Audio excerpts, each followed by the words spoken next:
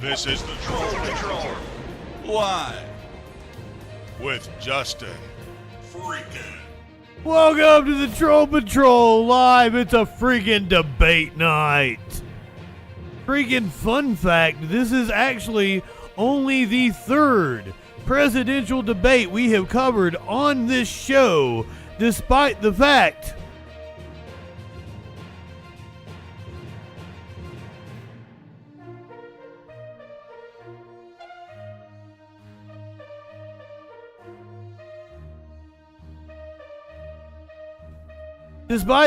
that we did a whole presidential cycle last time. This show has been a thing for 5 years.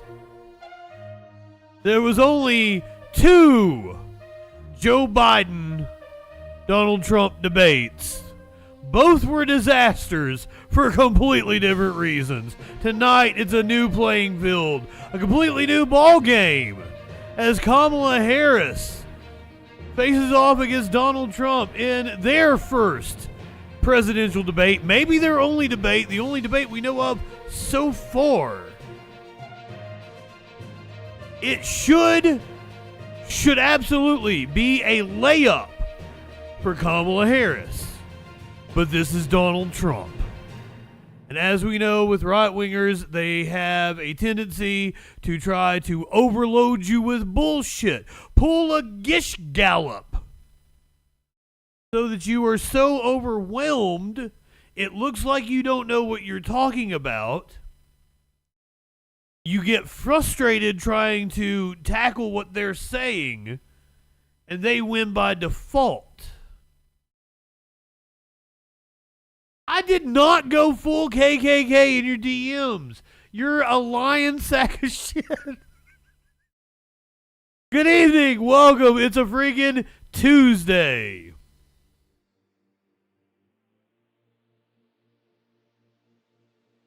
My DMs to Warlord. Well, hold on. I can show them. I was getting ready to just read from the DMs, but I sent it to Sparkles. So, I said, you ready? Are you stoked? Why would I be stoked for a white guy abusing a black woman? You freak. For asking him if he's ready. He's been very excited lately for U.S. politics. I ask him if he's ready, and I get accused of being a racist. Now I know how the Republicans feel. Just getting called a racist for no reason. Except with Republicans, there's usually a reason. Mitochondria, Warlord, Torchy, Clinically. Good evening, welcome. Who else got in here? Devil EMS, my friend. So glad to see you. T-minus, Princess Kimberly. It's going to be a hell of a night. Holiday. Here is your meme of the day. Fuzzy Simba. Drake. It is almost game time. T-minus 2 hours. You got 2 shout-outs tonight, T-minus. Dave Grohl to his wife and family. I got another confession to make. I like that I hit 2 people with that meme today. Neither of them had heard the news. Sparkles had been busy at work. Curiouser had been asleep. Neither of them knew what was going on. Dave Grohl, we need to say congratulations to the newest member of the Dave Grohl family. Dave Grohl welcoming in a brand new baby girl, a new daughter. Also apologizing to his wife for said new daughter.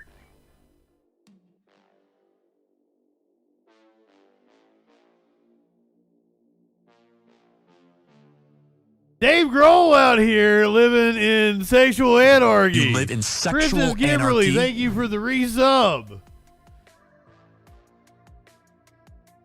Oh, T-minus throwing out a gift sub. Hell yeah. Battle Opossum, welcome in, my friend. Welcome. Welcome to the shit show. Now, I know a lot of you are here for the news. We're going to try to get some news in. He did used to be an AIDS denialist. Now, he has updated his views, apparently, since then. But as recently as like 15 years ago, motherfucker was saying some crazy-ass shit. I got a lot of news to cover with you guys. We have very little time because I want to get the C-SPAN calls at 8 o'clock. So, I'm just going to do real quick rundown. Melania knows that the truth is out there. Biden, and this is the truth. This must be the truth that Melania wants to know. Biden is going to do a 9/11 tomorrow. One of the Weinstein brothers, I didn't see who it was. I think it was Brett. It might have been Eric. Doesn't think Trump or Kamala will make it to the election. I've got a video of an alpha male crying over Donald Trump, his love of Donald Trump. The DOJ has indicted some white supremacists. 6 people were killed in a train. I'm on a train. 6 people were killed in a chain reaction crash.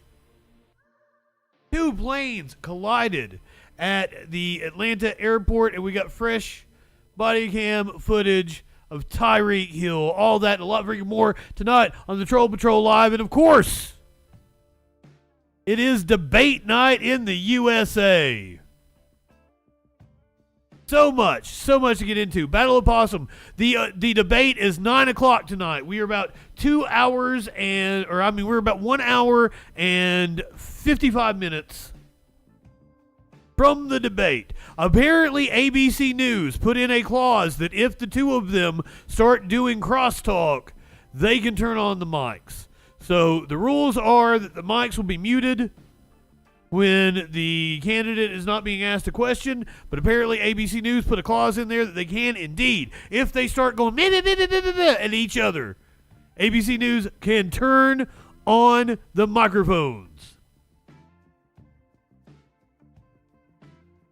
So debate happening, 9 o'clock. We're going to do little news before the debate. Hopefully take C-SPAN calls at 8 o'clock. I believe C-SPAN should be doing phone calls.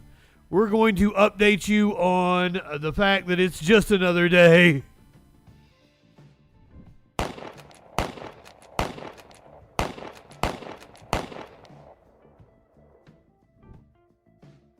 Josephus! In Kentucky, officials are still on the hunt for a man who ambushed vehicles on the interstate over the weekend. This is day 4 of a manhunt. CBS News 24/7, I'm Lindsay Reiser. We're going to take you to London, Kentucky. Investigators are giving an update on the search for the man accused of shooting into traffic this weekend. The Laurel County Sheriff's Office with the manhunt of Joseph A. Couch. We're going on 72 hours of this manhunt. Libertad. We remain committed to resolving this situation as swift and safely as possible. We extend our sincerely gratitude to all the community partners, first responders, local... Libertad, I assume you think it was Brett because it happened on Piers Morgan over in your neck of the woods.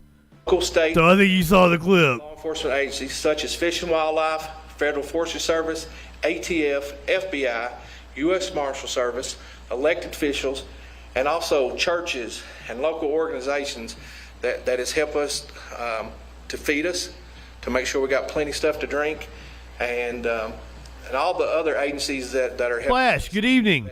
That is wild that the first fucking thing is like, let's thank everybody that's feeding us.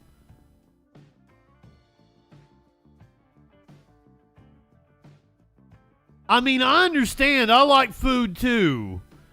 But multiple people were shot. DJ Dub, good evening. If you do not know what happened, this happened in a rural area of Kentucky between Lexington and God, like I was getting ready to say Pikeville, but you guys don't know what fuck Pikeville is. Between Lexington and the West Virginia state line.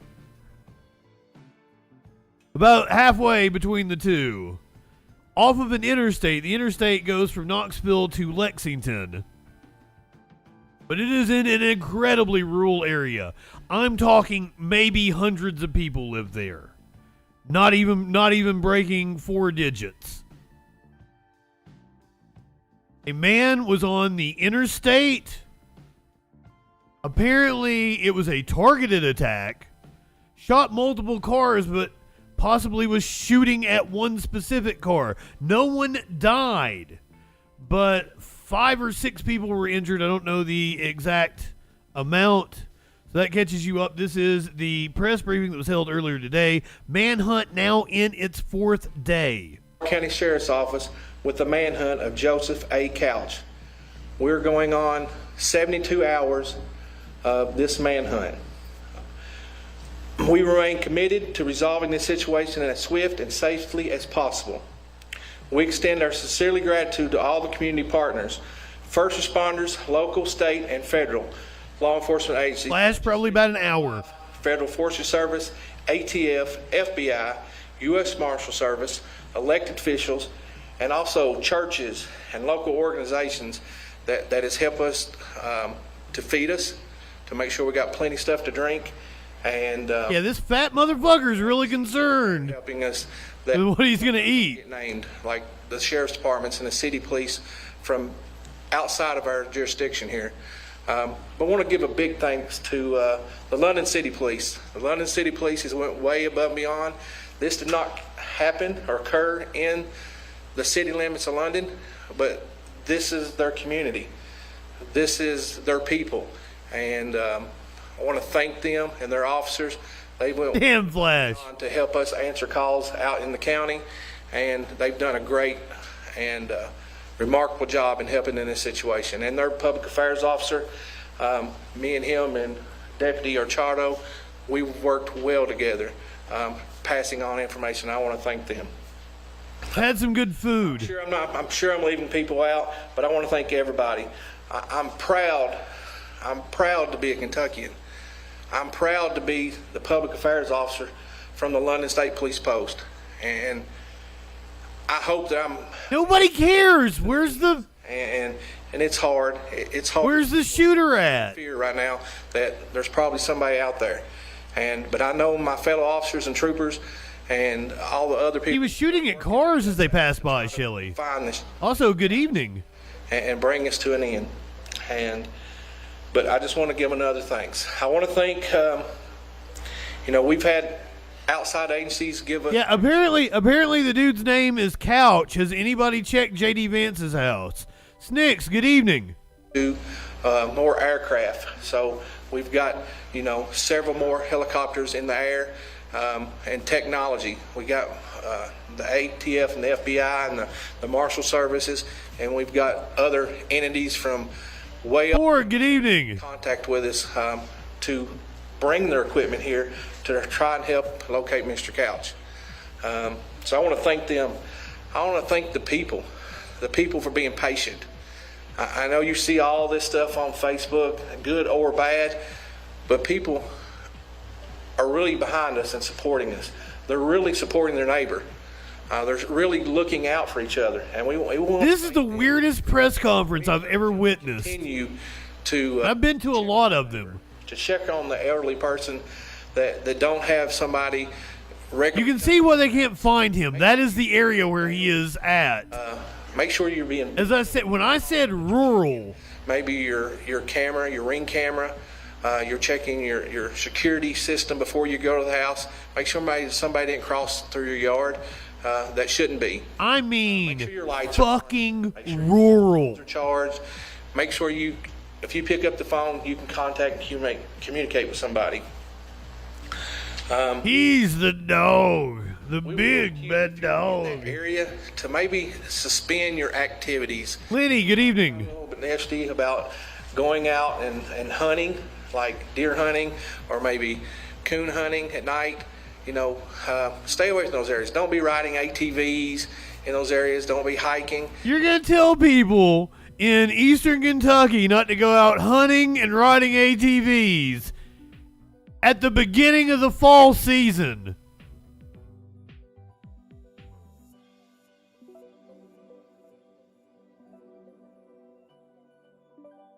Now, I realize the man is probably armed and still in the loose, but you do realize we're talking about rural Kentucky here. We're talking about people that are You're telling not to go hunting.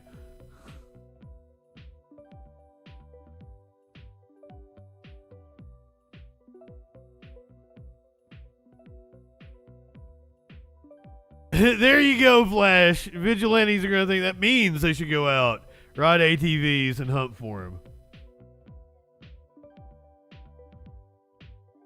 We covered this story yesterday. Nope, I'm sorry, Sunday. We covered it Sunday. It happened on Sunday. I showed you footage of a passerby that witnessed the arrest. Now, today, we currently have body cam footage of what exactly happened with Miami Dolphins player Tyreek Hill arrested or detained by Miami police.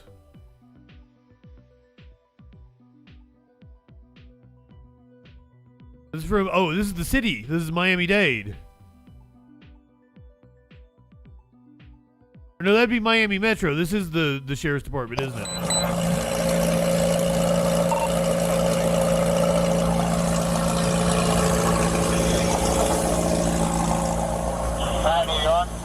Why don't you have your seatbelt on? Why don't you have your seatbelt on? Like what? Why you have it up? I have not seen it yet, but I've read a description of what happened.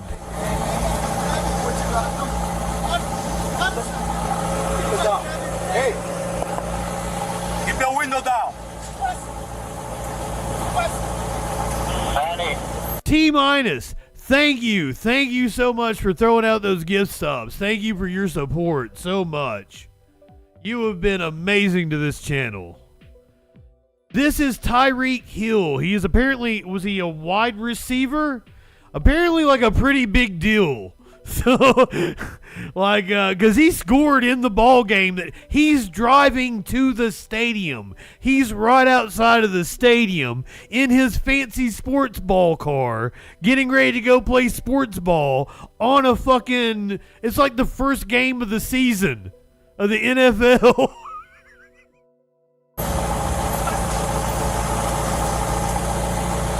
Hey, keep your window down. Keep your window down, I'm gonna get you out of the car. As a matter of fact, get out of the car. Give me your ass, Get out of the car. Give me your ass, we'll break that freaking window. Get out of the car. We'll break that fucking window. Get out of the car right now. Now treat it like this. Do it. You understand? You understand? Not what you want, but what we tell you. You're a little confused. I'm getting out, bro. Too late. Chill, Too bro. late. All right, bro. Take me to jail, bro. Do what you gotta do, bro. We are. We will. Good, bro. It is good. Hey, It is good. I hung up the phone. You stop crying. bro. Stop crying. Good. Bro, you beating on my window like you crazy. You set him up? Why y'all beating on? Warlord, I don't take requests. Damn, bro, dude, beating on my window like he crazy. I ain't do nothing, twin. Exactly. Damn. It's already on my list, Warlord. That's why I don't take requests. Did you have surgery on your ears when we told you to put the window down? Don't park there. Don't park there. Hey. From the video that we saw, it looked like he whacked him. But now that we see the body camera footage, he actually did not strike him, as we thought from the bystander footage. He grabbed him around the neck and kind of sat him down.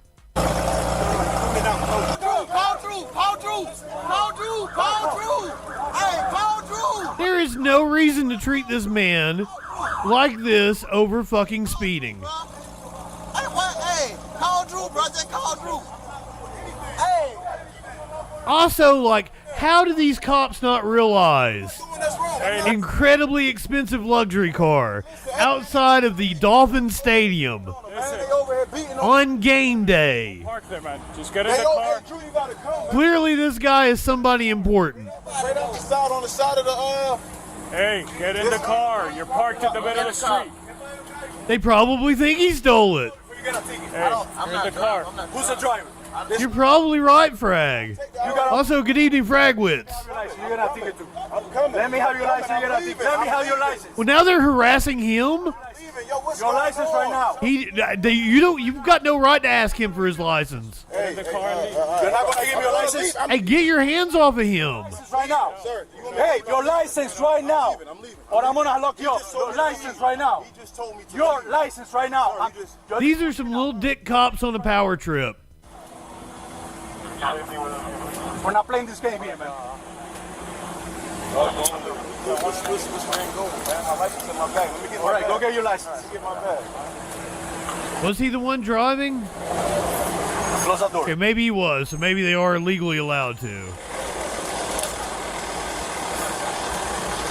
Oh, I assume they're gonna get fucking chewed out.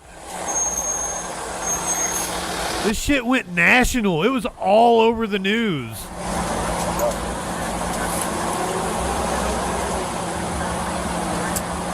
The police department is not going to be happy about this. Oh, Drew.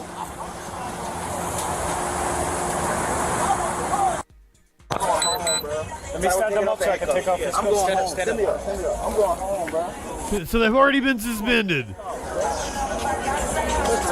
Come over here. Don't fall off the sidewalk. But I mean, like, if you're a cop, that was stupid on your part. Man, I'm already rich. Open your legs. A man driving that kind of car can make your life a living hell. Just go with the ring. You right. They let him go now, fucking finally. Thank you. Hold on. Appreciate it, bro. Hold on. Thank you, guys. You okay? Nah, I'm not, bro. I'm finna go home, bro.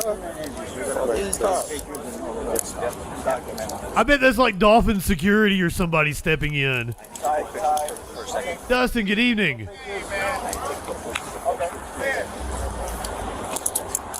Take a picture of that officer, too.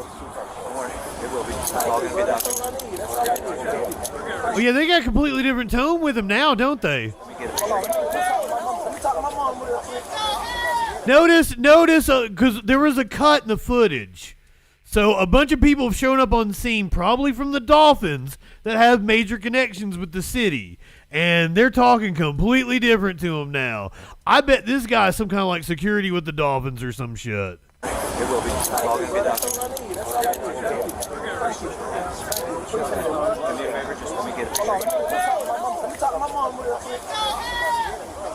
He seems to know the player real well. That's why I assume he's with the Dolphins.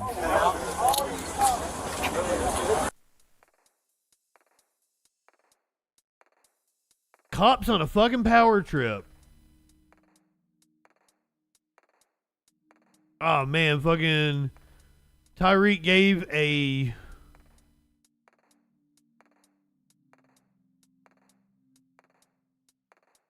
an interview, but we don't have time. We got to go through it here. We got so much.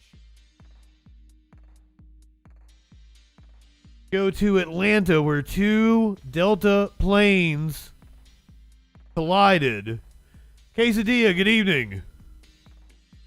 Situation there right now, an investigation underway into what exactly happened. We do have some good news. Luckily, all passengers and flight crews, they were unharmed in this collision.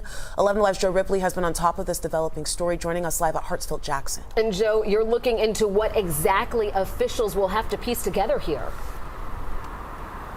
That's right. I spoke earlier with an aviation expert who said this was quite the unusual circumstance inside. He kind of likened it to this.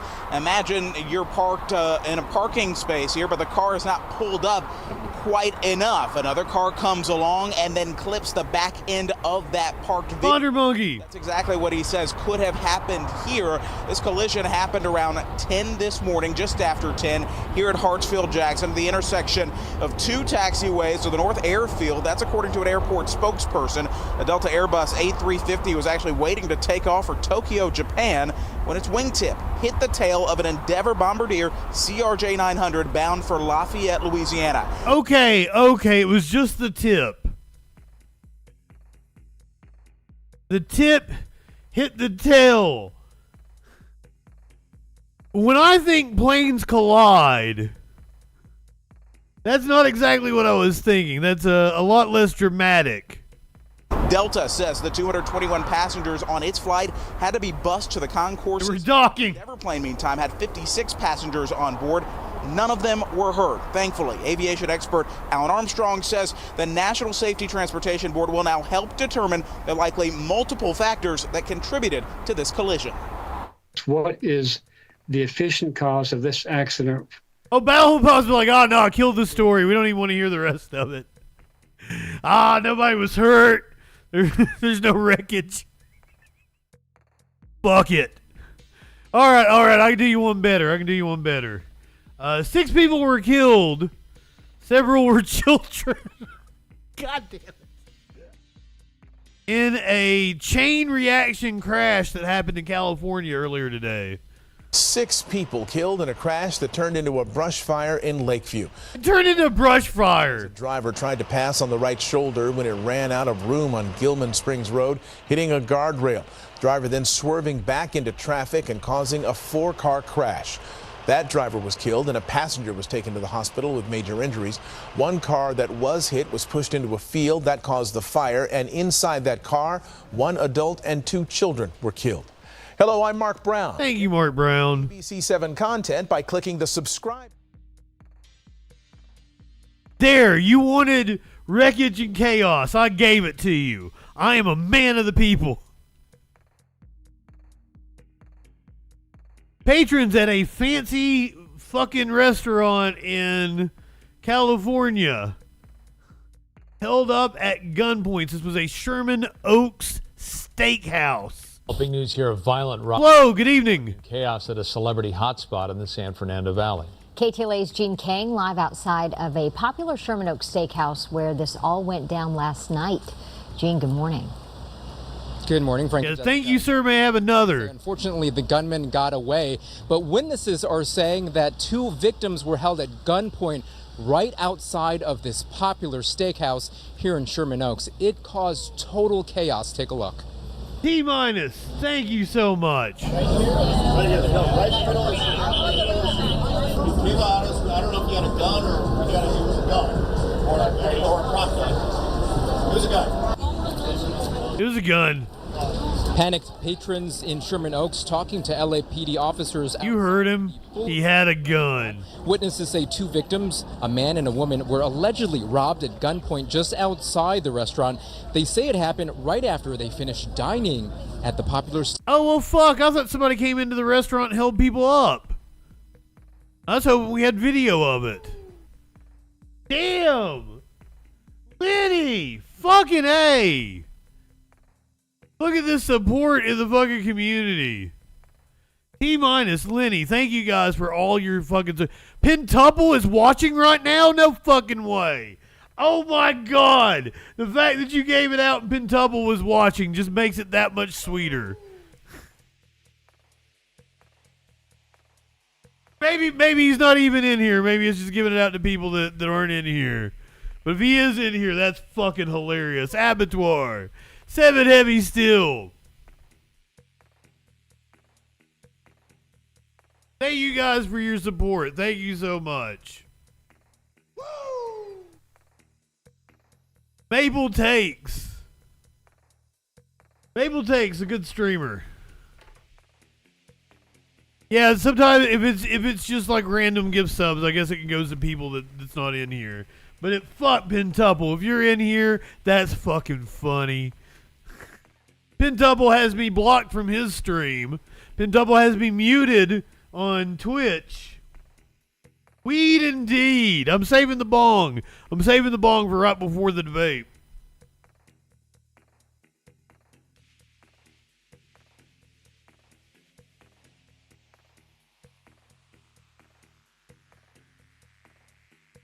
Yeah, when I decide to make it a Ric Flair woo, fucking T-minus.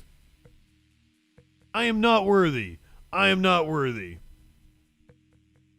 Thank you guys for the support. So much. I'm trying to make a go of it once again.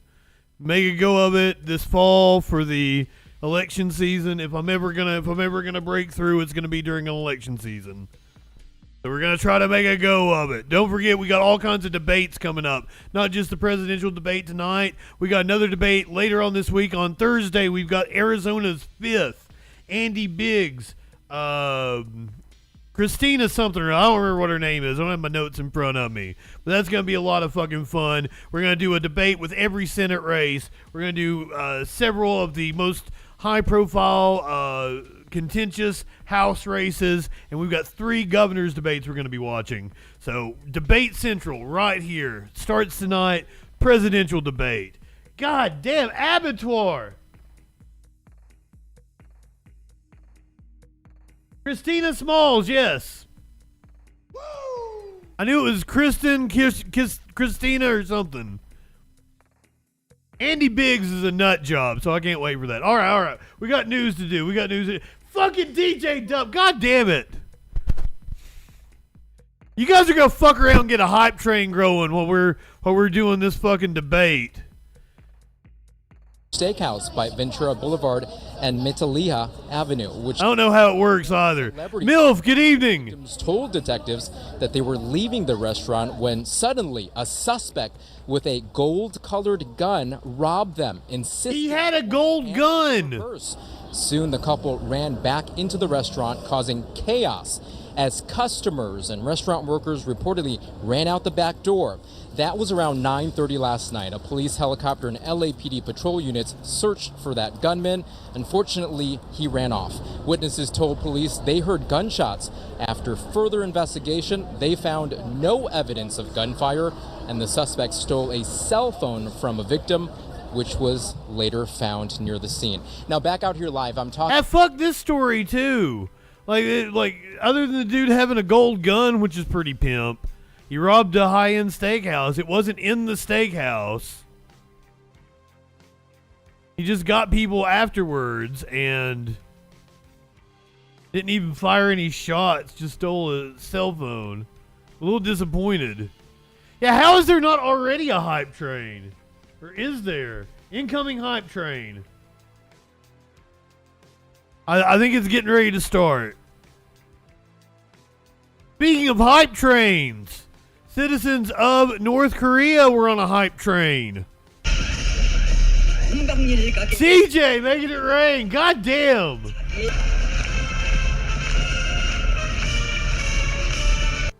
Yes, titty slap to everyone. A titty slap! Come on now. Thank you guys so much. And if you're subbed on Patreon, if you're subbed on YouTube, I've been trying to give you extra content. I've been trying to pump it out. Check out the freaking news and all that shit. God, level 4 fucking hype train. Jesus. Choo choo, motherfuckers. I guess that's a truck, isn't it? A hype train over in North Korea.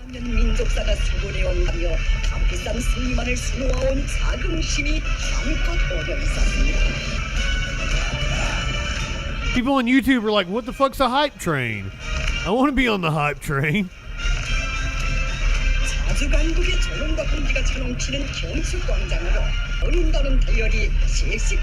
is the 76th anniversary of the founding. Oh fuck, Curiouser, thank you for the resub. Adding to the... God damn, I think we're about ready to cross over into the other hype train. I don't even know how hype trains work.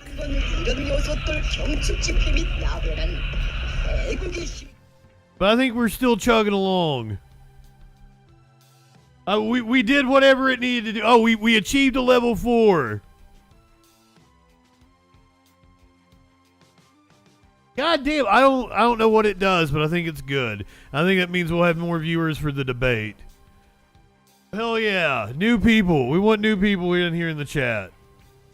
Still trying to get through the news before we get to some C-SPAN calls. The DOJ has indicted a bunch of white supremacists. Two alleged leaders of a white supremacist group with a host of federal crimes, including soliciting. We're an hour and a half away from the debate. Doxing federal officials and making interstate. Goddamn DJ Dub. Indictment.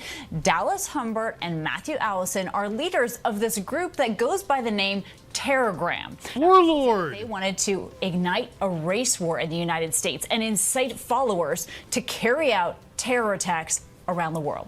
ABC Justice Department reporter Alex Mallon is joining me for more on this. Alex, thank you for being here. So first of all, what more are we learning about this group again? We reached the level 5. Why is its alleged leaders here being indicted? What more can you tell us? Yeah, I think one of the more fascinating things DJ, thank you. Is that this group Terrorgram is charged as a multinational terrorist group, but it's basically fully. It's weird. It's weird to be like having like fucking making it rain and shit. We're talking about a terror group. God, I feel like we need something else going on. We've reached the level 5. Fuck. You know what you get for fucking hype train? You get a break from the news. You get a goddamn car chase. You get a goddamn car chase. That's what you get. This is in Columbus. We got dash cam footage. Getting off at Maywood, East Main, 71. I need a bong. That's a little more than one car. That's a bong. East Main, one cruiser behind it. Going through 18. Thank you guys. Thank you. God, we're level 6. All-time high.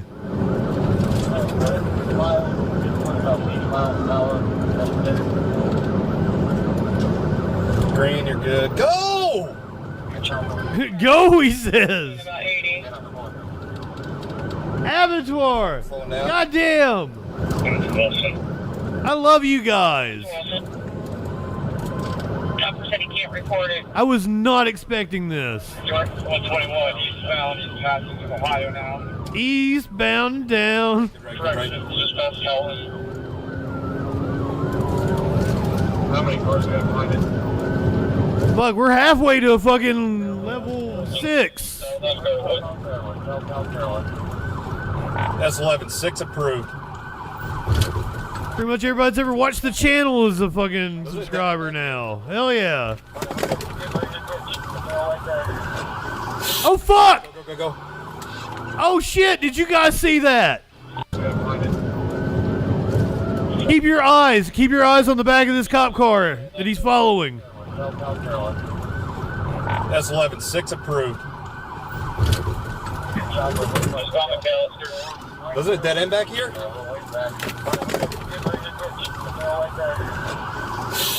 Go.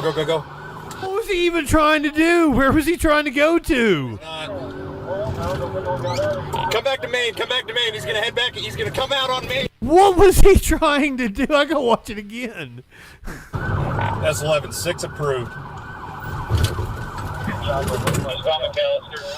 Was it a dead end back here?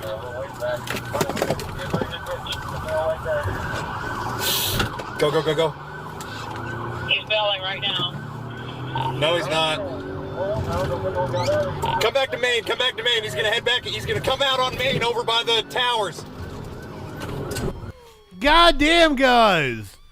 We hit the sub goal. We hit like the level 6 all-time record for the hype train.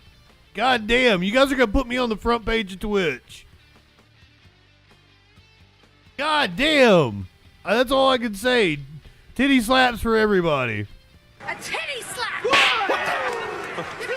Come on now. I want to watch the cop wreck again. But I feel like everybody's having a hard time seeing it because of the graphic.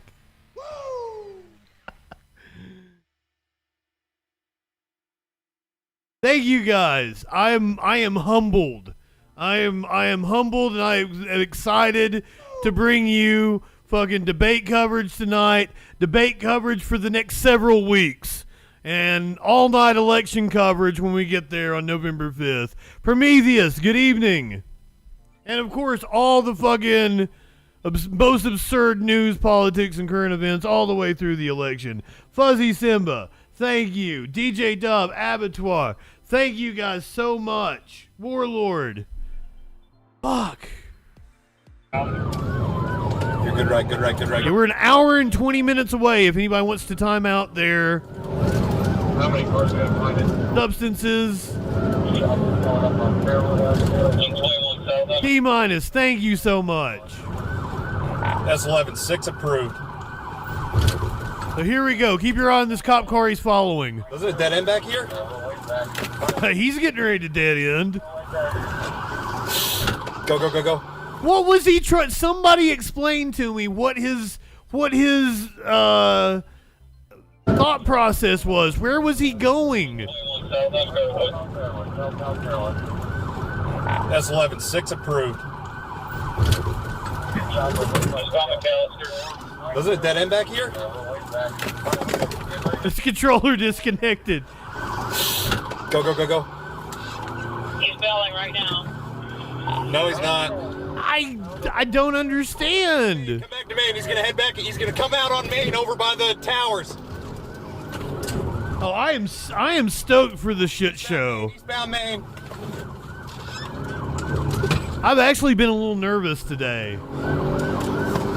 God damn it, Jesse! Got it. Take it. Take it. Take it. Oh, you can't right now. Watch out! Watch out! Watch out! Left! Left! Left! Left! Oh god! Oh god! Oh, we reached a level 7. God damn, Dustin! And fucking Warlord hits me with the no cussing at this. God, fuck.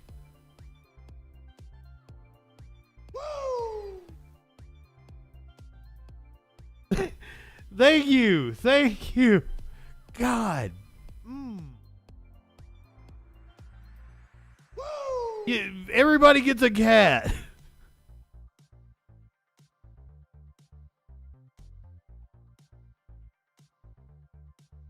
Do you have a specific cat that you want?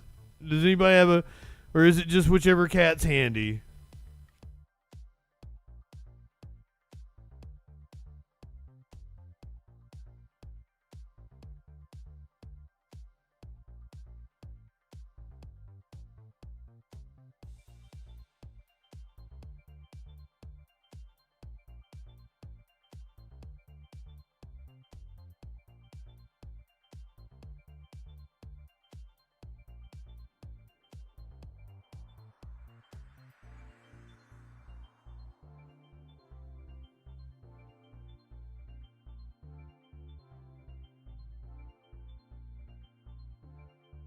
He was purring so loud.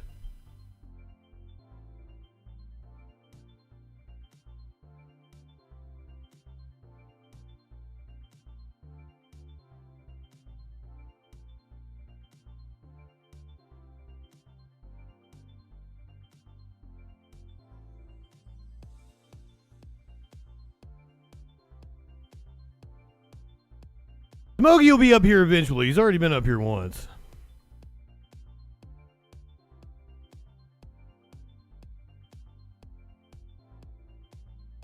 I do not want to drink that piss key, please. Please do not make me. I want to watch this cop do wild shit. Ah, god damn it.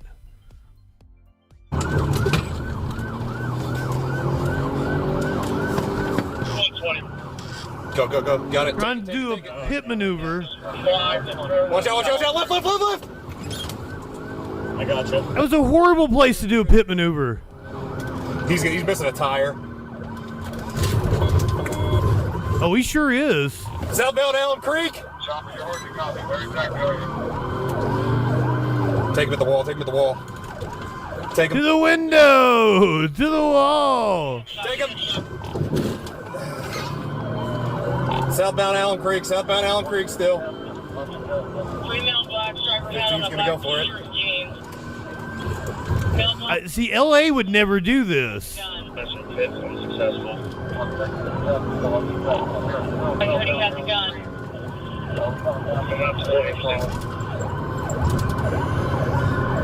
Come on, Gino, take it. Missed it. I'll take the air for air and chopper's air now. You don't want to do it in the middle of traffic like this because you could hurt Civilians. Go, go, go. You're good. Good, good, good, good, good, good. We lost the wheel. They're like on the main drag of town in Columbus.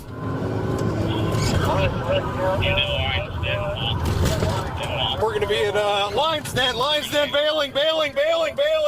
Bailing? Oh, I thought he was bailing out. Oh my God!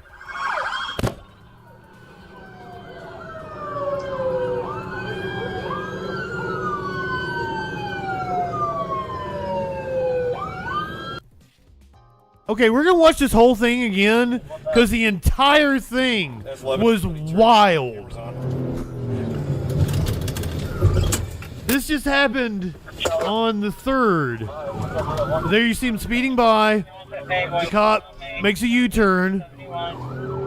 It did seem like assault with a deadly weapon now, didn't it? Minty, good evening. Going through 18, he's on main going through 18. Level 8 hype train. That's amazing. I don't even know what that really means, but thank you. You think a Lion's Den's ever going to go out of business? Traffic is miles, he's doing about 80. Everyone always needs porn. Coming up to Wilson. Top said he can't record it. 121, eastbound, passing through Ohio now. You're good right. Just past Kelvin. How many cars do you have behind it? I can't, T-minus, I can't believe. Thank you guys so much. That's 11-6 approved. This is like the most subs I've ever had in one night ever. Was it a dead end back here? Well, to be fair, I've been on Twitch in like a year. What in the world happened to that car? He's bailing right now. No, he's not. I don't sound happy. Prometheus, good evening. He's going to come out on Main over by the... I'm a little stunned. I am very grateful. Eastbound Main.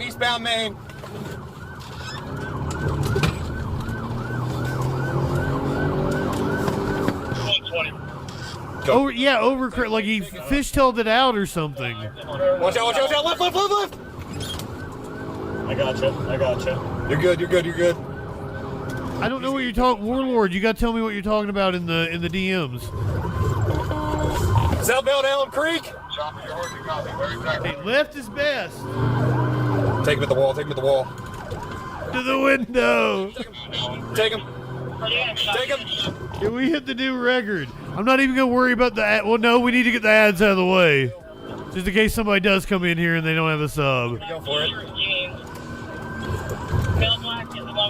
Dang, that did some damage to both of those vehicles.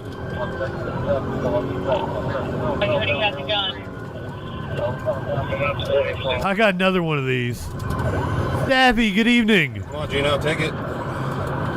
Missed it. I'll take the air for air and then chopper's air. Not that I'm aware of, Prometheus, but there had to have been. There has to have been. Ready to cross the... Good. Go. You're good. Good. We lost the wheel. Yes, everything about this has been reckless. Still southbound Elm Creek. Oh, there's the wheel going across the road. I didn't see that the first time. Lion's Den, bail. Lion's Den. They rammed their car. I didn't see that the first time. Then that cop. So there's a lot going on here. Did everybody catch that?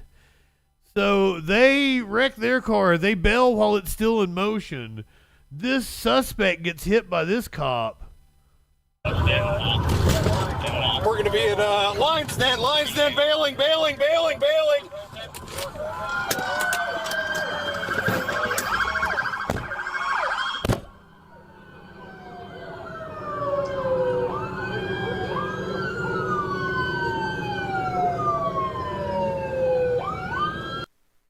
It's amazing like it didn't break his leg or something. That was insane. Everything about that chase was insane. I can't really top that one. I wish I had done the next one first. Because this can't possibly be as good, right?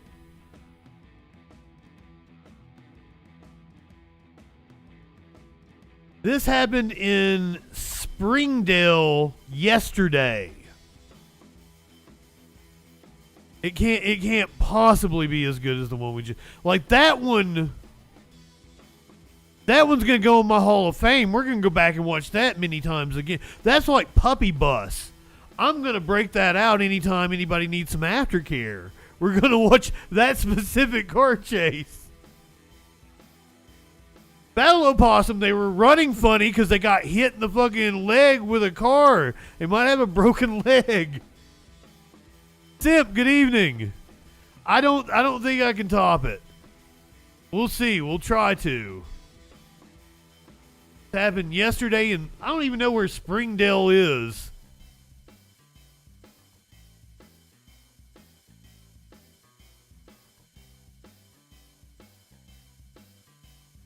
Speed indeed. I one up, tip one back.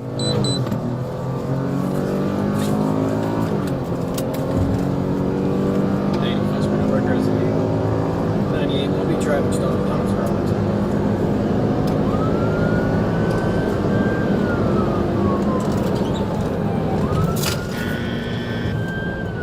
Oh, that caused win. Almost got in a wreck. Hold up. What'd I say? What'd it say? Pause the...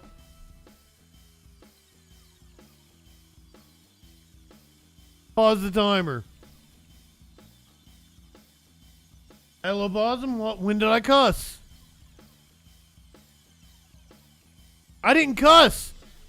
Bello Bosom didn't know the rules of the game or something. He didn't know what he was doing. I didn't cuss. No one can tell me what I said. What did I say, Warlord? What did I say?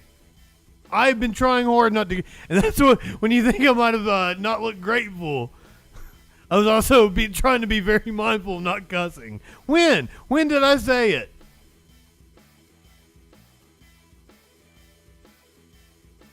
Yeah, from now on, if you call me out, you have to clip it. I know in your heart, yeah, in my heart, I know it. Yes. Sunset. We're continuing southbound. Speeds 80. No traffic.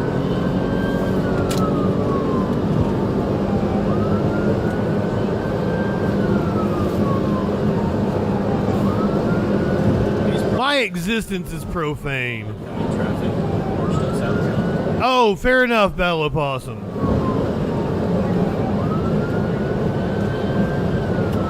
Well, because I don't want your points to go to Vane, or to go to use in Vane. Fuck you, Jesse. There you go. We just blacked out there. How's that feel?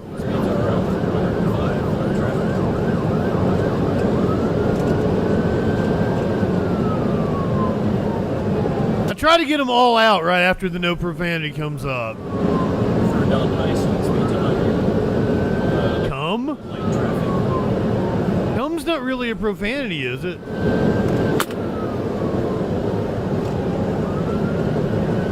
No, you can redeem your points to add time to the clock to be a dick.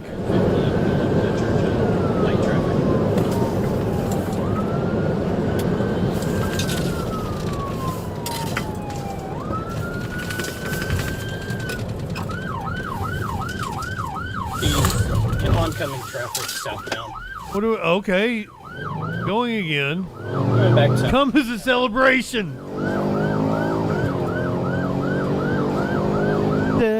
Celebrate good times. Come on. Come on.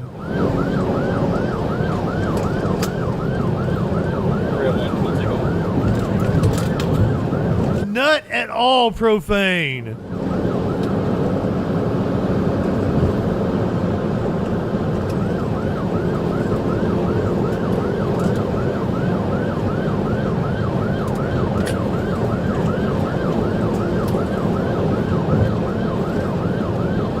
Started dancing to their lights. Thought I was in another club.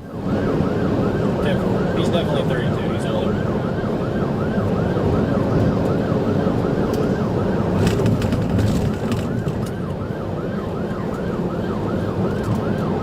I used to change my name on Twitter. You know how JustinFREAKIN? I would change it to whatever, somebody had called me. It was a very fun game. And I totally would have changed my name to Justin Cum Guzzler. Just like right now, if it hadn't have been for that glitch where people started not being able to change their names back. That's why I just went back to JustinFREAKIN, because I was like, this screwed up platform. Yum, Prometheus. 8-bit. The advice I can give you that will make you feel better is this.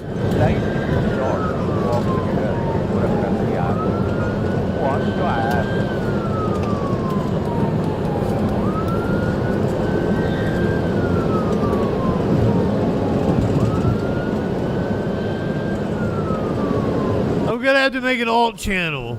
That's why I heard Sam Cedar talk about they've got an alt channel for the debate. Wrecked out. We're on the My alt channel would be Profane Cum Guzzler. Whoa, did I miss something? Did he hop the embankment? He's kind of far off in the distance, it's hard to see.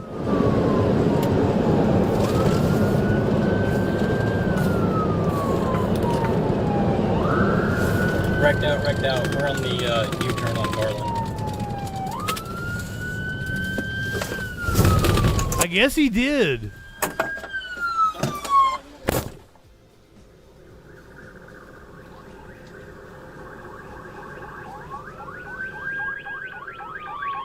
See, this would have been perfectly fine if we didn't have that spectacular chase before this.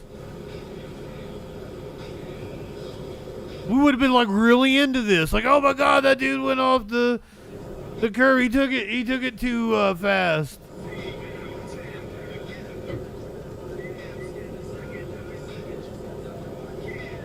He's listening to Linkin Park. He's excited for the new lead singer.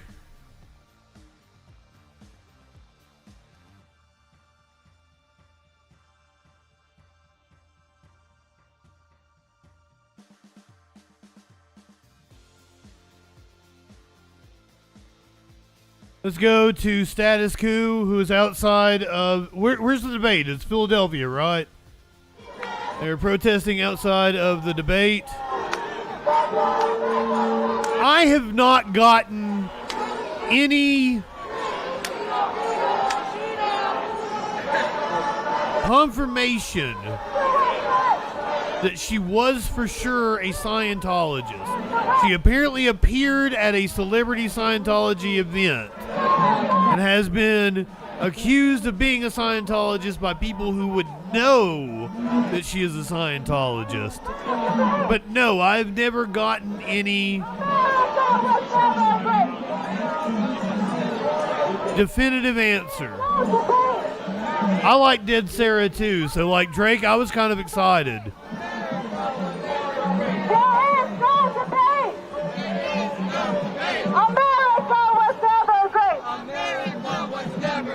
She has said that, yes. And she said that, she reiterated that in her statement the other day.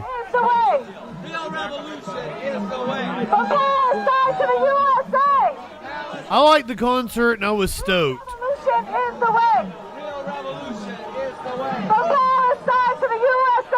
I do believe this is indeed Philadelphia. It looks like this is outside of Constitution Hall.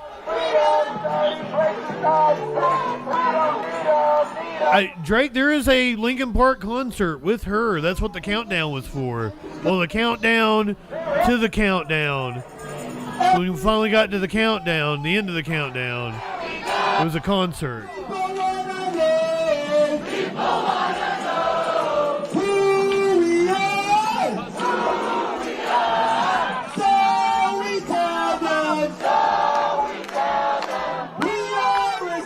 They're not for anybody. I would assume that you were looking at left-wing activists, some libertarians, very, very few, anarchists, and just Muslim people who may not even be political.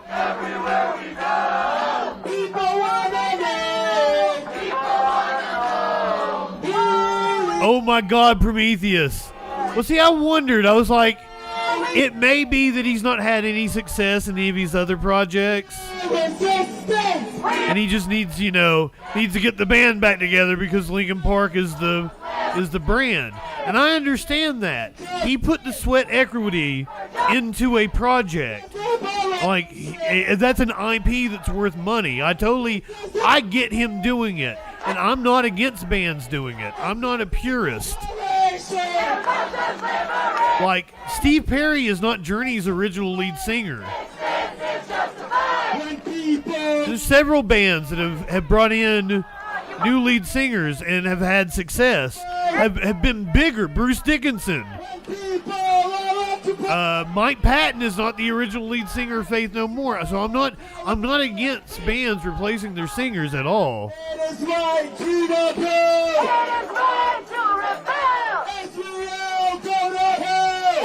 So I wasn't like, oh, it's an insult to Chester's memory, blah, blah, blah.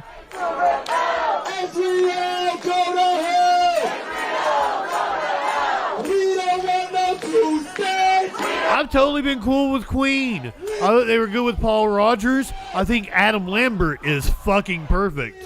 Oh, God damn it. I was so close. I think Adam Lambert is perfect for Queen. I think Freddie Mercury would give that the seal of approval.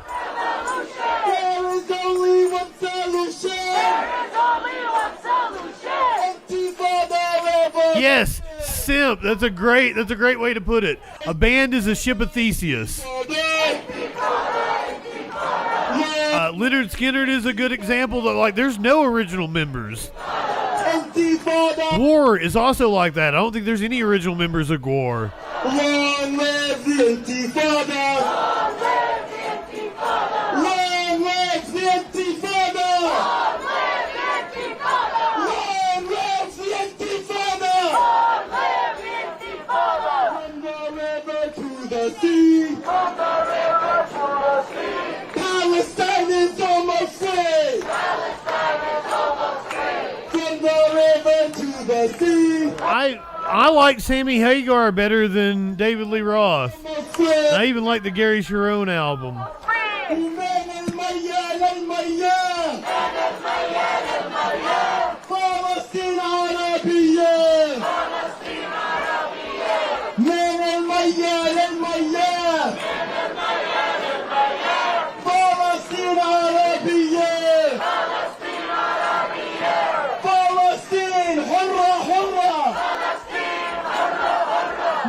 Joey, good evening.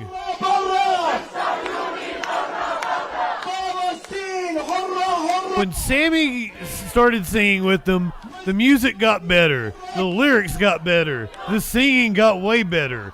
I like David Lee Roth, don't get me wrong. Sammy Hagar is objectively the better musician and the better singer. You can't argue that point. You may like Diamond Dave and his showmanship.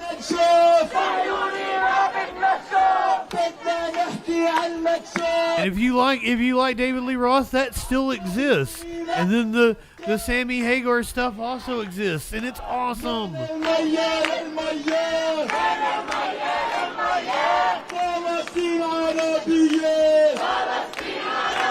We are about 55 minutes away from the debate. And we are about mere minutes away from a C-SPAN call. Just as soon as they start taking calls again. They're doing one of their little interviews right now.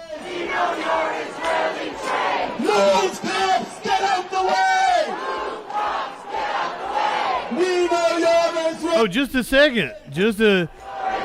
Simp, they're not doing calls yet. They're doing one of their little interviews. I've got them up and ready to go.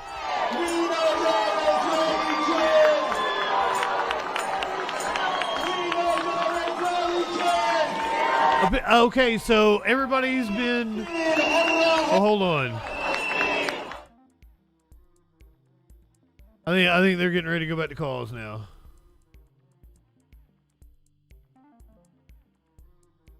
That was the protest outside of Constitution Hall. Well, they're still doing their little fucking interview. Candidates prepared for tonight's debate. I think both camps are taking it very seriously. Oh yeah, I had news stories for Kamala Harris because, you know, she's just entered this race. A lot of Americans don't know her just yet and don't know where she stands on the issues. And so I think she has more to prove. For that reason, she started preparing weeks and weeks in advance. Even before the DNC convention, you know, she did a... So apparently that was the thing. So a lot of rappers and influencers are upset about Lil Wayne not being asked to be the Super Bowl halftime show in New Orleans, and Kendrick Lamar was selected. But apparently, Lil Wayne is incredibly difficult to work with. And the Grammy director came out today and was like, he did not show up for any rehearsals. We didn't think he was going to show up for the main show, and he left right after he got off stage. They said the Super Bowl commission or whoever it is, Rockefeller, I think it's Jay-Z, they made the right decision not going with Lil Wayne. Mary Jane, good evening. I would say that Lil Wayne would have been a fantastic Super Bowl halftime show in 2017, 2018, when he was actually a very hot rapper. I don't think that he is anywhere near as hot as he would have been at that point in time. He was really hot. He was probably really hot like 2015, 2016 more. But like coming off that, like 2017 would have been a good time period to have Lil Wayne. Kendrick is red hot right now. So like it seems like a no-brainer. Yeah, like 2011 is like when his run started.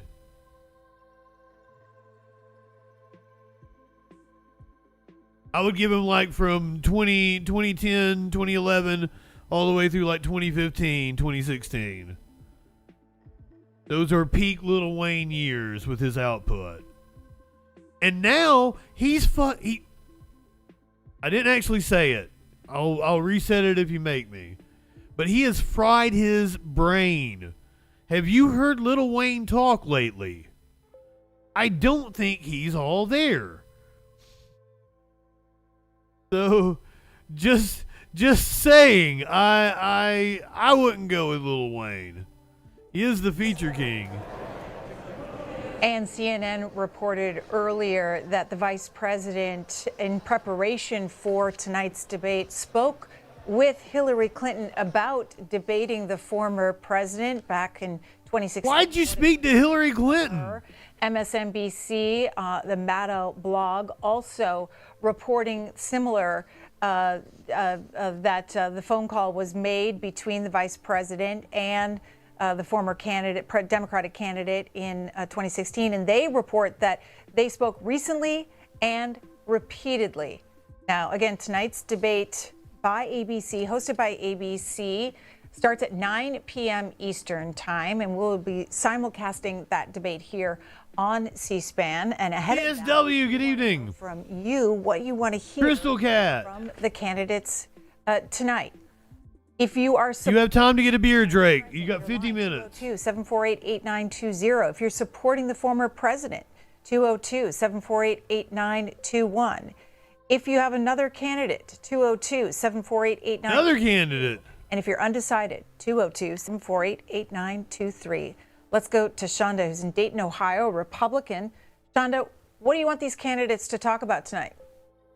I don't really know what to say about that. I just want to let out Trump that I believe in him. I didn't used to, and everything they've done, it just shows he's everything he said he would. Look at the immigration, you know. It's sad, and we blame Harris treason for the country. All right, that was a call from Ohio. We'll go to Angela in Lynchburg, Virginia. Ohio, immigration. Hi, Angela. Hi. Hi, can you hear me? Yes, we can. Thank you so much for accepting my call.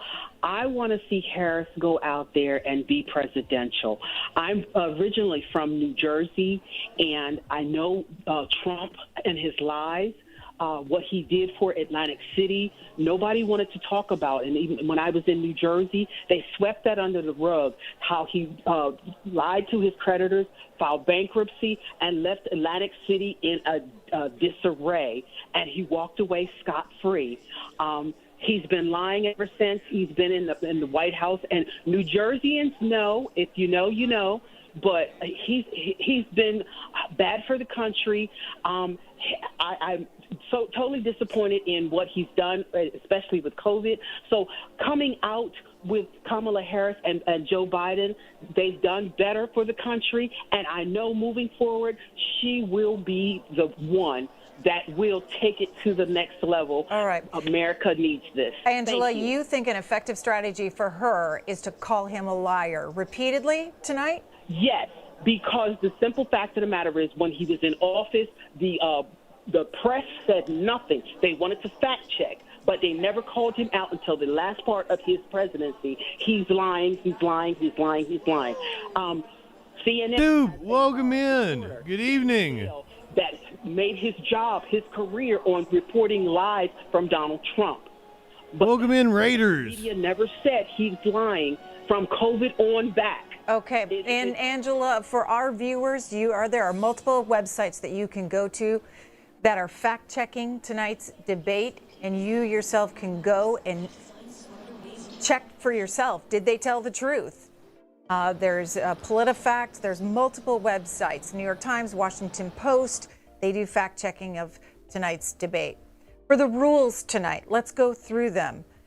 For ABC's has laid out, and that both parties have accepted. Welcome in, Raiders. We are currently doing pre-debate coverage.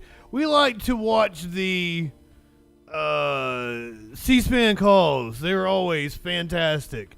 Soup, love your face. So glad to see you tonight. Thread, my friend. Good evening.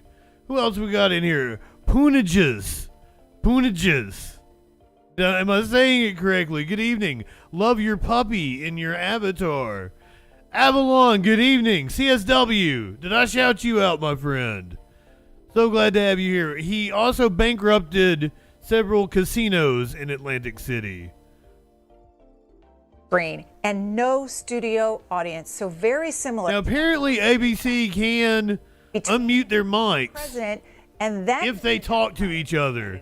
Thank you for all the subs tonight. Anonymous Gifter, T-minus. From ABC, David Muir, who has joined ABC in 2003. He's the I love your dog's name. co-anchor. I love your puppy already. Went to Ithaca College, graduated in 1995. His co-moderator is Lindsay Davis. Anonymously.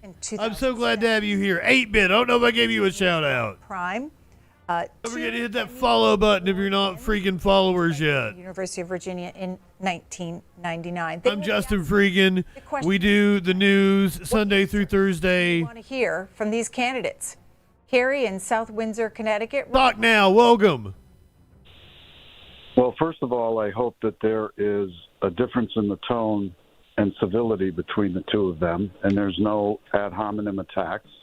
And that not only how things will be done, but when they will be done, aside from a macro view of what should be done.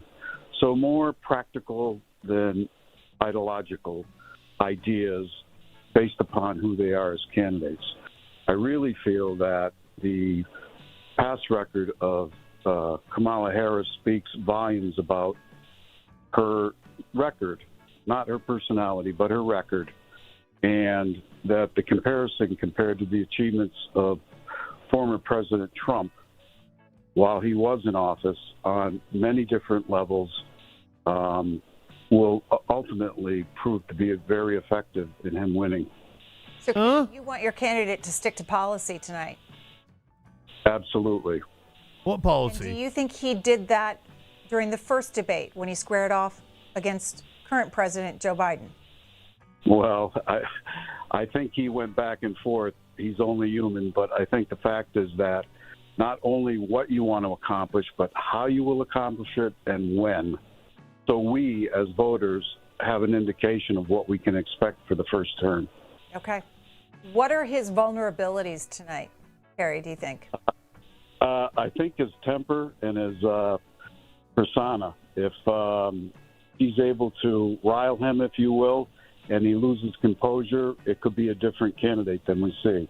But I also think if he sticks to the record of Kamala Harris, factually, for the past year she's been there and has virtually accomplished very little, especially as our borders are. And your first role is by Constitution to protect the country. And let's face it, we have open borders, and it's not good for any of us. And at some point, we will... Dude from Connecticut, open borders. Happening here the past 3.5 years. Okay. Gregory in Chicago, Democratic caller. Yes, how you doing? Hi, Gregory. Look, I think that this is a misfit.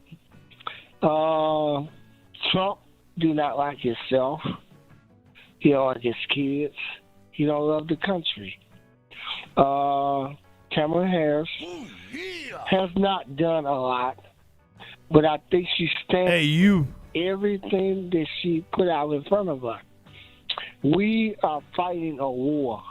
We're fighting another country, and I think that we're not in a war. The Ku Klux Klan would come out even worse if he's in office. I think that we would have to. Forgot about that. And that's a shame. So, Gregory, what do you want to hear from the vice president then tonight on the debate stage? I want to hear. Well, I heard everything that she stands for. She stands for rights. She stands for people. She stands for people that's having abortions, even if they've been raped, sodomized by their own family. Okay, and Gregory, what kind of style, what kind of debate style? I shouldn't laugh at that. What about her tone? What do you think she should do? Her tone is mild-mannered, and I think it should stay there. Don't let Donald Trump get you heated, bothered. I think that God is on her side, and I think that God is on all of our side. But I think that she will be in office, and I pray that that would happen. All right, Gregory's thoughts there in Illinois. Here, wrong. They do not reject calls. About debate style and strategy is Julia Azari. As long as you can articulate who you are and what you want to talk about, you can tell them your name, where you're calling from, and the topic you would like to talk about. They will let you on. I know, because I've called multiple times. They've let me plug the Troll Patrol on C-SPAN. I've actually gotten followers. If you came from C-SPAN, say something in the chat. Somebody actually told me that, was like, hey, I heard you one morning on C-SPAN. Good evening, everyone. I'm sorry, but I'll try to give everybody a personal shout out when you come in, but there's been a lot of you tonight. Welcome in. I'm JustinFREAKIN. This is the Troll Patrol Live. We do the most absurd news, politics, and current events on the internet. And if you can't tell, tonight we're doing debate coverage. We are T-minus, no pun intended, about 41 minutes until the presidential debate between Kamala Harris and Donald Trump. It should be a layup for Kamala Harris. However, we are dealing with Donald Trump. One of the tactics of the right would be to overwhelm people with what they call a gish gallop, to throw out so many falsehoods, lies, and just absurdities that you can't keep up with everything and become frustrated. So who knows what could happen. Emails while serving as the nation's top diplomat. I am going to instruct my Attorney General to get a special prosecutor to look into your situation, because there has never been so many lies, so much deception. There has never been anything like it. And we're going to have a special... This is a flashback. When I speak, I go out and speak. The people of this country are furious. In my opinion, the people that have been long-term workers at the FBI are furious. There has never been anything like this where emails and you get a subpoena, and after getting the subpoena, you delete 33,000 emails. And then you acid wash them or bleach them, as you would say, a very expensive process. So we're going to get a special process. He believes it's actually acid. Because you know what? People have been, their lives have been destroyed for doing 1/5 of what you've done. He is not aged gracefully. You ought to be ashamed of yourself. 8 years ago. It's just awfully good that someone with the temperament of Donald Trump is not in charge of the law in our country. God damn it, Hillary. Julia Azari, what would you say? How does this reflect the former president's debate style? I think this really does illustrate my point about him being quite confrontational, and in this case, not afraid to be pretty. Maybe personal is not the right word, but to be really direct. Bleach cures COVID, racist emails. I think one of the kind of key takeaway points from that is that it fits in clearly with the broader campaign strategy of trying to rile up populist anger. I think this is one of the most. Mr. Sprung, yes, he was wrong. Style is that You don't actually. It happens in the broader context of the campaign, and it happens. Didn't get into specifics there, but he has later indicated that he thinks they actually dipped him in acid. Trying to It's funny about what's important and how the electorate is receiving those messages, and I think that's really where Trump kind of highlighted two key things that we still remember from that 2016 campaign, and one is the anger and the populist frustration among Trump, much like he thinks seeking asylum means people coming from insane asylums. But it's something to really be worked up about. And on the other hand, that's also very well remembered. Oh yeah, DJ, that's like I didn't put two and two together. Somebody in the chat told me that. Line crossed in a. Is he going to mention Hannibal Lecter tonight during the debate? We heard from a viewer earlier that, and a supporter of the former president, that he hopes his candidate sticks to Tones, good evening. I want to show our viewers from the debate in June when he was debating the current president, Joe Biden, at that CNN debate, when he was talking about his economic policy. You want to impose a 10% tariff on all goods coming into the U.S. How will you ensure that that doesn't drive prices even higher? It's not going to drive them higher. It's just going to cost countries that have been ripping us off for years, like China and many others, in all fairness to China. It's going to just force them to pay us a lot of money, reduce our deficit tremendously, and give us a lot of power for other things. Not how that works. He made a statement. The only thing he was right about is I gave you the largest tax cut in history. I also gave you the largest regulation cut in history. That's why we had all the jobs. The tax cut spurred the greatest economy that we've ever seen just prior to COVID. And even after COVID, it was so strong that we were able to get through COVID much better than just about any other country. The country was going like never before. And we were ready to start paying down debt. We were ready to start using the liquid gold right under our feet, the oil and gas right under our feet. We were going to have something that nobody else has had. We got hit with COVID. We did a lot to fix it. I gave him an unbelievable situation. Oh, I've been hit with COVID. Therapeutics and all of the things that we came up with. We gave him something great. Professor Azari, there's been reporting that the former president's campaign staff wants 36 minutes he did in June tonight. That is, stick to policy. Why is that effective? Did he have policy? Well, I think there's a couple ways of thinking about this. One is this kind of assumption, and honestly, I think as a political scientist, the evidence on this is a little bit mixed. There's this idea that people are turned off when it's too negative, that people are turned off when it's too personal. It's not clear that that is actually true. It'd be great if it were. But there is some evidence. People like to be rallied to their team. I think what's going on there a bit is that Trump's campaign, his handlers are really wanting him to kind of frame the debate in terms of what people remember about his presidency that was good. And there were many things about the political environment that were quite about the political environment prior to the pandemic. That's a big asterisk. But there's public opinion that suggests that that's some of what people remember about Trump was strong economy, couple of pretty solid years in the United States, and obviously not everybody remembers it that way, but I think that's what they want to clue into and kind of stick to those policies, stick to that record, think about how to contrast it with Biden's record, rather than getting into some of the more personal attacks, rather than getting into some of the kind of areas where I feel like somebody told me to hit the weed and I never did, so I probably should. To explain, it doesn't seem like some of the attacks on Vice President Harris's identity are. Go ahead, light one up, tip one back. It's a fine line between rallying. Might as well pack some more. Being a little funny, reminding people why they don't like the other side, and being overly personal, going into attacks that maybe don't map onto what voters are interested in or thinking about. Moving to the vice president, how would you describe her debate style? I would also kind of describe her as a little bit confrontational, I think in a different way. But the debate starts in 34 minutes. She's a former attorney. You can tell that she's comfortable in that context, that she's not somebody who is... So Avalon, if you want to wait another like 10, 15. Trying to be jovial, trying to be calm, and sort of thinking about it in contrast with the way that Obama debated, the way that Biden debates.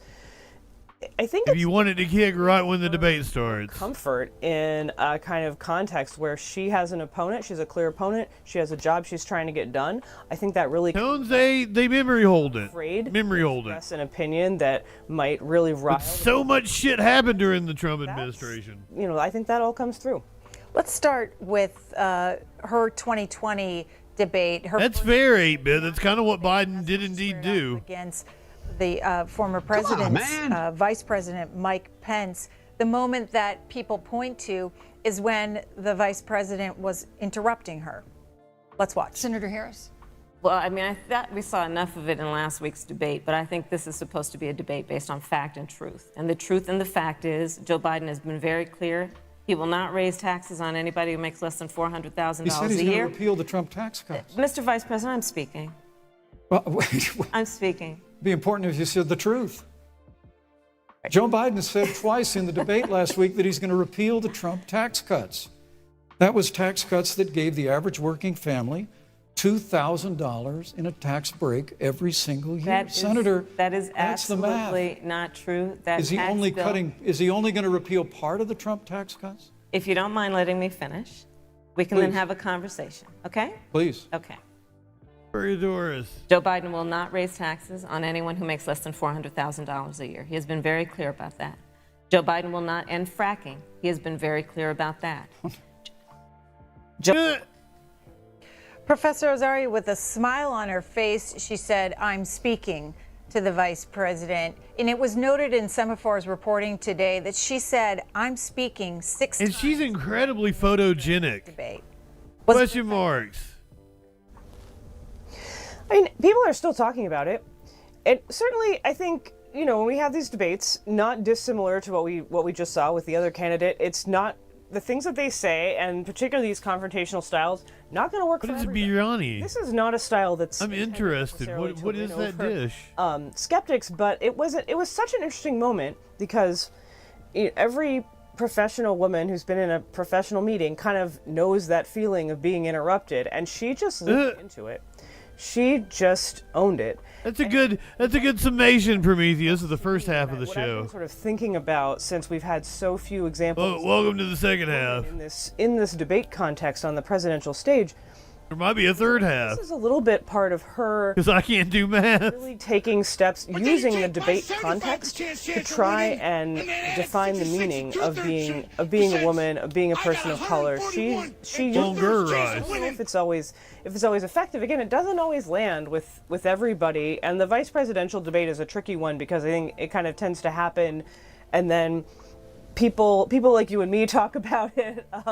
And, you know, I remember talking about it with my students the day after, but then it sort of fades from view for the most part.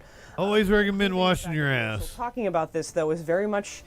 Always make you feel better. And it's very much her effort to frame what her gender in this context, in this historic context, means.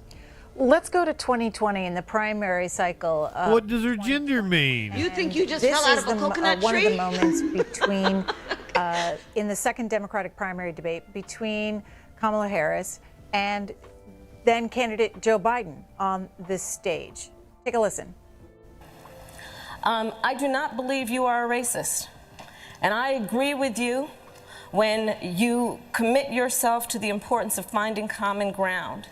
Bernie feels bad. I also believe, and it's personal, and I was actually it was hurtful to hear you talk about the reputations of two United States senators who built their reputations and career on the segregation of race in this country. You also worked with them to oppose busing. And, you know, there was a little girl in California who was part of the second class to integrate her. It was me. And she was bused to school every day. And that little girl was me. So I will tell you that on this subject, it cannot be an intellectual debate among Democrats. We have to take it seriously. We have to act swiftly. Professor Azari, what was she doing? Joe does look a lot younger. Well, this is a really great question. This is one of the What was that, 5 years ago? Crowded and very busy 2020 primary season. Bring back Joe. We want Mo. In that setting, which is attack the front runner. And I think this was an interesting moment in the Democratic Party's history because Biden had started to emerge even by this early point as a candidate of the African American voting bloc within the Democratic Party. He was popular with African American voters as someone who had worked with that community for a long time and served as Obama's vice president. And Harris, I will try to lay out during the debate. I will only make little jokey jokes like between like attempt to do that. Perhaps it's her talking to distinguish herself in a crowded Democratic. Very little. Really tough. The YouTube crowd really gets upset during debates. It's not entirely clear that it was effective. I think it was important. It's something that we still talk about. I think less than 30 minutes was factually true about her life and about what Biden had said about some of those senators that he served with in the 1970s. And so I think it's certainly an important issue to bring up. I think as a piece of debate rhetoric in a primary context, I don't know that it was terribly effective. I don't know that it did bring a lot of support to her. So, Professor Azari, does she do it that tonight? Mitochondria. 28 minutes is what you got. That's a good question. I've heard a lot 28 minutes exactly. Commentary about the voters don't know who Kamala Harris is. And there are a lot of different ways we could interpret that question. We could interpret that question in terms of her background or her character or what she wants to say about herself. She did some of that in the DNC, and I expect she'll do some tonight. But debates do tend to be more focused on policy matters. And so I expect to hear much more about how she will be both similar and different from the Biden administration. I expect to hear a lot more about change and continuity across those administrations. I expect to really hear her try to highlight her opponent. She's been, I think, very consistent in the way that she's tried to highlight what Trump will do looking forward, what his presidency was like that she wants to remind her voters of. And I think that to the best of her ability, depending on the questions and what happens, that's probably what she'll try to do. She hasn't really talked overtly a lot about her specific. God comment, welcome. It's been kind of part of the background, and I expect that will be true again. Just in time. That since we've now seen in these two clips that this is, in a lot of ways, her effort to talk about what her identity means. I would not be surprised if she tries to do that this time around as well.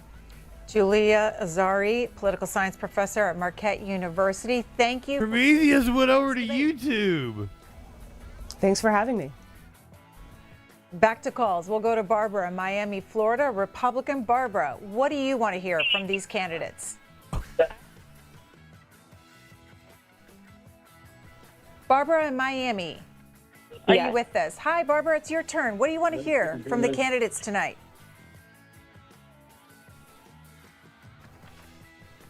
All right, Barbara, I'm going to move on. Rob. Oh, bye-bye, Barbara. Hi, Robbie. Hi, Robbie. Robbie, who do you support in this presidential election? He won't even be on the stage. His name is Chase Oliver, Libertarian candidate. Okay, we had him on the Washington Journal here on C-SPAN. Good for y'all. Thank you. Thank you very much.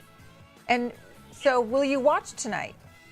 Absolutely. I'll be driving Uber, but I'll be listening while I'm driving. All right. Astro Fox. Give me a second. The things I want to hear from those candidates. You know what I'd really love?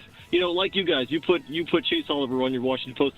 I would like to hear the candidates address the issue of why, like, Chase Oliver and Jill Stein are not on that debate stage, and further, and that should be a no-brainer. Because they're jokes. Of course, they won't do that. But also, I'd like to hear them, and this one is really important. And I think because they don't hear the other opinions. Like Cornel West on that debate stage. Come up with alternative ideas to, like, taxing the rich or tariffing the foreigners, like creating a sovereign wealth fund. I hate to give Joey some good advice, but I'd love to. Chase Oliver won that could rival, some of the Libertarian nomination, but it was pretty split. A lot of power, between two different factions. Do things. They don't like Chase Oliver. The two because he likes the gays in this country, like free health care and he supported COVID restrictions. The wealthy or the foreigners to try to accomplish those goals. All right, Robbie, we also had Jill Stein on the Washington Journal the same day that we had the Libertarian candidate. Check it out. Go to cspan.org. Beverly in Woodstock, Virginia, Democratic caller. Beverly? Hi there. Hi. What do you want to hear from the Vice President tonight? I would like to hear the Vice President speak respectfully to former Trump supporters or ones that are on the edge. I live in a very rural red part of Virginia, and I have friends who voted for Trump, but they don't want to vote for him. But we need her to speak in such a way that is not going to give them reasons to not vote for Harris. I would like her to be respectful and look towards something that will help move them towards her, or at least prevent them from dismissing her as a candidate that's a viable option. All right, Beverly, what message would work? I want her to laugh and dance on stage. Respect. And just respect, welcome. Just a tone. I want her to spit at Trump. The policy issues are tricky out here, but I think it's really more about feeling respected, not alienated, not humiliated, the opposite of the basket of deplorables. Because once that hit, I heard from my friends over and over again, that was it. And they would never consider voting for her. And so I think Harris has to be really careful in a community like mine. It's to not trip over an insult or an unintended issue that's what community? People, because there are former Trump voters. They're very quiet. They won't put out yard signs. They won't really talk about it. I've had offline, in-person conversations, and they're willing to not vote for Trump, but they have to not be offended by Harris. And so I really hope she can thread that needle and do a beautiful job of leaving the door open for them with graciousness and welcome. All right. Beverly in Virginia, Democratic caller there. John, Lakewood, New Jersey, Republican. John. Yes, hello. Hi, John. What do you want to hear from the former president tonight? I'd actually like to hear from the vice president. Okay. I'd like to hear her speaking about the border. I think a lot of people are wondering about. Dude in New Jersey, the border. In the last few years, and I'd also like to hear her, answering up for her, for foreign policy, especially in Israel, the conflict, and to hear more what she's going to do about that. Okay.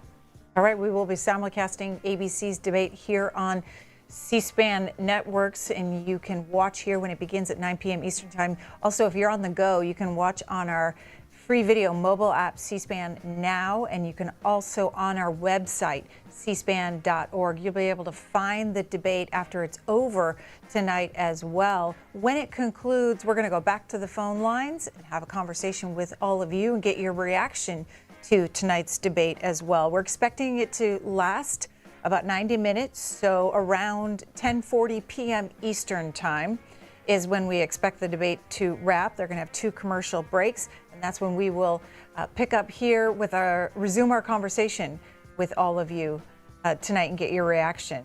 Joyce in Asbury Park, New Jersey, Democratic caller. Hi, Joyce. Hi. How are you? Hi. Go ahead. And what do you want to hear from the candidates tonight? Well, I really don't care what Trump says because I would never, ever vote for him. So I really don't care because all he does is lie anyway.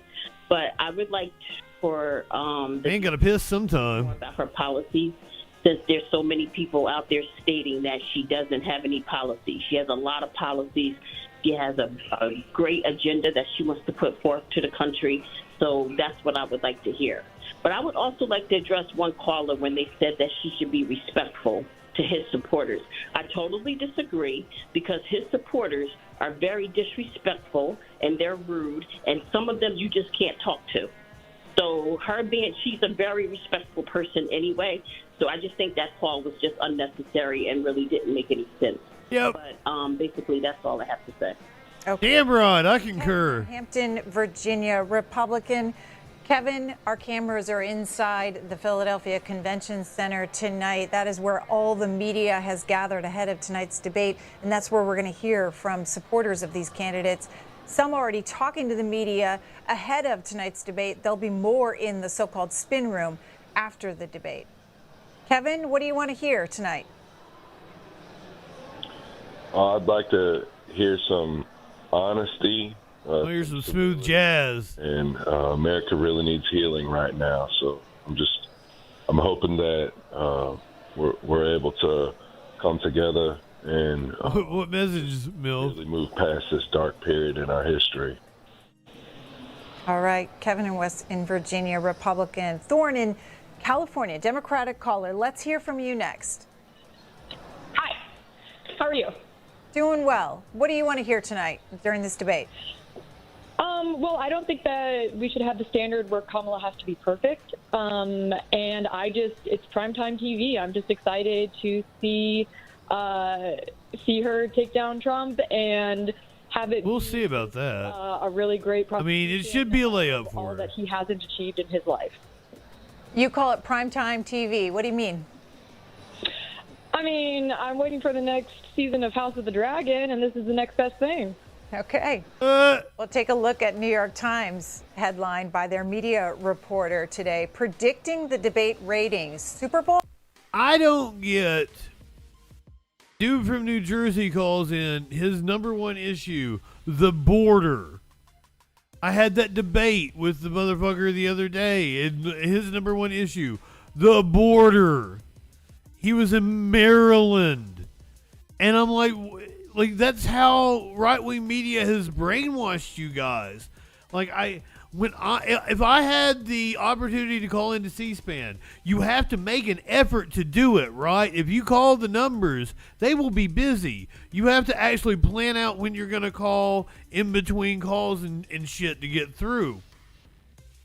So if you are going to put in the effort to call into C-SPAN and you're going to talk about your number one political issue, something that affects you, you're going to say the border? You live in New Jersey and the border is your number one. I care about raising wages for me and my friends, better working conditions. I want affordable housing. I want child care, health care. These things are tangible in my life. What the fuck is the border to someone in New Jersey? The border. I wanted to call because I am in support of Trump, and I am been in support of Trump since the very first time he ran in 2016. And the reason why we originally supported him, we can't forget that. He was the outsider. He was not a politician. He was brought to the country as a president because he was there to change things. He was brought to the country to drain the swamp and to get rid of corruption and to make America great again. And I don't see what Democrats are so angry about making great again, make America great again. They're so against it for some reason. I don't get that. All right, Glenn there. Because you're a dipshit, that's why. Caught up with... That man deserves a titty slap. On the streets about tonight's debate and what they wanted to hear from the candidates. T-minus, I encourage you to call about legalizing weed. Discover the heartbeat of democracy with C-SPAN Voices 2024 as we engage voters ahead of the first debate between 15 minutes, my friend. President Donald Trump asking, What issue would you like for them to address and why? Hello, my name is Bregan Flannery. I'm from Sampson, Alabama. My biggest issue this election season is probably the bias in the media. Oh yeah, T-minus, you'll have to plan it out. Parties, and you know, we just have a very leftist media. Oh, my top issue is women's rights, reproductive rights. I have a wife, I have 2 daughters and 2 sons, and the most important thing for me is to make sure that my daughters are safe, my wife is safe, and every other woman is safe, because I'm a big believer in not just equal rights, but every woman has a choice. I guess my top issue is the preservation of democracy and freedom. And it seems like our freedoms are being eroded. We're here in the National Mall and World War II Museum is right next door. A lot of people paid a really heavy price for that freedom. And just under 15 minutes. Focus on. The media is corporatist. Really will center around healthcare and women's rights, our rights to choose, our rights to be in charge of our own body, and really just big picture. When a right-winger says the media is liberal, what they mean is like they accept facts. I would say the top issue for the U.S. right now would probably be immigration and illegals. We can kind of close up the border, but keep it open to people. Where was this? Philadelphia. That would be fine, but was this in Philadelphia? I think there's going to be a lot more other issues that are going to stem from that, so hopefully get that corrected here soon. C-SPAN's Voices 2024. Be a part of the conversation. And back to your calls here as we await the. I wouldn't even say free speech or democracy now. Election cycle. It's the first between Vice President Harris and the former President. They seem pretty fucking fair. They are biased in their story selection. 15 minutes. ABC is the host of that. We are simulcasting here on C-SPAN. Misinformation. What you want to hear from these 2 candidates tonight. Marilyn in Norfolk, Virginia, an independent. Marilyn, let's hear from you. I would like to hear Donald Trump, since he admitted that he did lose the election last week. I would like to hear him apologize to all U.S. citizens. Go on. I would like to hear him apologize for ruining people's lives and all types of things, losing their homes, losing their jobs, sitting in jail. The political menagerie. Secondly, I would like to hear him admit, since Kamala Harris is being accused of having bad policies during the last administration and doing all these bad things, I would like Mr. Trump to tell us how much of those things in his administration he should be congratulated and thank all the things he did during Donald Trump's administration, and Donald Trump should stop taking credit for all the things that Mike Pence did. And the last thing I'd like to hear is you have to wait until somebody hangs up from one of the, I think this is a Democratic caller. You have to wait until she hangs up and call the Democratic line. Everything right. And we're also on a little delay, so you need to time the end of her call in order to get through. But at this point in time, the debate's going to start. You should try again after the debate. All right, Chris. They'll start taking calls about 10 minutes, 15 minutes after the debate. For a minute, let's go into the spin room. California Governor Gavin Newsom is talking to reporters. Not only visited October 7th Israel, but also brought a field hospital. And he's talking about Israel. There's another so I will do this. Let's go one more time. Check in with the protests outside of Constitution Hall. So until every single Palestinian returns to their home, we will not stop fighting, we will not stop resisting until we take back our land from the river to the sea. All right, so I'm going to say, we will return in Arabic. And it goes like, Ana Raja, Raja, Raja. So I want you to just say it once after me, and then I'm going to name every single name of the towns and cities in Palestine who have been expelled. And after each one, I want you to say Raja. Okay? Ana Raja, Raja. Ana Raja, Raja. Ana Raja, Raja. Raja Abladi. Raja Abladi. على جنين. على جنين. على جبل النار. على جبل النار.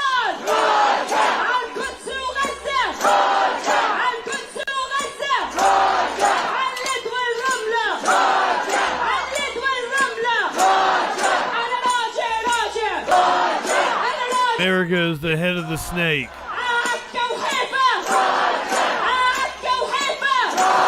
This is outside of the debate. We are 10 minutes exactly away from the presidential debate.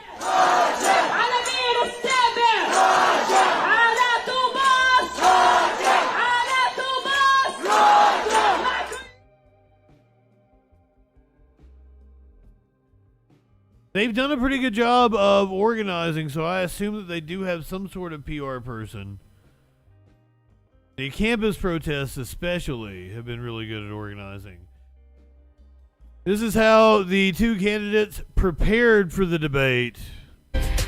So we are now just 12 hours away from the first presidential debate between Vice President Kamala Harris and former President Donald Trump. Both candidates will take the stage in Philadelphia tonight with just 8 weeks to go until Election Day 2024.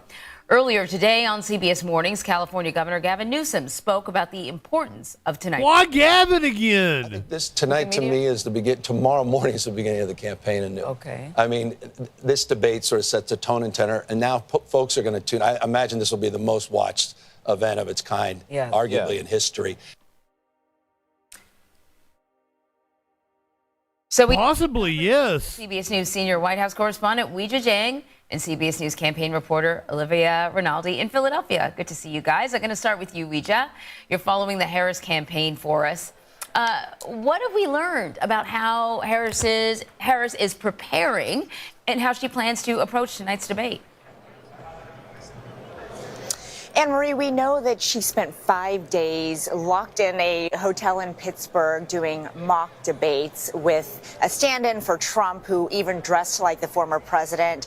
She was practicing on a stage with bright lights to replicate the environment that she will face tonight. And she's been studying her policies because she really wants that to be the focus over personality. And we also know that she has been watching Trump's previous debate performances to collect information. Really for two things. She wants to rattle him tonight, Anne-Marie. I wouldn't doubt that James Earl Jones did endorse Kamala Harris before he died. To reveal who he really is to the That's a good one. Darth Vader endorses Kamala Harris. handle his Pretty much. That's what Dick Cheney is. Sources tell me is to remain unbothered and calm, which is not always an easy task under those circumstances. All right. Well, Harris's campaign, as we know, sort of unsuccessfully pushed back against the muted microphone rule, so the microphones will be muted. Why was her campaign opposed to that rule, and what sort of impact could it have on? I do think I just fell out of a coconut tree. You think you just the strategy for Harris initially was to be able to prosecute the case against Trump. As you know, she was a former. I think he will bring up Hannibal Lecter. Tit for tat moments with him to really check him in real time and debate him. And so without that ability, because his mic will be muted when she is talking, they really said they had to go back to the drawing board and change the strategy so that she could still in some way be able to have these confrontations with Trump, because poll in the chat. Somebody bring up a poll. Very frustrated, Anne-Marie. Will Trump bring up Hannibal Lecter during the debate? Rule back in June between President Biden and Trump. And there were times, and it's up to the hosts, when they can... The late, great Hannibal Lecter. Exchange about who had, better golf capabilities with Biden and Trump. And that was if you remember. Yeah, I do remember that back and forth. And you're right, it does give one candidate the opportunity to fact check the other, which means, will there be any fact checking? 6 minutes. Something we're going to have to sort of watch and see. Weijia, thanks. Weijia. Turning now to the Republican candidate, and CBS News campaign reporter Olivia Rinaldi is following the Trump campaign for us. You were also right in front of beautiful City Hall there in Philadelphia.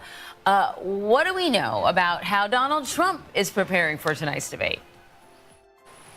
Yeah, good morning, Anne-Marie. The conversations the Trump campaign has been telling us he's having are these informal policy discussions. They're really stressing that he's not doing any debate prep, and they don't have to prepare. 5 minutes away, face Warlord. off tonight between Vice President Kamala Harris. But obviously, we know that Trump is having some of these conversations. I want to vote in the poll. There is a poll To Congressman in the Matt chat. Gaetz of Florida, that is someone who he has been having some more of these policy. Oh, now, clinically, you said any fictional character. He is absolutely going to mention at least one fictional character. Having discussions. She, of course, has been on a debate stage with Vice President Kamala Harris before. So Trump has been having these conversations. They've been talking about a range of issues from immigration. I specifically think he'll mention Hannibal Lecter. To the border, to foreign policy, to inflation. All of these things they're talking about in preparation for tonight. So Trump campaign advisor Jason Miller said in a conference call, wild card, he brings up Dora the Explorer. On issues including border security, foreign policy, and inflation. No, I like the poll. I like the poll. He has a lead on Harris in these areas. How do we expect Trump? I think it's interesting to see if he mentions any other fictional characters. Well, these are the key issues that are central to the Trump campaign. It's often what he's stressing on the campaign trail when I've been with him. He talks about a friend. It's a fictional character. Is so central to their campaign. So we expect him to really hammer home on those issues tonight. Okay, I'm going to go ahead and hit the commercial break for people so you hopefully don't miss any debate time. About those key issues and really tying Harris. Tell her to shut up. All right, I'm going to go get a cat.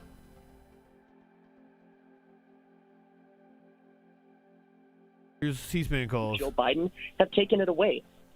Full of the judges, and they deserve to be convinced of arguments and have constructive critiques and criticism to them. And look who stripped that away. The essence of them, which is honestly disgusting. So I hope that Kamala Harris can get out there and take it head on and be the person who brings back real debate in America. All right. That's Carter there in North Dakota.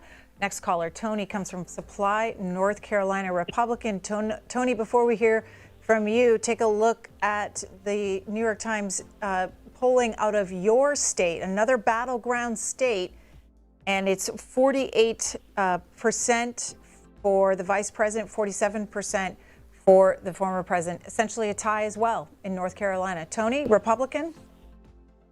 Yes. Thank you for taking my call. Tony. One of the issues that I have is there is so much personality, and we're Americans, and it really bothers me when you hear as much hatred. It appears to be in people's voices on both sides. You're a Republican. I mean, the reason I'm watching the debate this evening, I am a Republican. I do plan to vote for Donald Trump. However, I am watching. Well, there's too much hate. I want to hear policy on both sides. I had planned to vote for Jimmy Carter years ago, and when I changed my mind was the night before I voted, when the economic report came out, and it continued to trend down. So, I have not yet totally made up my mind, even though I am a Republican. I'm an American first. So, Tony, what could the vice president convince you to vote for her? And if so, how? She could, if she shares policy. All of the stuff that they have been pushing, the liberal agenda, as far as the electric vehicles. I can't wait to have I your have cock a in my brother, mouth. I'm and going his to give neighbor you the has blowjob one, of your life, and he could fill then up I his want you vehicle 4 inside. times a month for what it cost him to charge his vehicle one time. He said his electric bill, his totally electric vehicle, is absolutely bankrupting them. And so pushing for these policies, I want to hear more mainstream policy. Okay, so Tony, do you believe that New York Times poll that we showed you is accurate then? Essentially a tie in your state? I believe so. There are very red areas and there are very blue areas. And most of the blue areas are the more heavily populated. But I do think North Carolina is up in the air. Okay. And that is Tony, I want to show you and others that it's not just this Times poll, Washington Post poll, and this tweeted out by the Washington. CNN looks like they're, CNN. C-SPAN looks like they're like a minute behind. Changes in their polling model. North Carolina moves from a small lead from the former president to a tie, while Pennsylvania tightens a bit with a few close, high-quality polls. Beyond that, not much movement going. Are you guys ready? Everybody high enough? Everybody drunk enough? Swing states. It is 9 o'clock by my watch. A little bit from the New York Times poll. Pencil as ahead of tonight's 5:59 Pacific time. The voters, the media will all be looking at the polls post-debate as well. Here we go. In Georgia. What? Caller. What? Ernest, you with us? In Georgia. We're listening to you. Yeah, I'm here. Okay, what do you want to hear from the candidates tonight? Yeah, I would like to hear how ex-president apologized for January the 6th. Apologize. Even though he feels that what he did. All right, I'm going to leave it there. The ABC will take you there now. Face-to-face meeting ever. A historic race for president upended just weeks ago. President Biden. Here we go. After his last debate, Donald Trump. Light one up. Tip one back. Candidates separated by the smallest of margins, essentially tied in the polls nationally, and in the key battle. God damn, this poll's got forever to go, but right now, all still very much in play. Yes, Trump will mention a fictional character. Right now. I will do my best to lay out. I will only make jokes the most consequential in between the candidates talking. Together, we will chart a new way forward. Donald Trump. We will soon be a great nation again. Face to face, historic. The ABC News presidential debate. Here now, David Muir and Lindsay Davis. Good evening, I'm David Muir, and thank you for joining us for tonight's ABC News presidential debate. We want to welcome viewers watching on ABC and around the world tonight. Vice President Kamala Harris and President Donald Trump are just moments away from taking the stage in this unprecedented race for president. And I'm Lindsay Davis. Tonight's meeting could be the most consequential event of their campaigns, with Election Day now less than 2 months away. For Vice President Kamala Harris, this is her first debate since President Biden withdrew from the race on July 21st. Of course, that light one up, tip one back. Against President Donald Trump in June. Since then, this race has taken on an I am not high enough and for this shit. The rules of tonight's debate: 90 minutes with 2 commercial breaks. No topics or questions have been shared with the campaigns. The candidates will have 2 minutes to answer questions, and this is the clock. That's what they'll be seeing: 2 minutes for rebuttals and 1 minute for follow-ups, clarifications, or responses. Their microphones will only be turned on when it's their turn to speak. No pre-written notes allowed. There is no audience here tonight in this hall at the National Constitution Center. This is an intimate setting for 2 candidates who have never met. President Trump won the coin toss. He chose to deliver the final closing statement of the evening. Vice President Harris selected the podium to the right. So let's now welcome the candidates to the stage: Vice President Kamala Harris and President Donald Trump.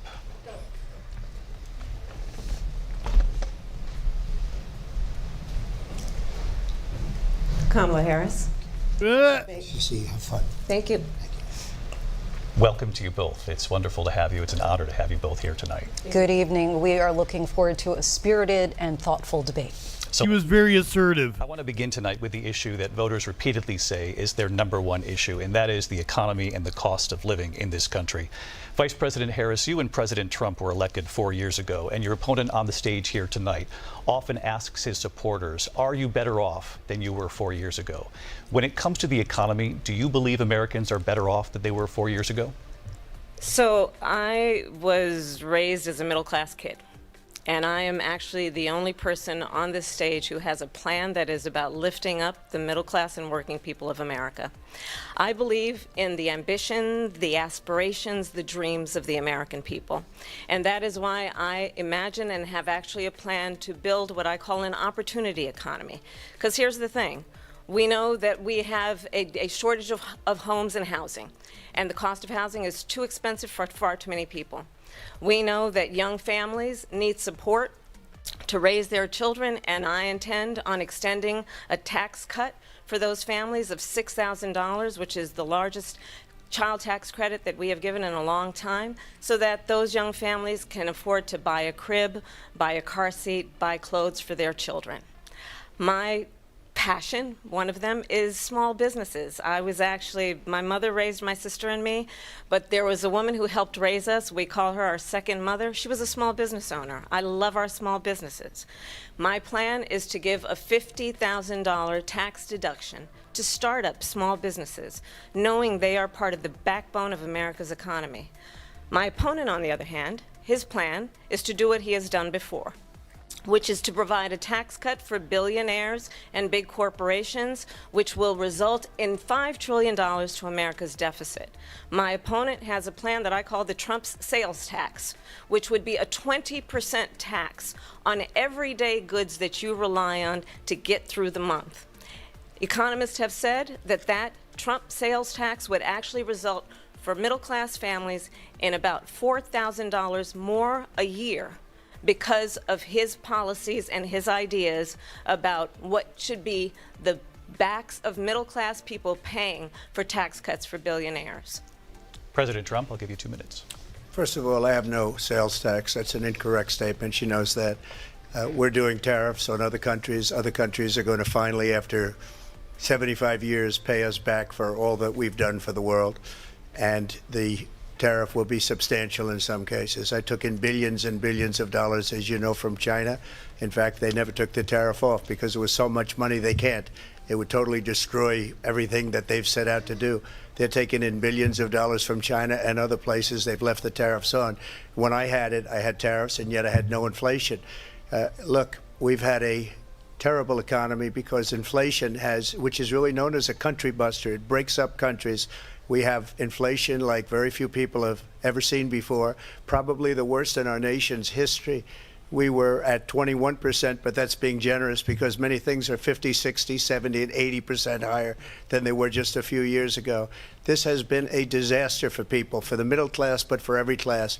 On top of that, we have millions of people pouring into our country from prisons and jails, from mental institutions and insane asylums, and they're coming in and they're taking jobs that are occupied right now by African Americans and Hispanics, and also unions. Unions are going to be affected very soon.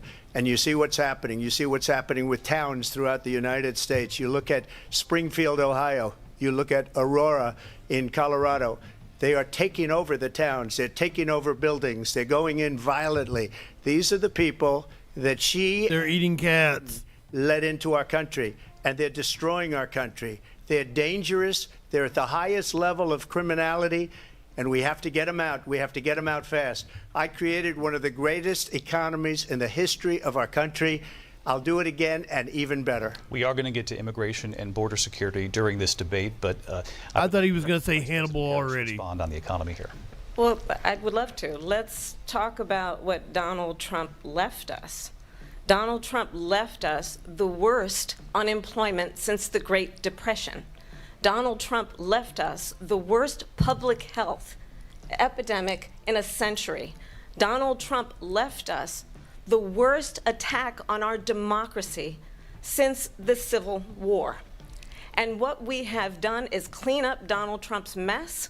What we have done and what I intend to do is build on what we know are the aspirations and the hopes of the American people. But I'm going to tell you all in this debate tonight, you're going to hear from the same old tired playbook, a bunch of lies, grievances, and name-calling. What you're going to hear tonight is a detailed and dangerous plan called Project 2025 that the former president intends on implementing if he were elected again. I believe very strongly that the American people want a president who understands the importance of bringing us together, knowing we have so much more in common than what separates us. And I pledge to you to be a president for all Americans. President Trump will give you a minute here to respond. Pretty good statement. And I have nothing to do, as you know, and as she knows better than anyone, I have nothing to do with Project 2025. That's out there. I haven't read it. I don't want to read it purposely. I'm not going to read it. This was a group of people that got together. I don't know that you can read. Ideas. I guess some good, some bad. But it makes no difference. I have nothing to do. Everybody knows I'm an open book. Everybody knows what I'm going to do. Cut taxes very substantially and create a great economy like I did before. We had the greatest economy. We got hit with a pandemic. And the pandemic was not since 1917, where 100 million people died, has there been anything like it. We did a phenomenal job with the pandemic. We handed them over a country where the economy and where the stock market was higher than it was before the pandemic came in. Nobody's ever seen anything like it. We made ventilators for the entire world. We got gowns, we got masks, we did things that nobody thought possible. And people give me credit for rebuilding the military. They give me credit for a lot of things, but not enough credit for the great job we did with the pandemic. But the only jobs they got were bounce back jobs. These were jobs bounced back, and it bounced back and it went to their benefit. But I was the one that created them. They know it, and so does everybody else. Vice President Harris, I'll let you respond. So Donald Trump has no plan for you. And when you look at his economic plan, it's all about tax breaks for the richest people.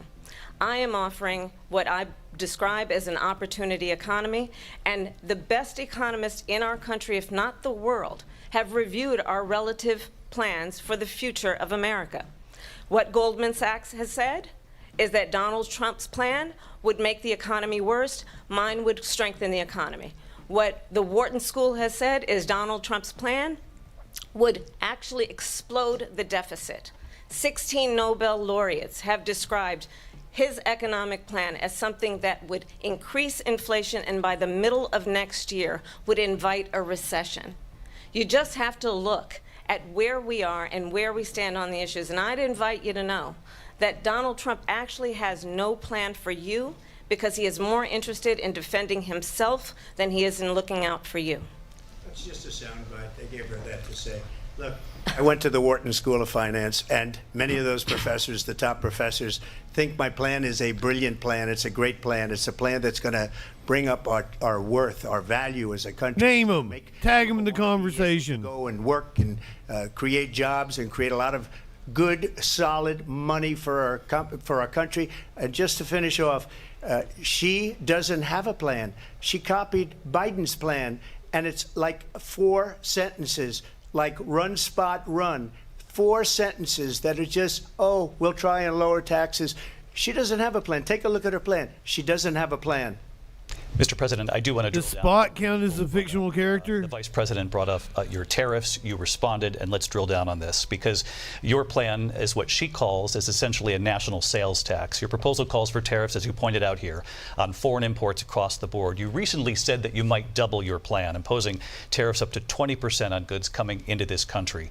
As you know, many economists say that with tariffs at that level, costs are then passed on. We got our first fictional Vice character. President Harris has argued it'll mean higher prices on gas, food, clothing, medication, arguing it costs the typical family nearly $4,000 a year. Do you believe Americans can afford higher prices because of tariffs? They're not going to have higher prices. What's going to have and who's going to have higher prices is China and all of the countries that have been ripping us off for years. I was the only president ever. China was paying us hundreds of billions of dollars, and so were other countries. And, you know, if she doesn't like them, they should have gone out and they should have immediately cut the tariffs. But those tariffs are there 3.5 years now under their administration. We are going to take in billions of dollars, hundreds of billions of dollars. I had no inflation, virtually no inflation. They had the highest inflation perhaps in the history of our country because I've never seen a worse period of time. People can't go out and buy cereal or bacon or eggs or anything else. The people of I have bacon and eggs right now. Absolutely dying with what they've done. They've destroyed the economy. And all Bacon and eggs. The polls say 80 and 85 and even 90% that the Trump economy was great, that their economy was terrible. Vice President Harris, I do want to ask for your response, and you heard what the president said there, because the Biden administration did keep a number of the Trump tariffs in place. So how do you respond? Well, let's be clear that the Trump administration resulted in a trade deficit, one of the highest we've ever seen in the history of America. He invited trade wars. You want to talk about his deal with China? What he ended up doing is under Donald Trump's presidency, he ended up selling American chips to China to help them improve and modernize their military, basically sold us out. when a policy about China should be in making sure the United States of America wins the competition for the 21st century, which means focusing on the details of what that requires, focusing on relationships with our allies, focusing on investing in American-based technology so that we win the race on AI, on quantum computing, focusing on what we need to do to support America's workforce so that we don't end up having on the short end of the stick in terms of workers' rights. But what Donald Trump did, let's talk about this, with COVID, is he actually thanked President Xi for what he did during COVID. Look at his tweet. Thank you, President Xi, exclamation point, when we know that Xi was responsible for lacking and not giving us transparency about the origins of COVID. President Trump, I'll let you respond. First of all, they bought their chips from Taiwan. We hardly make chips anymore because of philosophies like they have and policies like they have. I don't say her because she has no policy. Everything that she believed 3 years ago and 4 years ago is out the window. She's going to my philosophy now. In fact, I was going to send her a MAGA hat. She's gone to my philosophy. But if she ever got elected, she'd change it. And it will be the end of our country. She's a Marxist. Everybody knows she's a Marxist. Her father's a Marxist professor in economics, and he taught her well. But when you look at what she's done to our country, and when you look at these millions and millions of people that are pouring into our country monthly, where it's, I believe, 21 million people, not the 15 that people say, and I think it's a lot higher than the 21. That's bigger than New York State pouring in. And just look at what they're doing to our country. They're criminals. Many of these people coming in are criminals. And that's bad for our economy, too. You know, you mentioned before, we'll talk about immigration later. Well, you're a criminal. It's the worst thing that can happen to our economy.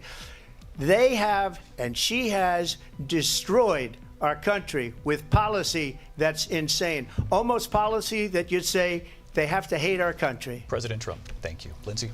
I want to turn to the issue of abortion. President Trump, you've often touted that you were able to kill Roe v. Wade. Last year, you said she looks good, composed. She's smiling. He's scowling. He looks bad. This is Nixon JFK all over again. Florida, you surprised many with regard to your 6-week abortion ban because you initially had said that it was too short. And you said, quote, I'm going to be voting that we need more than 6 weeks. But then the very next day, you reversed course and said you would vote to support the 6-week ban.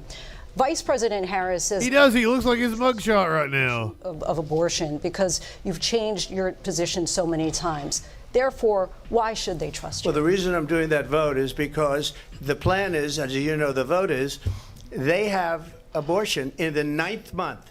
They even have, and you can look at the governor of West Virginia, the previous governor of West Virginia, not the current governor, who's doing an excellent job, but the governor before, he said the baby will be born and we will decide what to do with the baby. In other words, we'll execute the baby. And that's why I did that, because that predominates, because they're radical. The Democrats are radical in that. And her vice presidential pick, which I think was a horrible pick, by the way, for our country, because he is really out of it. But her vice presidential pick says abortion in the 9th month is absolutely fine. He also says execution after birth. It's execution, no longer abortion, because the baby is born, is okay. And that's not okay with me, hence the vote. But what I did is something for 52 years. They've been trying to get Roe v. Wade into the states. And through the... I'm not high enough for this shit. And heart... Light one up, tip one back. 6 Supreme Court justices, we were able to do that. Now, I believe in the exceptions for rape, incest, and life of the mother. I believe strongly in it. Ronald Reagan did also. 85% of Republicans do. Exceptions. Very important. But we were able to get it, and now states are voting on it. And for the first time, you're going to see, look, this is an issue that's torn our country apart for 52 years. Every legal scholar, every Democrat, every Republican, liberal, conservative, they all wanted this issue to be brought back to the states where the people could vote. And that's what happened. Now, Ohio, the vote was somewhat liberal. Kansas, the vote was somewhat liberal, much more liberal than people would have thought. But each individual state is voting. It's the vote of the people now. It's not tied up in the federal government. I did a great service in doing it. It took courage to do it. And the Supreme Court had great courage in doing it. And I give tremendous credit to those 6 justices. There is no state in this country where it is legal to kill a baby after it's born. Madam Vice President, I want to get your response to President Trump. Well, as I said, you're going to hear a bunch of lies, and that's not actually a surprising fact. Let's understand how we got here. Donald Trump hand-selected 3 members of the United States Supreme Court with the intention that they would undo the protections of Roe v. Wade. And they did exactly as he intended. And now in over 20 states, there are Trump abortion bans, which make it criminal for a doctor or nurse to provide health care. In one state, it provides prison for life. Trump abortion bans that make no exception even for rape and incest, which understand what that means. A survivor of a crime of violation to their body does not have the right to make a decision about what happens to their body next. That is immoral. And one does not have to abandon their faith or deeply held beliefs to agree. The government, and Donald Trump certainly, should not be telling a woman what to do with her body. I have talked with women around our country.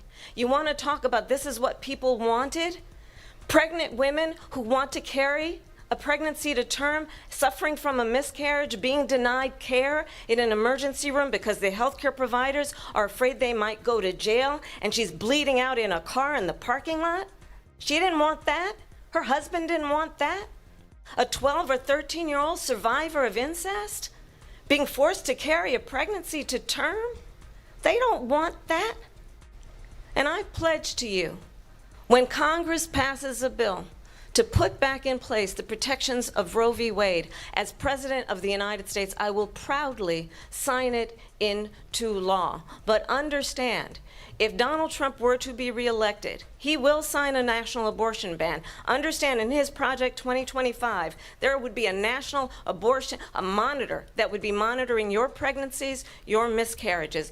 I think the American people believe that certain freedoms, in particular the freedom to make decisions about one's own body, should not be made by the government. Thank you, Vice President Harris. Well, there she goes again. It's a lie. I'm not signing a ban, and there's no reason to sign a ban, because we've gotten what everybody wanted. Democrats, Republicans, and everybody else, and every legal scholar wanted it to be brought back into the states, and the states are voting.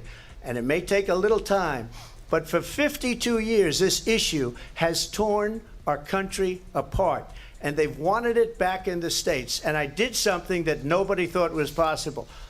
The states are now voting. What she says is an absolute lie.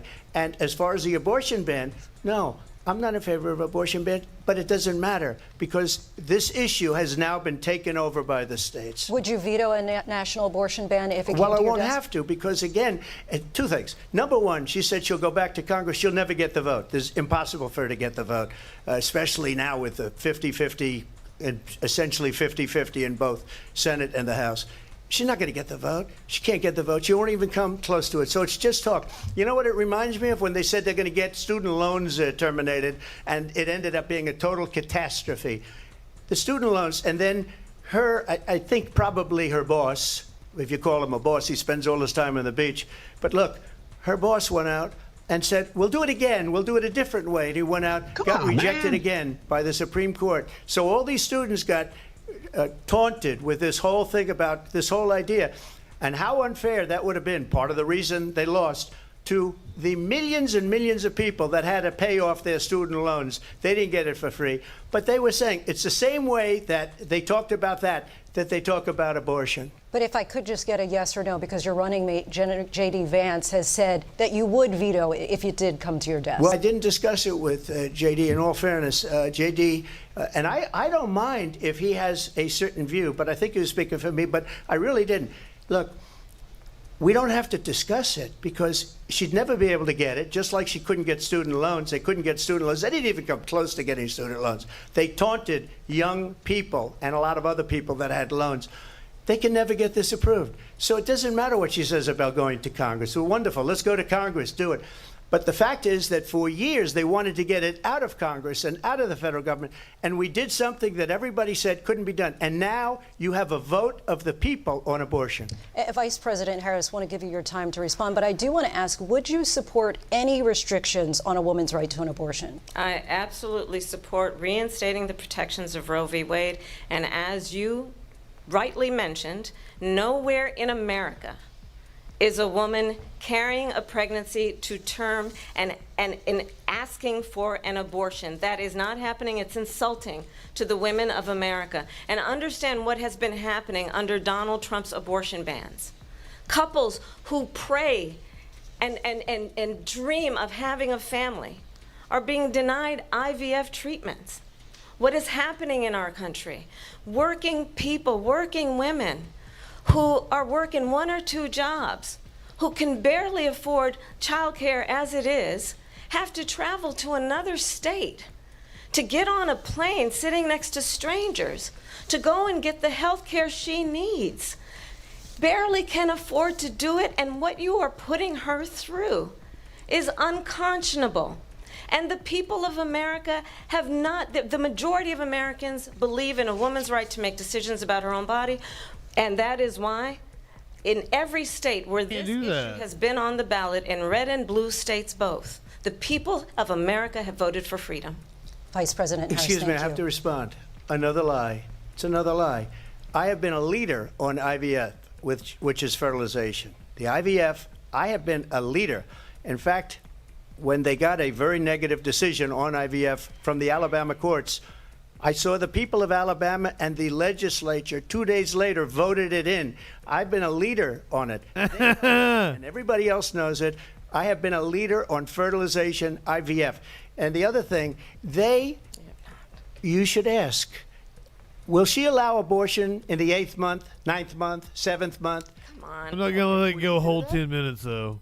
Why don't you ask the good? Why don't you answer the question? Would you because veto? Under Roe v. Answer Wade, the question, would you veto? you could do abortions in the 7th month, the 8th month, the 9th month, not true. and probably after birth. Just look at the former governor of Virginia. The governor of Virginia said we put the baby aside and then we determine what we want to do with the baby. President Trump, thank you. We're going to turn now to immigration and border security. We know it's an issue that's important to Republicans, Democrats, voters across the board in this country. Vice President Harris, you were tasked by President Biden with getting to the root causes of migration from Central America.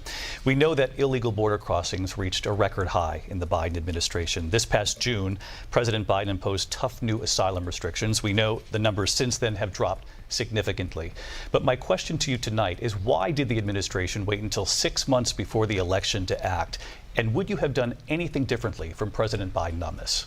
So I'm the only person on this stage who has prosecuted transnational criminal organizations for the trafficking of guns, drugs, and human beings.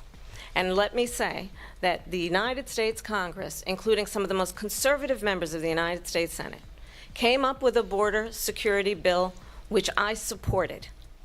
And that bill would have put 1,500 more border agents on the border to help those folks who are working there right now overtime trying to do their job.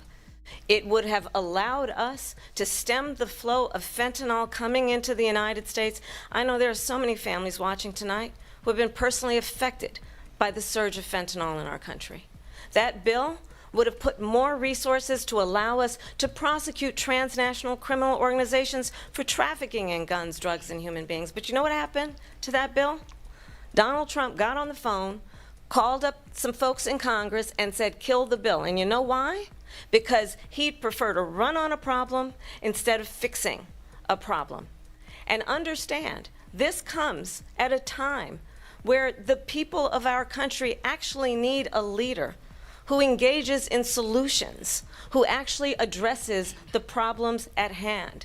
But what we have in the former president is someone who would prefer to run on a problem instead of fixing a problem.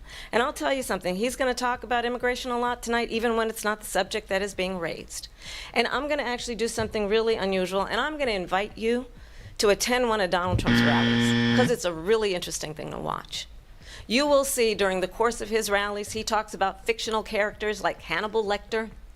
He will talk about windmills cause cancer. Thank you. President Trump, on that point, I want to get your response. Well, I would like to respond. Let me just ask, though, why did you try to kill that bill, and successfully so? That would have put thousands of additional talk about Hannibal Lecter on the border. First, let me respond as to the Please. rallies. She said people start leaving. People don't go to her rally there. And this is what's happening in our country, and it's a shame. As far as rallies are concerned, as far as the reason they go is they like what I say. They want to bring our country back. They want to make America great again. It's a very simple phrase, make America great again. She's destroying this country, and if she becomes president, this country doesn't have a chance of success. Not only success, we'll end up being Venezuela on steroids.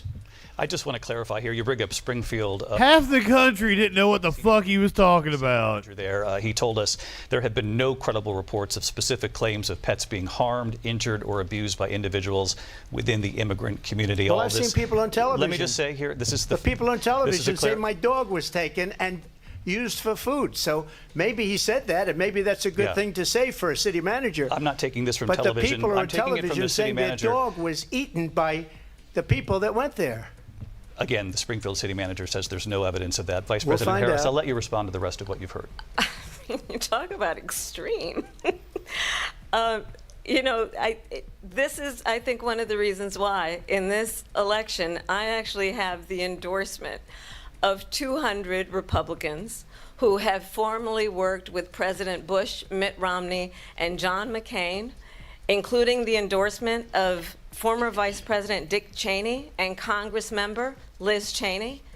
And if you want to really know the inside track on who the former president is, if he didn't make it clear already, just ask people who have worked with him. His former chief of staff, a 4-star general, has said he has contempt for the Constitution of the United States. His former national security advisor has said he is dangerous and unfit. His former Secretary of Defense has said the nation, the Republic, would never survive another Trump term. And when we listen to this kind of rhetoric, when the issues that affect the American people are not being addressed, I think the choice is clear in this election. President Trump, I'll give you a quick minute to respond here. Thank you, because when I hear that, see, I'm a different kind of a person. Most of those people. Not so graciously. They did bad things or a bad job. I fired them. They never fired one person. They didn't fire anybody having to do with Afghanistan and the Taliban and the 13 people who's were just killed viciously and violently killed. And I got to know the parents and the family. They didn't fire. They should have fired all those generals, all those top people, because that was one of the most incompetently handled situations anybody has ever seen. So when somebody does a bad job, I fire him. And you take a guy like Esper. He was no good. I fired him. So he writes a book. Another one writes a book. Because with me, they can write books. With nobody else can they. Another one writes a book. Such a poor job. And they never fire anybody. Look at the economy. Look at the inflation. They didn't fire any of their economists. They have the same people. That's a good way not to in history by far. In fact, I got more votes than any president, sitting president, in history by far. Let me continue on immigration. It was what you wanted to talk about earlier, so let's get back to your deportation proposal that the Vice President has reacted to as well. President Trump, you call this the largest domestic deportation operation in the history of our country. You say you would use the National Guard. She has done a good job of keeping her composure, laughing at him, smiling the entire time. How would you deport 11 million undocumented immigrants? I know you believe that number is much higher. Take us through this. What does this look like? Will authorities be going door to door in this country? Yeah, it is much higher because of them. They allowed criminals, many millions of criminals. They allowed terrorists. They allowed common street criminals. They allowed people to come in, drug dealers, to come into our country. And they're now in the United States and told by their countries like Venezuela, don't ever come back or we're going to kill you. Do you know that crime in Venezuela and crime in countries all over the world is way down? You know why? Because they've taken their criminals off the street and they've given them to her to put into our country. And this will be one of the greatest mistakes in history for them to allow. And I think they probably did it because they think they're going to get votes, but it's not worth it because they're destroying the fabric of our country by what they've done. There's never been anything done like this at all. They've destroyed the fabric of our country. Millions of people let in, and all over the world, crime is down all over the world except here. Crime here is up and through the roof. Despite their fraudulent statements that they made, crime in this country is through the roof. Historic lows. Of crime. It's called migrant crime, and it's happening at levels that nobody thought possible. Eating cats. The FBI says overall violent crime is actually coming down in this country. But Vice Excuse me, President the Harris, FBI they were defrauding statements. They didn't include the worst cities. They didn't include the cities with the worst crime. It was a fraud, just like their number of 818,000 jobs that they said they created turned out to be a fraud. President Trump, thank you. I'll let you respond, Vice President Harris. Well, I think this is so rich coming from someone who has been prosecuted for fraud, national security crimes, economic crimes, election interference, has been found liable for sexual assault, and his next big court appearance is in November at his own criminal sentencing. And let's be clear where each person stands on the issue of what is important about respect for the rule of law and respect for law enforcement. The former vice president called for defunding federal law enforcement, 45,000 agents, get this, on the day after he was arraigned on 34 felony counts.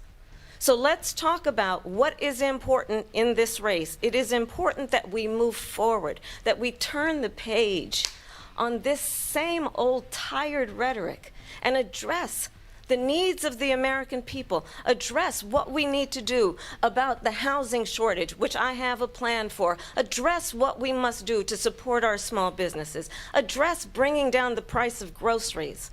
But frankly, the American people are exhausted with this same old tired playbook. Vice President Harris, thank you. Excuse me. Every one of those cases was started by them against their political opponent. And I'm winning most of them, and I will win the rest on appeal. And you saw that with the decision that came down just recently from the Supreme Court. I'm winning most of them. But those are cases, it's called weaponization. Never happened in this country. They weaponized the Justice Department. Every one of those cases was involved with the DOJ, from Atlanta and Fani Willis to the Attorney General of New York and the DA in New York. Every one of those cases. And then they say, oh, he's a criminal. They're the ones that made them go after me. By the way, Joe Biden was found essentially guilty on the documents case. And what happened in the documents case? They said, oh, that's the toughest of them all. A complete and total victory. 2 months ago, it was thrown out.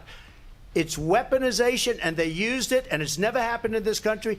They used it to try and win an election. They're fake cases. President Trump, thank you. A really quick response here, Vice President Harris, on this notion of weaponization of the Justice Department. Well, let's talk about extreme and understand the context in which this election in 2024 is taking place.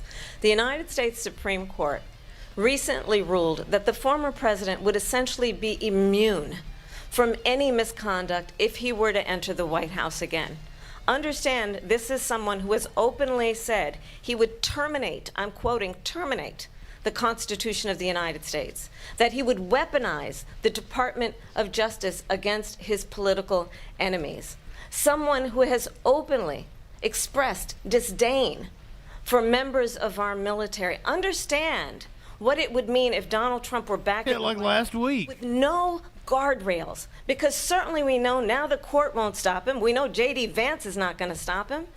It's up to the American people Vice President to stop Harris, him. Thank you. Lindsay? Vice President Harris, in your last run for president. This is the one that weaponized, not me. She weaponized. I probably took a bullet to the head because of the things that they say about me. What? They talk about democracy. What? To democracy. They're the threat to democracy President with a fake Trump. Russia investigation We do have a lot that to get. went nowhere. We have a lot to get to. Lindsay? Vice President, bullet in the head. President, you said you wanted to ban fracking. Now you don't. You wanted mandatory government buyback programs for assault weapons. Now your campaign says you don't. You supported decriminalizing border crossings. Now you're taking a harder line. I know you say that your values have not changed. So then why have so many of your policy positions changed? So my values have not changed, and I'm going to discuss every at least every point that you've made. But in particular, let's talk about fracking because we're here in Pennsylvania. I made that very clear in 2020. I will not ban fracking. I have not banned fracking as Vice President of the United States. And in fact, I was the tie-breaking vote on the Inflation Reduction Act, which opened new leases for fracking. My position is that we have got to invest in diverse sources of energy so we reduce our reliance on foreign oil. We have had the largest increase in domestic oil production in history because of an approach that recognizes that we cannot over-rely on foreign oil. As it relates to my values, let me tell you, I grew up a middle-class kid, raised by a hardworking mother who worked and saved and was able to buy our first home when I was a teenager. The values I bring to the importance of home ownership, knowing not everybody got handed $400 million on a silver platter and then filed bankruptcy 6 times, is a value that I bring to my work to say we are going to work with the private sector and home builders to increase 3 million homes, increase by 3 million homes by the end of my first term.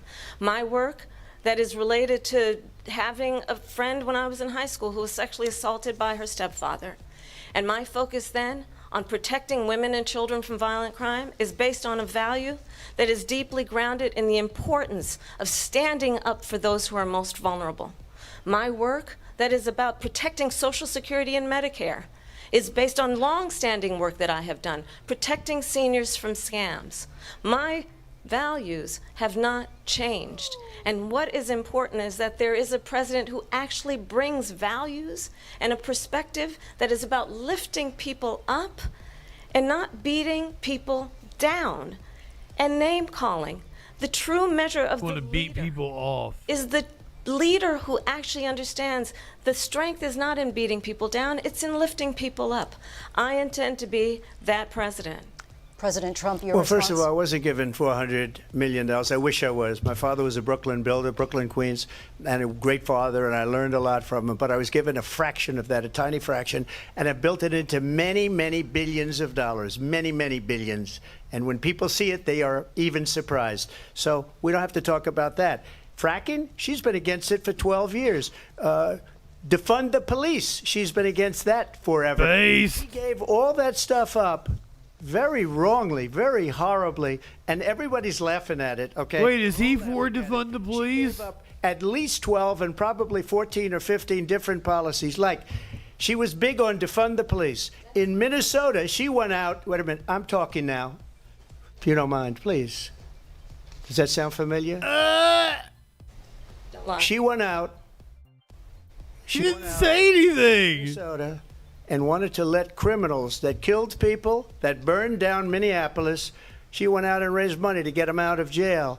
She did things that nobody would ever think of. Now she wants to do transgender operations on illegal aliens that are in prison.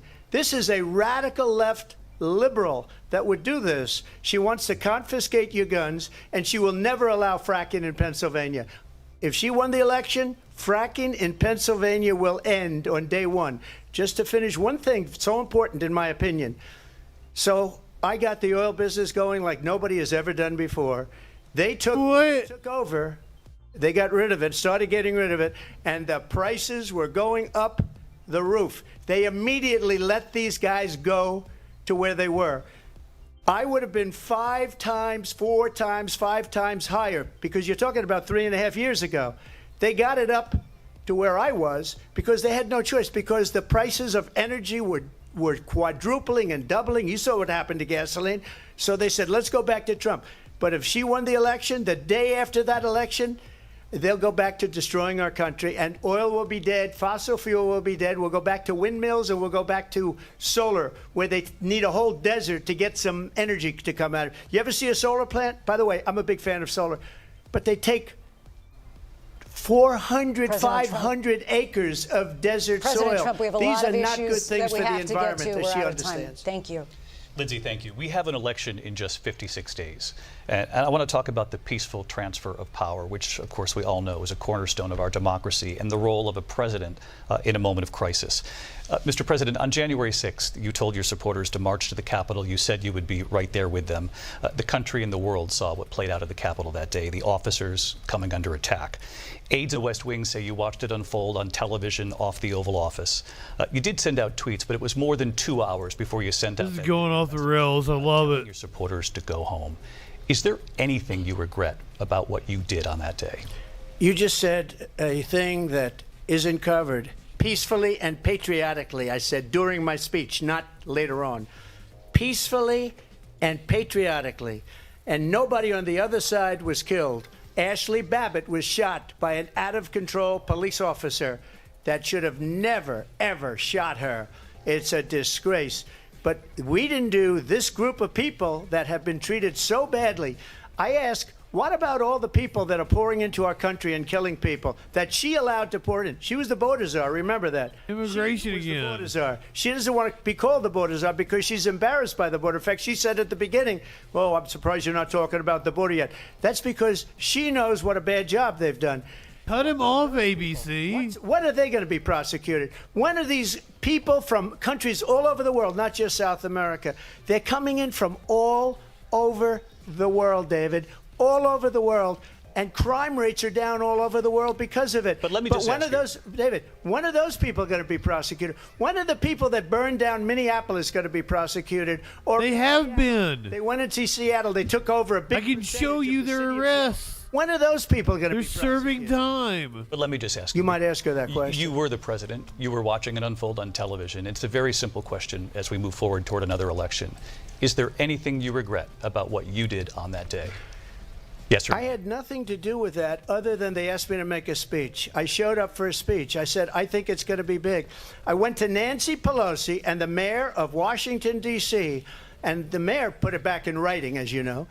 I said, you know, this is going to be a very big rally or whatever you want to call it. And again, it wasn't done by me. It was done by others. I said, I'd like to give you 10,000 National Guard or soldiers. They rejected me. Nancy Pelosi rejected me. It was just 2 weeks ago. Her daughter has a tape of her saying she is fully responsible for what happened. They want to get rid of that tape. It would have never happened if Nancy Pelosi and the mayor of Washington did their jobs. I wasn't responsible for security. Nancy Pelosi was responsible. She didn't do her job. The question was about you as president, not about former Speaker Pelosi, but I do want Vice President Harris to respond here. I was at the Capitol on January 6th. I was the vice president-elect. I was also an acting senator. I was there. And on that day, the President of the United States incited a violent mob to attack our nation's capital, to desecrate our nation's capital. On that day, 140 law enforcement officers were injured, and some died. And understand, the former president has been indicted and impeached for exactly that reason. But this is not an isolated situation. Let's remember Charlottesville, where there was a mob of people carrying tiki torches, spewing anti-Semitic hate. And what did the president then at the time say? There were fine people on each side. Let's remember that when it came to the Proud Boys, a militia, the president said, the former president said, stand back and stand by. So for everyone watching who remembers what January 6th was, I say we don't have to go back. Let's not go back. We're not going back. It's time to turn the page. And if that was a bridge too far for you, well, there is a place in our campaign for you to stand for country, to stand for our democracy, to stand for rule of law, and to end the chaos, and to end the approach that is about attacking the foundations of our democracy because you don't like the outcome. And be clear on that point. Donald Trump, the candidate, has said in this election there will be a bloodbath if this and the outcome of this election is not to his liking. Let's turn the page on this. Let's not go back. Let's chart a course for the future and not go backwards to the past. Let me just follow up here. It was a different term, and it was a term that related to energy because they have destroyed our energy business. That was where bloodbath was. Also, on Charlottesville, that story has been, as you would say, debunked. Laura Ingraham, Sean Hannity, Jesse, all of these people, they covered it. If they go an extra sentence, they will see it was perfect. It was debunked in almost every newspaper, but they still bring it up, just like they bring 2025 up. They bring all of this stuff up. I ask you this. You talk about the Capitol. Why are we allowing these millions of people to come through on the southern border? How come she's not doing anything? And I'll tell you what I would do, and I would be very proud to do it. I would say we would both leave this debate right now. I'd like to see her go down to Washington, D.C. during this debate because we're wasting a lot of time. Go down to, because she's been so bad, it's so ridiculous. Go play golf. To Washington, D.C. and let her sign a bill to close up the border because they have the right to do it. They don't need bills. They have the right to do it. The President of the United States, you'll get him out of bed. You'll wake him up at 4 o'clock in the afternoon. You'll say, come on down to the office. Let's sign a bill. If he signs a bill that the border is closed, all he has to do is say it to the Border Patrol, who are phenomenal. If they do that, the border is closed. Mr. Those President, people are killing many people, unlike J6. We talked immigration here tonight. I do want to focus on this next issue to both of you because it really brings us this into focus, truth in these times that we're living in. Mr. President, for 3 days after you lost the 2020 election, you repeatedly falsely claimed that you won, many times saying you won in a landslide. In the past couple of weeks leading up to this debate, you have said, quote, you lost by a whisker, that you, quote, didn't quite make it, that you came up a little bit short. I said that? Are you now acknowledging that you lost in 2020? No, I don't acknowledge that at all. But I you said did that say sarcastically. That. You know that. It was said, oh, we lost by a whisker. That was said sarcastically. Look, there's so much proof. All you have to do is look at it. And they should have sent it back to the legislatures for approval. I got almost 75 million votes, the most votes any sitting president has ever gotten. I was told if I got 63, which was what I got in 2016, you can't be beaten. The election, people should never be thinking about an election as fraudulent. We need 2 things. We need walls, and we have to have it. We have to have borders, and we have to have good elections. Our elections are bad. And a lot of these illegal immigrants coming in, they're trying to get them to vote. They can't even speak English. They don't even know what country they're in practically. They eat cats. Are trying to get them to vote. And that's why they're allowing them to come into our country. I did watch all of these pieces of video. I didn't detect the sarcasm, lost by a whisker. We didn't quite make it. And we should just point out here as clarification, and you know this, you and your allies, 60 cases in front of many judges, many of them no Republican. Judge looked at it. And said they there was said no we didn't have widespread standing. fraud. That's the other thing. They said we didn't have standing, a technicality. Can you imagine a system where a person in an election doesn't have standing? The President of the United States doesn't have standing. That's how we lost. If you look at the facts, and I'd love to have you'll do a special on it.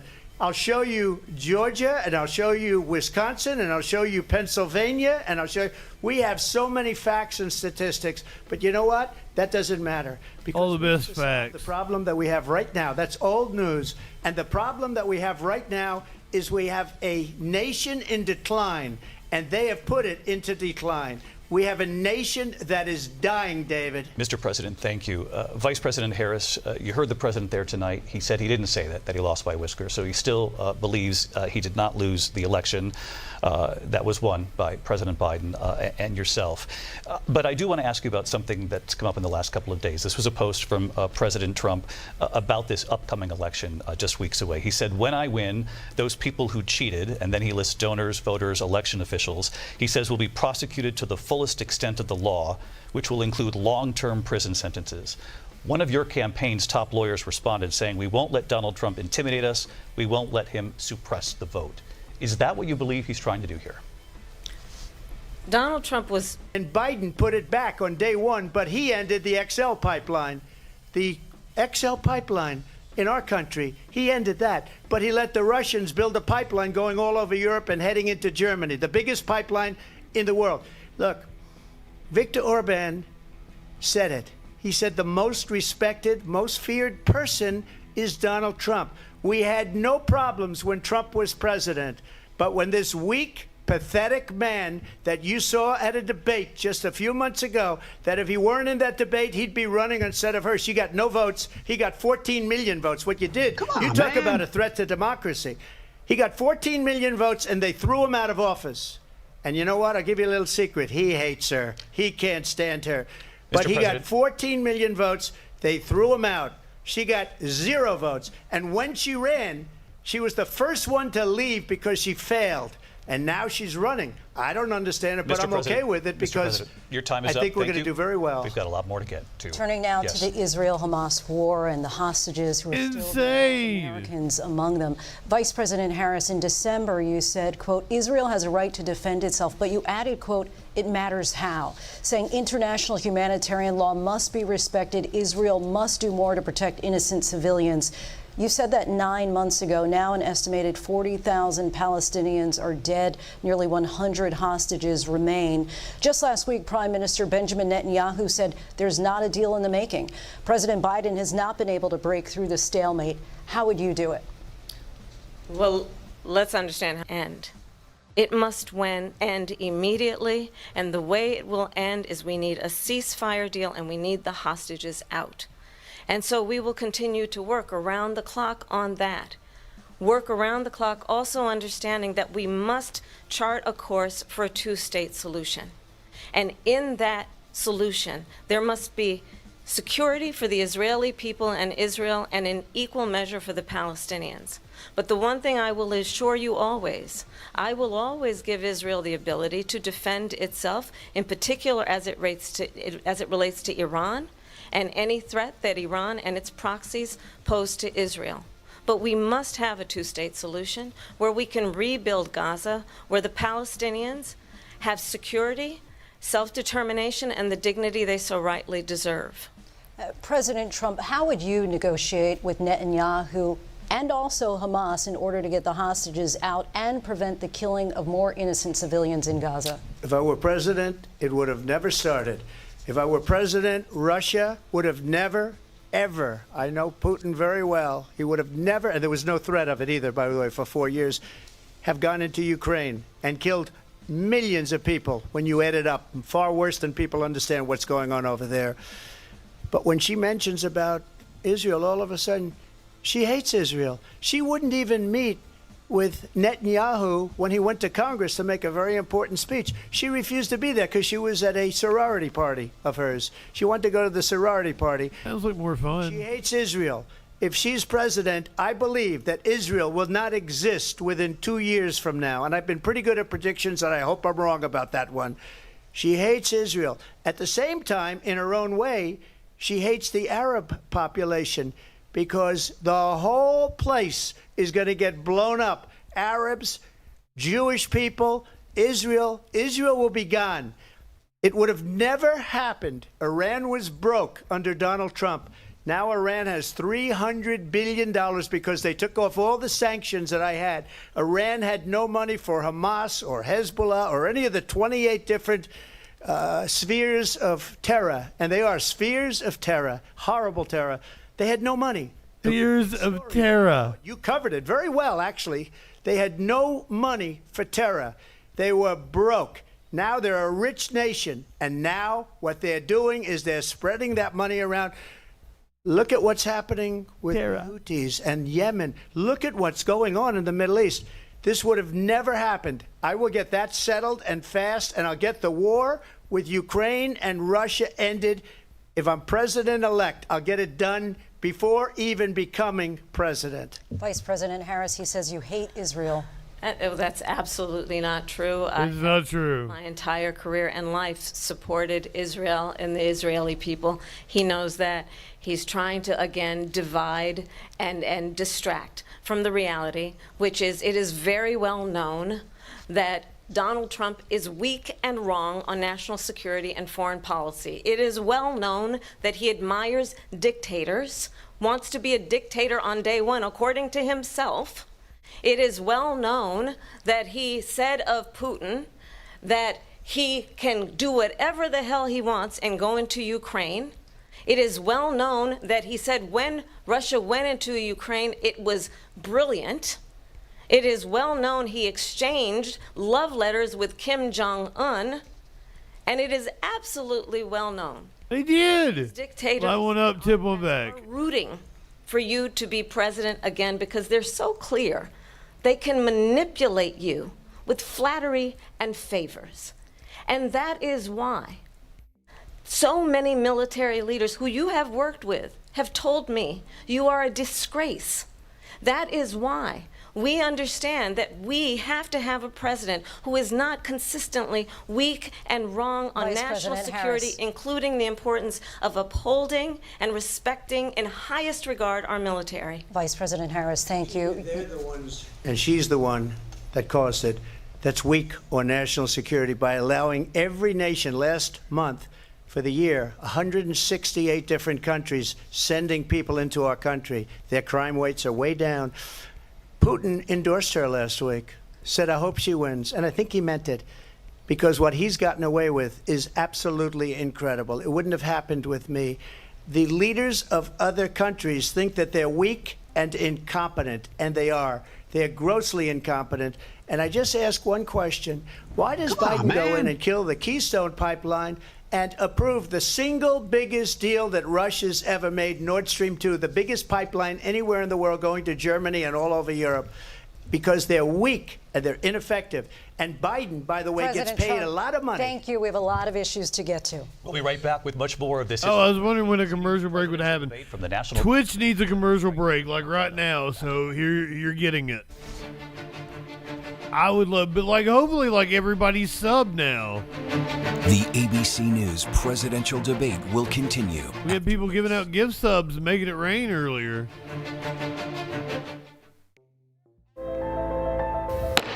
Oh my God, I can't believe Dustin's not subbed. This year, C-SPAN celebrates 45 years of covering Congress like no other. That surprises the shit out of me. We've been your primary source for Capitol Hill. Snicks, I think it's 2 hours. Of government, taking you to where the policies debated and decided. All DJ Dub throwing out the gift subs. C-SPAN. Oh, it's only an hour and a half? And counting. Powered by cable. It's calmed down a little bit. Friday nights, watch C-SPAN's 2024 campaign trail. We are still on YouTube, right? Campaign coverage, providing a one-stop shop to discover what the candidates across the country. Okay, cool. Thank you, Porg. Along with first-hand accounts. You read my mind. Updated poll numbers, fundraising data, and campaign ads. Yeah, he looks horrible. 2024 campaign trail, Friday nights at 7. Yeah, it's 90 minutes. On I apologies. C-SPAN. I said an hour and a half earlier, but it's actually 90 minutes. C-SPAN Now, our free mobile app, or wherever you get your podcasts. C-SPAN, your unfiltered view of politics. Yeah.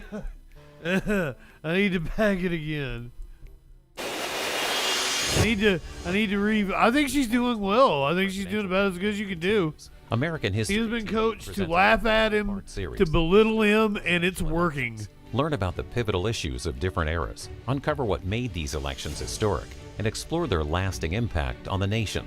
This Saturday, Just needed to, not fall on her face, and she's doing it. 1860, Abraham Lincoln defeated several other candidates. He is acting like a fucking madman. Elected president. I don't think most of the country knows what the fuck he's talking about. States in the southern U.S. pulled out of the Union. Especially, he did the eating cats thing. Watch historic presidential elections, Saturdays at 7 p.m. Eastern on American History TV on C-SPAN 2.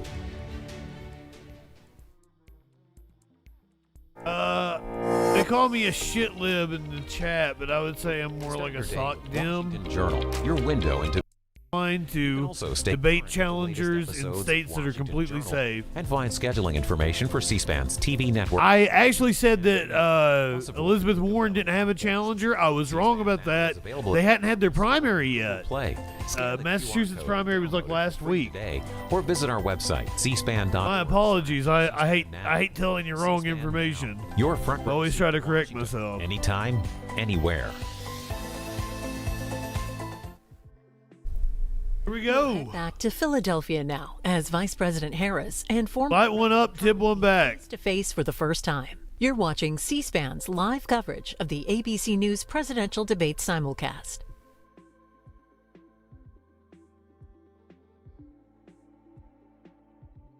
Constitution Center in Philadelphia, Pennsylvania. Here again, David Muir and Lindsay Davis. Welcome back to this historic ABC News presidential debate tonight. We're going to continue here, and I want to turn to the war in Ukraine. We're now 2.5 years into this conflict. Mr. President, it has been the position of the Biden administration that we must defend Ukraine from Russia, from Vladimir Putin, to defend their sovereignty, their democracy, that it's in America's best interest to do so, arguing that if Putin wins, he may be emboldened to move even further into other countries. You have said you would solve this war in 24 hours. You said so just before the break tonight. How exactly would you do that? And I want to ask you a very simple question tonight. Do you want Ukraine to win this war? I want the war to stop. I want to save lives that are being uselessly, people being killed by the millions. It's the millions. It's so much worse than the numbers that you're getting, which are fake numbers. Look, we're in for 250 billion or more because they don't ask Europe, which is a much bigger beneficiary to getting this thing done than we are. They're in for $150 billion less because Biden and you don't have the courage to ask Europe like I did with NATO. They paid billions and billions, hundreds of billions of dollars when I said, either you pay up or we're not going to protect you anymore. So that's maybe one of the reasons they don't like me as much as they like weak people. But you take a look at what's happening. We're in for 250 to 275 billion. They're into 100 to 150. They should be forced to equalize. With that being said, I want to get the war settled. I know Zelensky very well, and I know Putin very well. I have a good relationship, and they respect your president, okay? They respect me. They don't respect Biden. How would you respect him? Why? For what reason? He hasn't even made a phone call in 2 years to Putin, hasn't spoken to anybody. They don't even try and get it. That is a war that's dying to be settled. I will get it settled before I even become president. If I win, when I'm president-elect, and what I'll do is I'll speak to one, I'll speak to the other, I'll get them together. That war would have never happened. And in fact, when I saw Putin after I left, unfortunately left because our country has gone to hell. But after I left, when I saw him building up soldiers, he did it after I left, I said, oh, he must be negotiating. It must be a good, strong point of negotiation. Well, it wasn't, because Biden had no idea how to talk to him. He had no idea how to stop it. And now you have millions of people dead, and it's only getting worse, and it could lead to World War III. Don't kid yourself, David. We're playing with World War III, and we have a president that we don't even know if he's... Where is our president? We don't even know if he's a president. And just to clarify they here... They threw him out of a campaign like a dog. We don't even know. Is he our president? But we have a president, Mr. President, that doesn't know he's alive. Your time is up. Just to clarify in the question, do you believe it's in the U.S. best interest for Ukraine? Like a dog. It's the U.S. best interest to get this war finished and just get it done. All right. Negotiate a deal, because we have to stop all of these human lives from being destroyed. I want to take this to Vice President Harris. I want to get your thoughts on support for Ukraine in this moment, but also as Commander-in-Chief, if elected, how would you deal with Vladimir Putin, and would it be any different from what we're seeing from President Biden? Well, first of all, it's important to remind the former president you're not running against Joe Biden, you're running against me. I believe the reason that Donald Trump says that this war would be over within 24 hours is because he would just give it up. And that's not who we are as Americans. Let's understand what happened here. I actually met with Zelensky a few days before Russia invaded, tried through force to change territorial boundaries, to defy one of the most important international rules and norms, which is the importance of sovereignty and territorial integrity. And I met with President Zelensky. I shared with him American intelligence about how he could defend himself. Days later, I went to NATO's eastern flank, to Poland and Romania. And through the work that I and others did, we brought 50 countries together to support Ukraine in its righteous defense. And because of our support, because of the air defense, the ammunition, the artillery, the javelins, the Abrams tanks that we have provided, Ukraine stands as an independent and free country. If Donald Trump were president, Putin would be sitting in Kyiv right now. And understand what that would mean, because Putin's agenda is not just about Ukraine. Understand why the European allies and our NATO allies are so thankful that you are no longer president, and that we understand the importance of the greatest military alliance the world has ever known, which is NATO, and what we have done to preserve the ability of Zelensky and the Ukrainians to fight for their independence. Otherwise, Putin would be sitting in Kyiv with his eyes on the rest of Europe, starting with Poland. And why don't you tell the 800,000 Polish Americans right here in Pennsylvania how quickly you would give up for the sake of favor and what you think is a friendship with what is known to be a dictator who would eat you for lunch. Vice President Harris, thank you. We've heard from both of you on Ukraine. Damn. Afghanistan came up in the last hour. I wanted her to respond to something you said earlier, and please, I'll give you a minute here. Putin would be sitting in Moscow, and he wouldn't have. Timma says to shut up, warlord. And women, but he would have been sitting in Moscow. Again. Quiet, please. He would have been sitting in Moscow, much happier than he is right now. But eventually, you know, he's got a thing that other people don't have. He's got nuclear weapons. They don't ever talk about that. He's got nuclear weapons. Nobody ever thinks about that. And eventually, maybe he'll use them, and maybe he hasn't been that threatening, but he does have that. Something we don't even like to talk about. Nobody. That even happened. But just so you understand, they sent her to negotiate peace before this war started. 3 days later, he went in and he started the war because everything they said was weak and stupid. They said the wrong things. That war should have never started. She was the emissary. They sent her in to negotiate with Zelensky and Putin, and she did. And the war started 3 days later. And that's the kind of talent we have with her. She's worse than Biden. In my opinion, I think he's the worst president in the history of our country. She goes down as the worst vice president in the history of our country. But let me tell you something. She is a horrible negotiator. They sent her in to negotiate. As soon as they left, Putin did the invasion. President Trump, thank you. You did bring up something. You said she went to negotiate with Vladimir Putin. Vice President Harris, have you ever met Vladimir Putin? Can you clarify tonight? Yet again, I said it at the beginning of this debate, you're going to hear a bunch of lies coming from this fellow. And that is another one.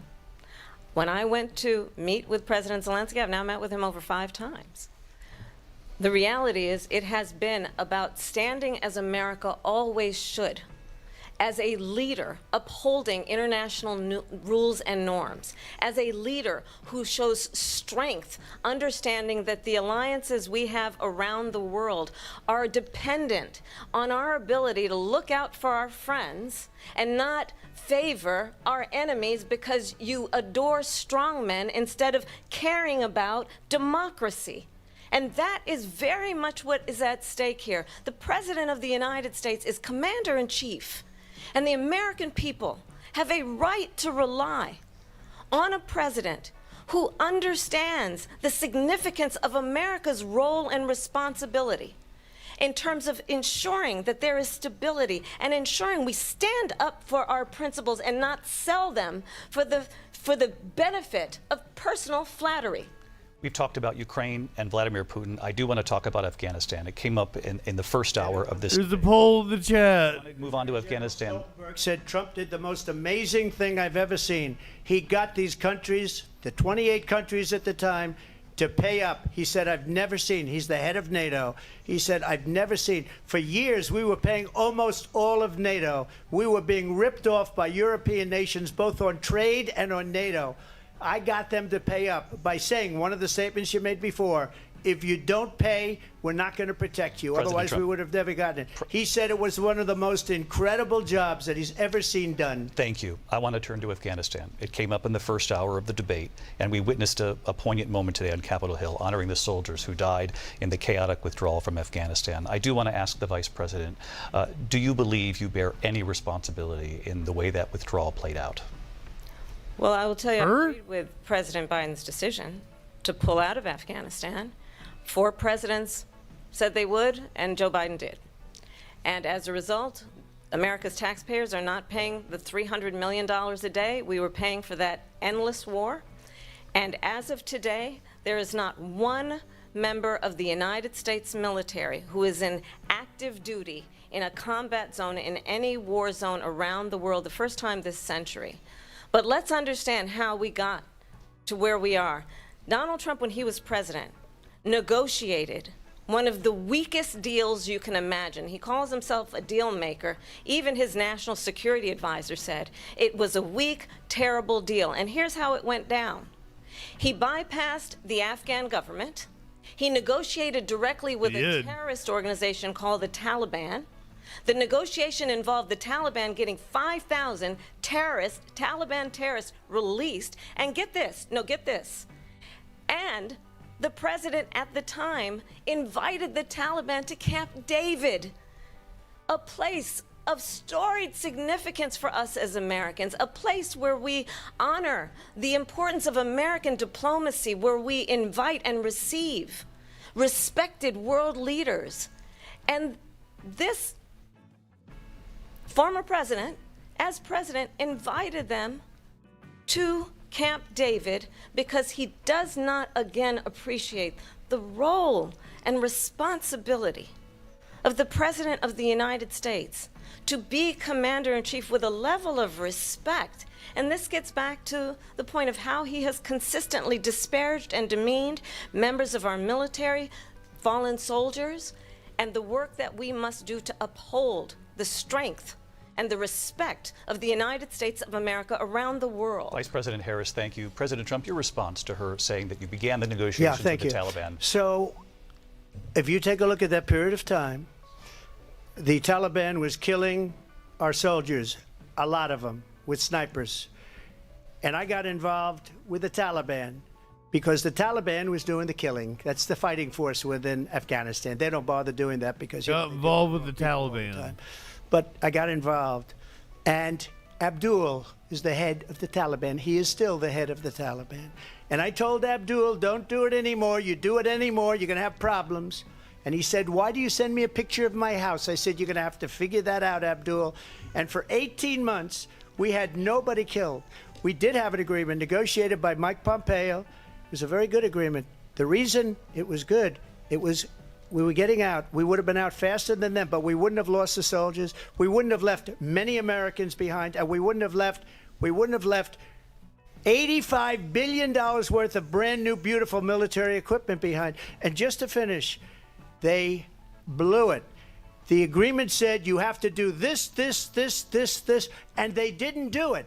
They didn't do it. The agreement was terminated by us because they didn't do what they were supposed to do. I want to move on. Fucking Abdul. The worst withdrawal, and in my opinion, the most embarrassing moment in the history of our country. And by the way, that's why Russia attacked Ukraine, because they saw how incompetent she and her boss are.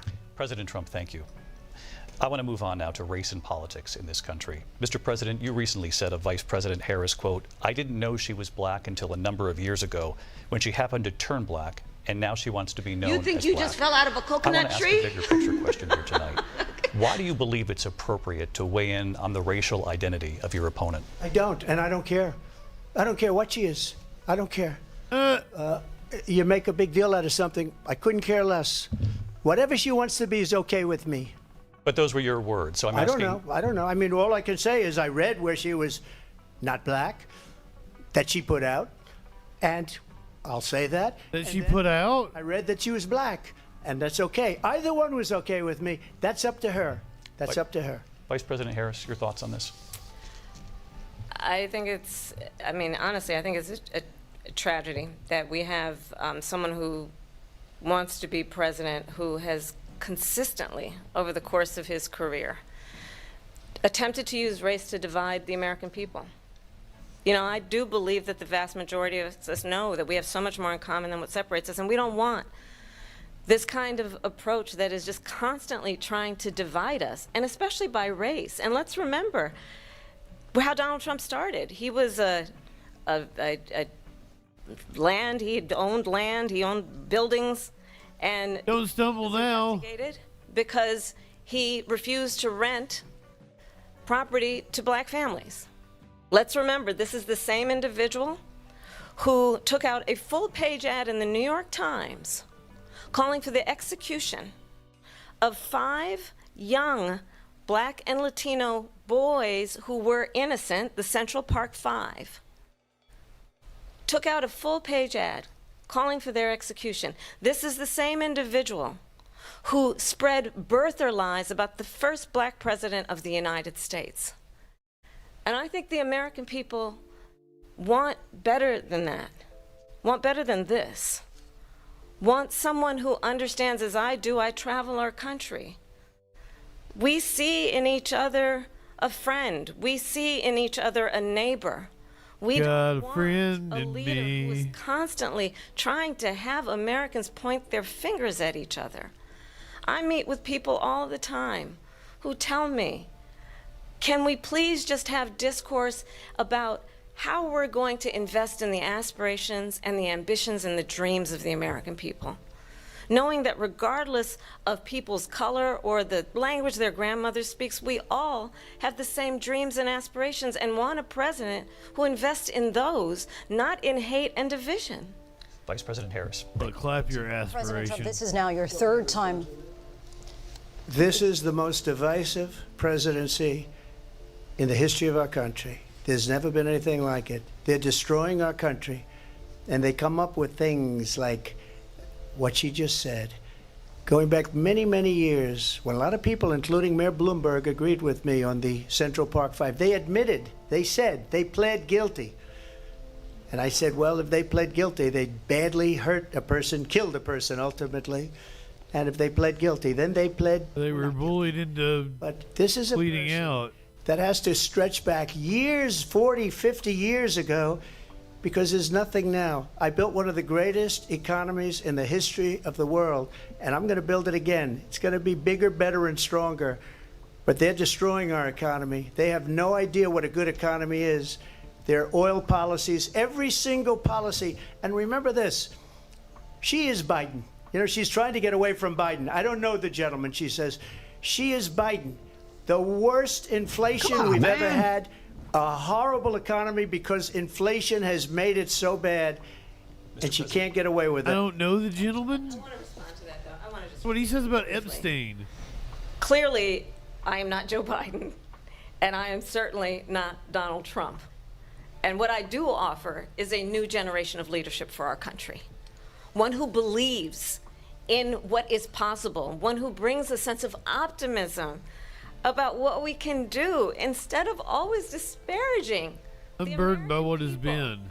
I believe in what we can do to strengthen our small businesses, which is why I have a plan. Let's talk about our plans and let's compare the plans. I have a plan to give startup businesses $50,000 tax deduction, to pursue their ambitions, their innovation, their ideas, their hard work. I have a plan, $6,000 for young families for the first year of your child's life, to help you in that most critical stage of your child's development. I have a plan that is about allowing people to be able to pursue what has been fleeting in terms of the American dream by offering a help with down payment of $25,000 down payment assistance for first-time home buyers. That's the kind of conversation, I believe, David, that people really want tonight, as opposed to a conversation that is constantly about belittling and name-calling. Let's turn the page Vice President and move Harris, forward. thank you. Let's turn to policy. President Let's Trump, turn back we to have policy. to move on. President Trump.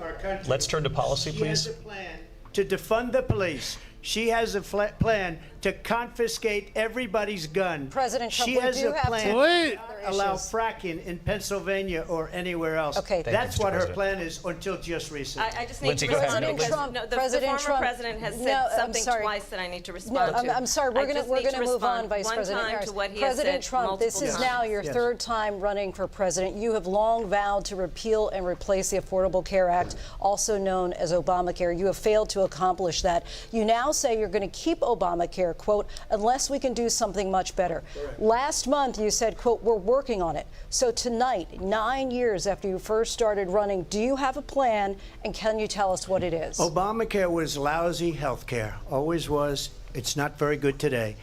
And what I said, that if we come up with something, and we are working on things, we're going to do it and we're going to replace it. But remember this, I inherited Obamacare because Democrats wouldn't change it. They wouldn't vote for it.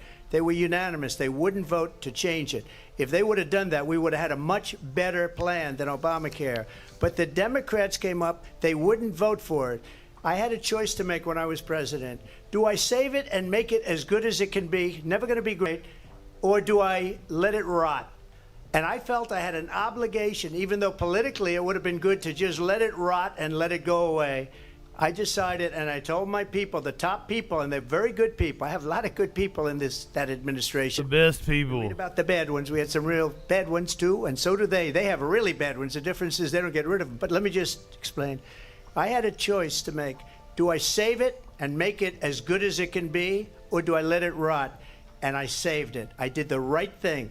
But it's still never going to be great, and it's too expensive for people. And what we will do is we're looking at different plans. If we can come up with a plan that's going to cost our people, our population, less money and be better health care than Obamacare, then I would absolutely do it. But until then, I'd run it as good as it can be run. So just a yes or no, you still do not have a plan? I have concepts of a plan. I'm not president right now. But if we come up with something, I would only change it if we come up with something that's better and less expensive. And there are concepts and options we have to do that. And you'll be hearing about it in the not too distant future. Vice President Harris, in 2017, you supported Bernie Sanders' proposal to do away with private insurance and create a government-run healthcare system. 2 years later, you proposed a plan that included a private insurance option. What is your plan today? Well, first of all, I absolutely support, and over the last 4 years as vice president, private healthcare options. But what we need to do is we know the Affordable Care Act. But I'll get to that, Lindsay. I just need to respond to a previous point that the former president has made. I've made very clear my position on fracking, and then this business about taking everyone's guns away. Tim Walz and I are both gun owners. We're not taking anybody's guns away. So stop with the continuous lying about this stuff. As it relates to the Affordable Care Act, understand, just look at the history to know where people stand. When Donald Trump was president, 60 times he tried to get rid of the Affordable Care Act. 60 times. I was a senator at the time when I will never forget the early morning hours when it was up for a vote in the United States Senate. And the late, great John McCain, who you have disparaged as being, you don't like him, you said, at the time because he got caught. He was an American hero. The late, great John McCain, I will never forget that night. John McCain was a bitch. And said, no, you don't. No, you don't. No, you don't get rid of the Affordable Care Act. You have no plan. And what the Affordable Care Act has done is eliminate the ability of insurance companies to deny people with pre-existing conditions. I don't have to tell the people watching tonight, you remember what that was like? Remember when an insurance company could deny if a child had asthma, if someone was a breast cancer survivor, if a grandparent had diabetes?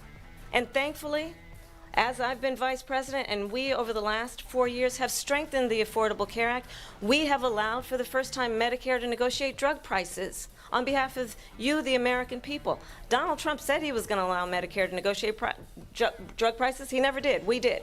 And now we have capped the cost of insulin at $35 a month. Since I've been vice president, we have capped the cost of prescription medication for seniors at $2,000 a year. And when I am president, we will do that for all people, understanding that the value I bring to this is that access to health care should be a right and not just a privilege of those who can afford it. And the plan has to be to strengthen the Affordable Care Act, not get rid of it. Vice President Harris, in terms of where Donald Trump stands on that. I want to move to an issue that's important for a lot of... She made a mistake. At number one, John McCain fought Obamacare for 10 years. But it wasn't only him. It were all of the Democrats that kept it going. And you know what? We can do much better than Obamacare, much less money. But she won't improve private insurance for people, private medical insurance. That's another thing she doesn't want to give. People are paying privately for insurance that have worked hard and made money, and they want to have private. She wants everybody to be on government insurance where you wait 6 months for an operation that you need immediately. President Trump, thank you. We have another issue that we'd like to get to that's important for a number of Americans, in particular younger voters, and that's climate change. President Trump, with regard to the environment, you say that we have to have clean air and clean water. Vice President Harris, you call climate change an existential threat. The question to you both tonight is, what would you do to fight climate change? And Vice President Harris, we'll start with you. 1 minute for you each. Well, the former president had said that climate change is a hoax. And what we know is that it is very real. You ask anyone who lives in a state who has experienced these extreme weather occurrences, who now is either being denied home insurance or it's being jacked up. You ask anybody who has been the victim of what that means in terms of losing their home, having nowhere to go. We know that we can actually deal with this issue. The young people of America care deeply about this issue. And I am proud that as Vice President over the last 4 years, we have invested $1 trillion in a clean energy economy, while we have also increased domestic gas production to historic levels. We have created over 800,000 new manufacturing jobs while I have been Vice President. We have invested in clean energy to the point that we are opening up factories around the world. Donald Trump said he was going to create manufacturing jobs. He lost manufacturing jobs. And I'm also proud to have the endorsement of the United Auto Workers and Sean Fain, who also know that part of building a clean energy economy includes investing in American-made products, American automobiles. It includes growing what we can do around American manufacturing and opening up auto plants, not closing them like happened under Donald Trump. Vice President Harris, thank you. It didn't happen under Donald Trump. Let me just tell you, they lost 10,000 manufacturing jobs this last month. It's going, they're all leaving. They're building big auto plants in Mexico, in many cases owned by China. They're building these massive plants, and they think they're going to sell their cars into the United States because of these people. What they have given to China is unbelievable. But we're not going to let that. We'll put tariffs on those cars so they can't come into our country, because they will kill the United Auto Workers and any auto worker, whether it's in Detroit or South Carolina or any other place. What they've done to business and manufacturing in this country is horrible. We have nothing because they refuse. You know, Biden doesn't go after people because supposedly China paid him millions of dollars. He's afraid to do it. Between him and his son, they get all auto this manufacturers money from had record-breaking years, all this by the money way. from all of these different countries, and then you wonder, why is he so loyal to this one, that one, Ukraine, China? Why is he? Why did he get $3.5 million from the mayor of Moscow's wife? Why did she pay him $3.5 million? This is a crooked administration, and they're selling our country down the tubes. President Trump, thank you. Thank you. We'll be right back with closing statements from both of our candidates. An historic night, this ABC News presidential debate from Philadelphia. I'll be damned. I'm going to hit the commercial break on Twitch. Anybody who's not subbed, sorry if you're not subbed. Presidential debate will continue after. People were handing out the gift subs. We hit like a level 7 or 8 hype train earlier. It was wild. The House will be in order. Exciting. This year, C-SPAN celebrates 45 years of covering Congress like no other. Since 1970, eat more cats. Eat more cats. Providing balanced, unfiltered coverage of government. Taking oh my God, Trump said something I wanted to clip and make into a America's cable companies. Till Paris, thank you for being a freaking follower. And counting. Trump Powered fucking said something I wanted to clip, and I don't remember what it was now. What was it he said that was so fucking funny? Watch C-SPAN's 2024 campaign trail, a weekly roundup of C-SPAN's campaign coverage, providing a one-stop shop to discover what the porg over on YouTube are saying to voters, along with first-hand accounts. There's no ads on YouTube because I cuss too much and campaign ads. Smoke too much weed to get ads on YouTube. Friday nights at 7:30 p.m. Eastern on C-SPAN. Online at cspan.org or download as a podcast on C-SPAN Now, our free mobile app, or wherever you get your podcasts. C-SPAN, the warlord cut of what? View of politics. Tara. Good night, Prometheus. Light one up, tip one back. Yeah, that's what my main mod should do. As the 2024 presidential campaign, It might have been the Spheres of Terra. it's a new 9-part series. I did laugh very heartily at that. The pivotal issues of different eras, uncover what made these elections historic, and explore their lasting impact on the nation. This Saturday at 7 p.m. Eastern, a look at the election of 1860.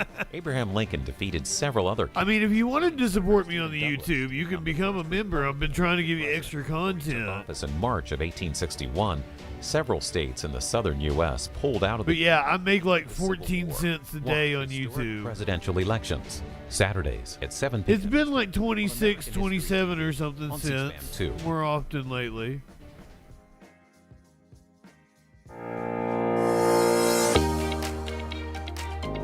Start your day with Washington Journal, your window into the nation. I think it's pretty like The only daily nationally I've made a couple $100 off of YouTube in the last couple of years. and across the country. I make a couple $100 in a month off of Twitch, but like, you know, Opportunity to speak for themselves. it is what it is. That they actually care about. Join us for a live 3-hour conversation with a variety of congressional members and Washington influencers. I love this show. This is my favorite show to do. This is one of my favorite shows. I just, I wish I could wake up early enough to watch it. Journal live. I would live stream it. Eastern on C-SPAN, C-SPAN Now, or online at cspan.org. Do you expect the polls to move from this debate? I need to see how media perceives it. I perceived it as like Kamala has kicked his ass. C-SPAN Radio is easy. Tell your smart speaker. What does Rudy think about the debate? Washington Journal, daily at 7 a.m. Eastern. Important public affairs You events think we're throughout the day. stupid? And You think we're weekdays, catch fools? Washington Today. Listen to C-SPAN anytime. Just tell your smart speaker, play C-SPAN Radio. Thank you, Thread. I appreciate that. I appreciate all of the people that are like the ride or dies, and even like if you're not here live, Mobile app featuring your unfiltered view of you're watching shit back Live the and on next demand. day or the next the morning. day's biggest events. I with see you live guys. floor proceedings and hearings from the U.S. Congress, Simp, we missed you. the courts, campaigns, and more from the world of politics. All at your As fingertips. I said, I noticed you in the Of Washington video I did. Media Winch made a song about me. TV network. And I made a C-SPAN music video for it. Plus a variety of I was going back and like cutting up some old shit. At the I'm app like, oh fuck, what happened to Sim? code to I download. haven't seen Sim in the chat for a while. Website cspan.org/. Boom, you popped up. C-SPAN Now, your front row seat to Washington. I just dropped that video like a week or two ago. And now back to the National Constitution Center. Closing statements. Welcome back, everybody on Twitch that might have got a commercial break. Presidential debate. A reminder, we'll open the phone lines as the debate ends to get your reaction. Plug to Spotify?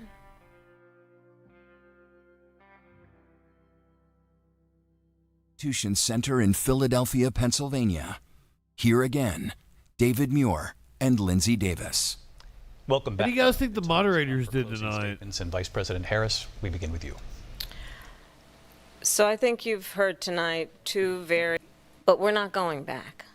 And I do believe that the American people know we all have so much more in common than what separates us. And we can chart a new way forward. And a vision of that includes having a plan, understanding the aspirations, the dreams, the hopes, the ambition of the American people, which is why I intend to create an opportunity economy, investing in small businesses. The only thing I ever ask them, are you okay? And that's the kind of president we need right now. Someone who cares about you and is not putting themselves first. I intend to be a president for all Americans and focus on what we can do over the next 10 and 20 years to build back up our country by investing right now in you, the American people. Vice President Harris, If I was her, I would. Thank you. And that is our ABC News presidential debate from here in Philadelphia at the National Constitution Center. Well, Davis. And I'm David Muir. Thank you for watching. That here was in a the US, thing. all over the world, and from all of us here at ABC News. Good night. We're going to do C-SPAN calls. Stick around. We got much more show to come. And that concludes the ABC. I am fascinated by the fact that you guys are baffled by Warlord. Warlord is indeed a right-winger. Warlord lives in the UK. Warlord is a Tory, a monarchist. Oh shit, C-SPAN cut off. I gotta go to the main channel in order to get C-SPAN calls. Warlord also like just wants to see the world burn. So, night 8-bit, light one up, tip one back. Warlord just takes whatever position will cause the most chaos.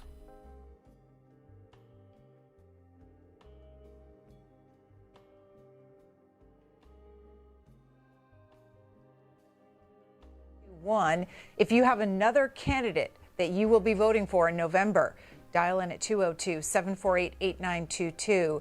If you're still undecided after tonight's debate, You got some really good hits in on him. into it, call us at 202-748-8923. And you can text as well if you I don't don't know if I'd call it great, but it looked really good next to Trump. 903. Include your first name, city, and state. We'll go back into the Media Winch, you should call in. More We're of doing C-SPAN calls. It's there. Get a flavor of the reaction and their perspective of how the two candidates did.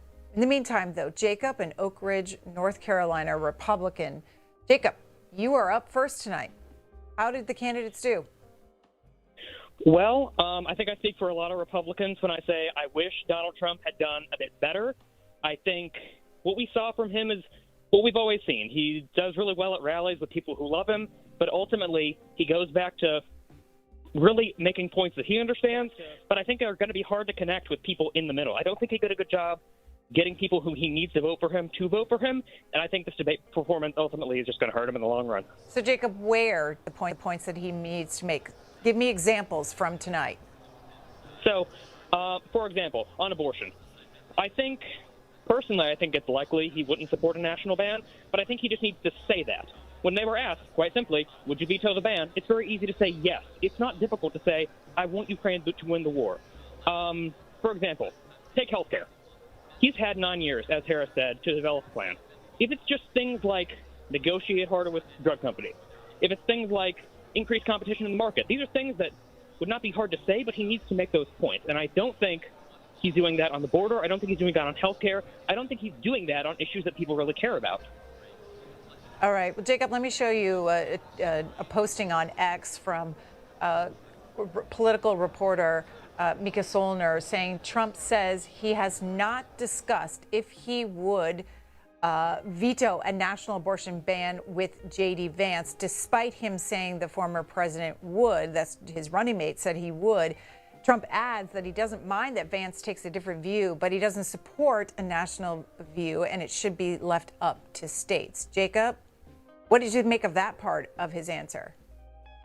Well, that's something that I think he needs to decide what his position is. If his point is that he wants to leave it to the states, well, then he ought to veto a national ban. If he supports a national ban, well, the fact is that's not leaving it to the states. And if, in fact, he, as he says, wants to leave this issue to the states, then he needs to say that, and that necessarily entails vetoing a national ban. I think just making that clear and being consistent in his principles is going to do quite a bit to, if not win over those voters, at least make it more clear to the American people where he stands. And what do you want his position to be? Well, personally, I am, full transparency, I'm a pro-life voter. But I think that a national ban is pragmatic even from a pro-life perspective. Because the fact of the matter is, I value subsidiarity. And I think that local communities where people have much more in common with each other are going to make better decisions. All right? I don't, as a pro-lifer, want to be governed by what people in California think. I think Harris, unfortunately, is very likely to win this election, and I don't want to be governed under what a Democrat abortion policy would likely Ben Shapiro. In that same vein, I can't say to people who largely are pro-choice, hey, on a national level, I want to crack down and, prescribe whatever abortion policy I would like. Jacob, do you think that the vice president was effective when she said people don't want the government controlling their bodies? I think she did very well in that. I think that is the best way for the Democrats to phrase this issue. Personally, I disagree with that framing, but I think that that is the language that resonates with people, and that's what really drives home their side of this, that this ultimately is a very personal decision. And I think she did an excellent job in making the point that, even regardless of whether they do it on a national or a state level, Democrats support, in her view, the sort of individual autonomy that people really value. I think that helped her a lot. All right. I'm going to go on to Megan. I don't think he's making anybody wet either. Megan, your reaction. How are you? What up, Megan? My reaction is that I am a black woman in America, okay? Get it, girl. Mother of two. My reaction is that I look out for action, not just words. I'm not the type that's going to be fooled by what a person says. Kamala Harris is talking a lot of stuff, but Kamala Harris been in a seat to do things for a long time. Job talking. Biden, and nothing has been done, okay? There is no action behind those words. I am a pregnant woman, 4 months pregnant in America, an American citizen. I have not even been able to go to the hospital to get Medicaid, to check on my baby, and these people have been running this place down the drain. I think people should give Donald Trump a real chance. If anybody says anything bad about anybody, people are going to believe the bad before the good. Donald Trump about action. Donald Trump is going to make real changes. What makes us think Kamala Harris is going to make changes as president if she ain't making no changes as vice president? Okay, Megan, I will jump in. Let's go back to Philadelphia. Damn, Megan. Room and listen to I want some of whatever you're on. Years, and they just had to adjust it. 818,000 jobs that didn't exist. This is an economy that is teetering on a disaster, and Kamala Harris is responsible for it. This debate did nothing to show the American people that she's not. The vice president obviously was trying to tweak former President Trump. We're easdropping on a Fox News interview. He fell into that trap. No.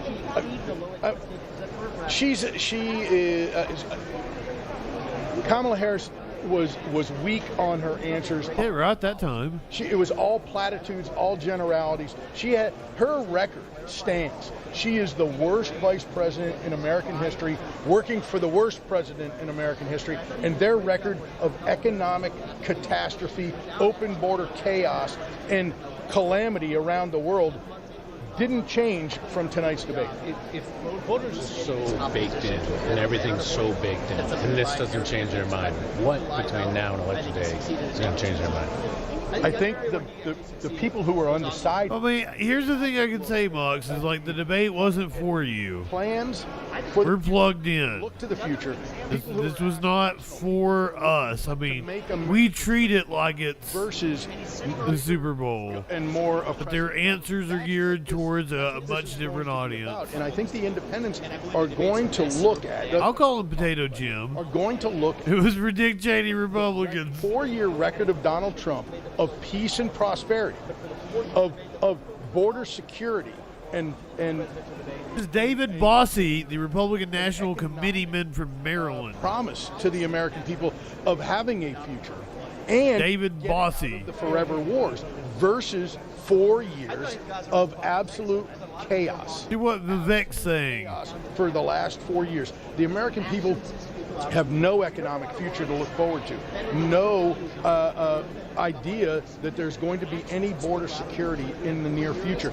Kamala Harris has been the border czar for 4 years and has failed at every turn. Whether it's fentanyl, whether it's immigrants coming across the border by the millions, that is an absolute failure on her part. This debate didn't.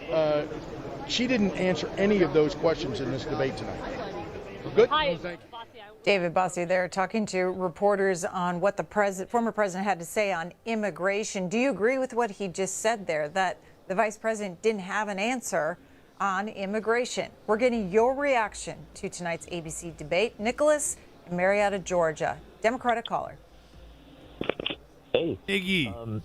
So I've been a Democrat for a while. I would say that I am very, very pleased with Harris in the debate. I was probably a little bit too interested in the debate. I was also watching a number of other people talk about it, like leftist commentary streamer Vosh. But I'm just very, very pleased with Harris. I think she did a great job. She watch Vosh. Trump in an aggressive way, and I think that is Trump's. Did I have a wicked sick aesthetic though? You just come over here. And it works on people like Biden, because Biden likes to be a bit more laid back. But now that Harris, who should enjoy her, I think she's very, very well matching against him. What do you think it was, Nicholas, that she said that you thought was aggressive? I think a lot of the times when she seemed to get more emotional, I don't want to say angry, it felt a bit kind of like there was a bit of frustration almost, like she's trying to mimic the frustration of American people, for example. But when she talks about the ways that Trump has failed to act and react to situations that we are facing as American people, and she seemed to just really express that frustration and say, why haven't you fixed this? All right, Nicholas there in Georgia. Back to the spin room. Senator Tammy Duckworth is talking to reporters. Let's listen in. She made the case to American people. I think they know more about her now, and they know that she's going to be a president for all Americans. Thank you. Thank you. Is he going to stay there? We got the ass in. Senator Duckworth, one of the many members of Congress, both on the Republican and the Democratic side of the aisle, that made their way to Philadelphia for tonight's ABC debate. They're in the spin room. We'll see more here as we get your reaction to the debate. Chris, San Antonio, Texas, Republican. Chris, what do you think? Well, first of all, I feel that ABC commentators, or the debate moderators, if you want to call them that, did a heck of a lot more fact-checking on Donald Trump than they did on Kamala Harris. Just about every question that she was given, she responded to with a lie. Really? She had no concrete policy. She's just like blowing stuff out of her head, like that didn't have any substance to it. They were helping her and not fact-checking her when they should have been. There's like Pinocchios all over the place. I feel like on X right now, there's just like everybody's calling out every single lie that she had. There were quite a few. On X right now. Do you turn to X and people that you follow to fact-check? Have you tried going to an outlet that does fact-checking, like PolitiFact or others, Washington Post? I follow both and conservative accounts on Twitter or X, and I also do fact-checking on my own as well. It's just crazy. It's stuff that she says, like, I mean, they didn't even call her out about her Charlottesville comment that she made, and that's been, like, debunked by everybody, including Snow. No, it hasn't. So I mean, there's. Chris, let me just run this by you because it sounds like you'll agree. Frank Luntz, the pollster, tweeting out that, like it or not, David Muir arguing with Trump will fuel the narrative that these moderators are biased against him.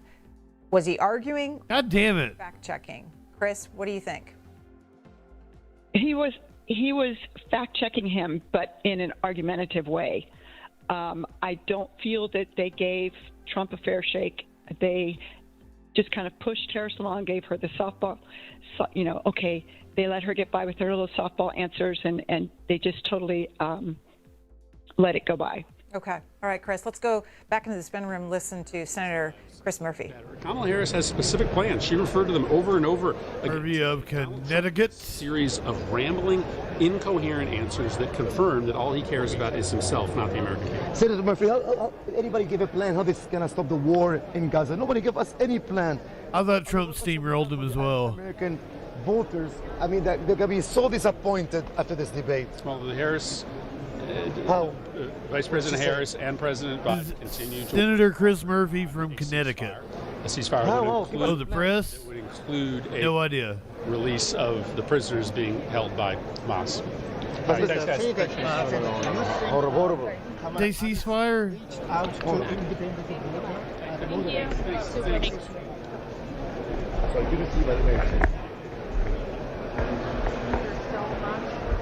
Do I have C-SPAN quality turned down? You can see there that there are a ton of reporters in that room, in the spin room, that this media filing center with They just doing it to me? Convention Center, very large venue.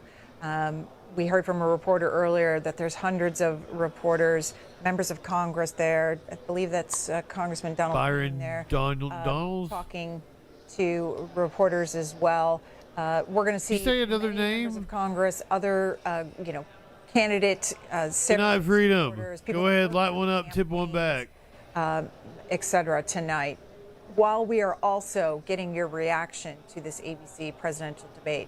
John is in Lincoln, Nebraska. John. Independent. John? Hello? Me? John, you there? Am I on? Yes, you are. What did you think of the debate? Okay, cool. I was extremely underwhelmed with Joe Biden's performance in the last debate. Hey, John, can you just hang on we all? 1 second here, because J.D. Vance is talking to reporters. Let's listen in. Sorry, John. At every single step, she wants to ban fracking. Kamala Harris has been explicit about wanting to ban fracking, and she couldn't explain why she allegedly flip-flopped on a view that she held just a few years ago. If you ban fracking like Kamala Harris wants to do, it's going to immiserate and impoverish thousands of Pennsylvania citizens, and it's going to jack up energy prices, by the way, even higher than they've already gone up, because thanks to Kamala Harris's policies, we've got energy prices that are about 40% higher. They're going to go a lot higher if she puts a lot of Pennsylvania frackers out of work. Shut up, John. We got a weirdo on the mic.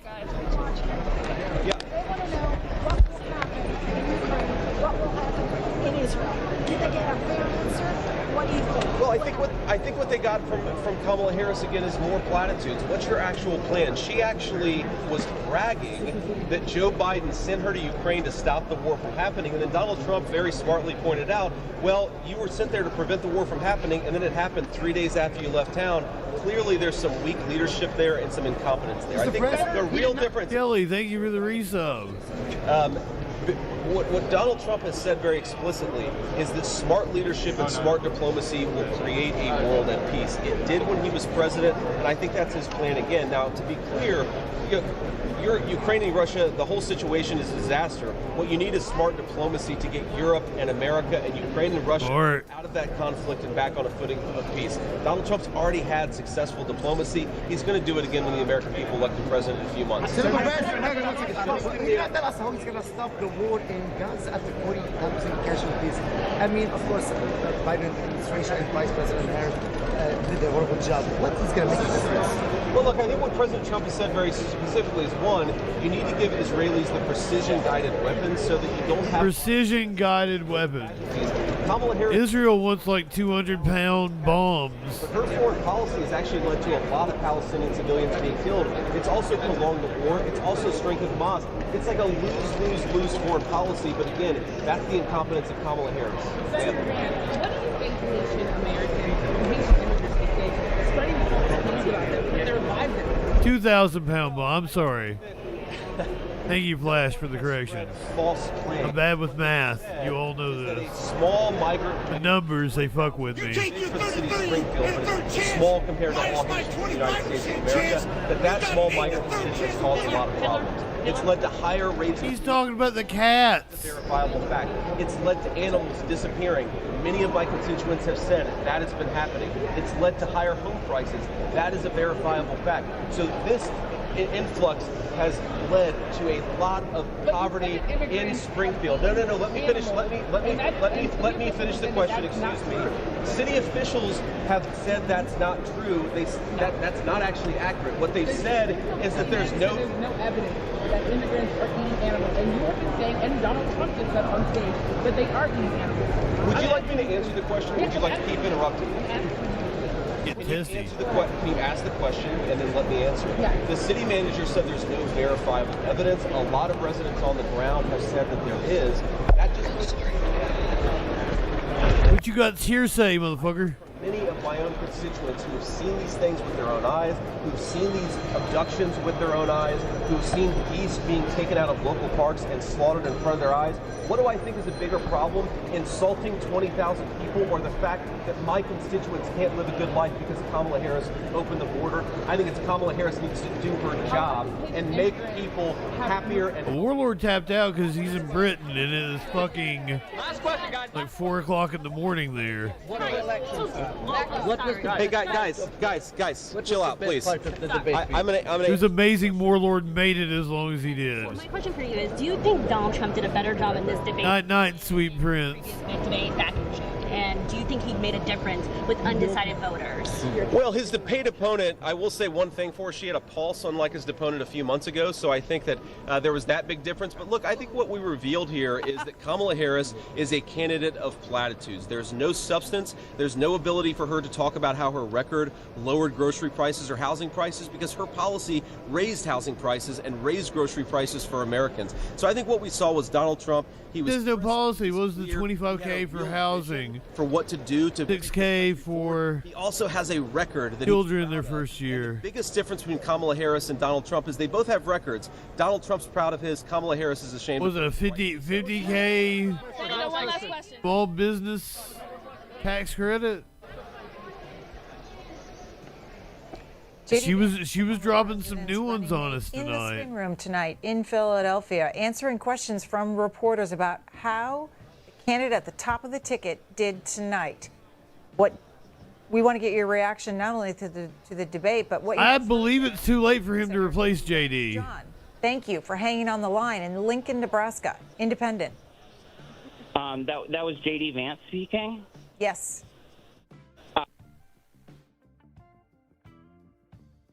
In Monterey Park, California, Democratic caller. Oh God, what'd he say?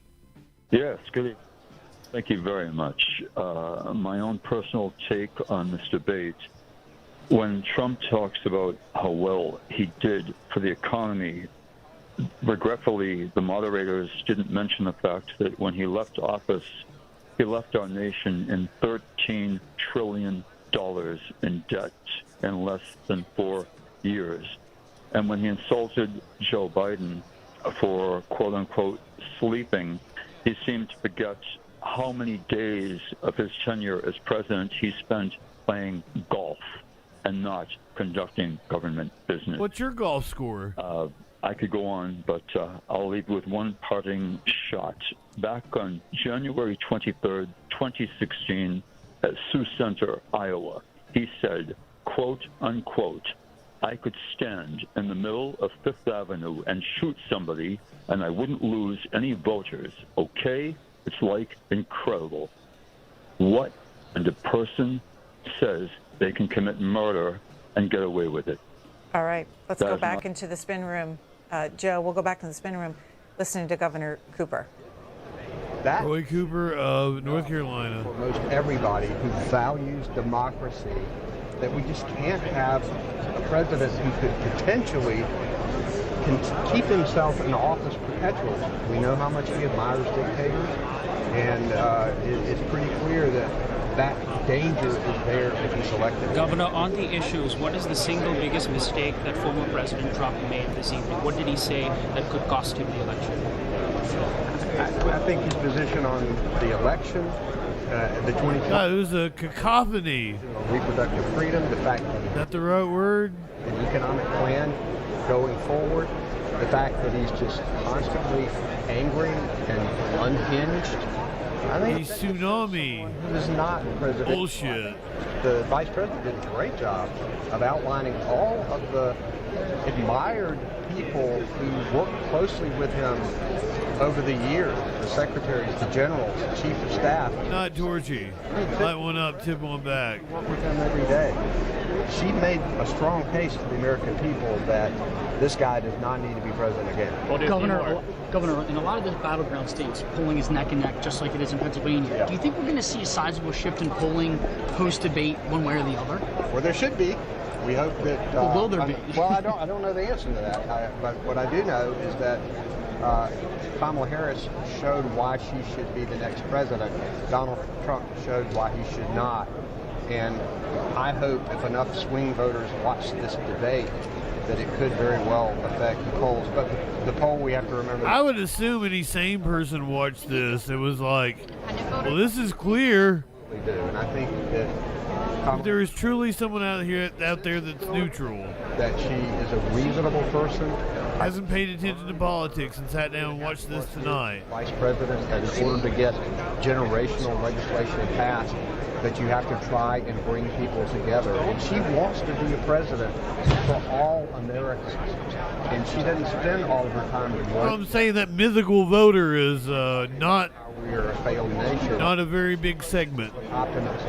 And I believe that most of the American people like that. Now, if North Carolina was such a pivotal state in this election, you're on the ground speaking to your constituents every day. What are some of the issues? What else do they want to hear from these candidates moving forward? Well, health care is so important to North Carolinians. We were just able to expand Medicaid. They can't hit me with no profanity, but it was easy because I was just listening to the debate.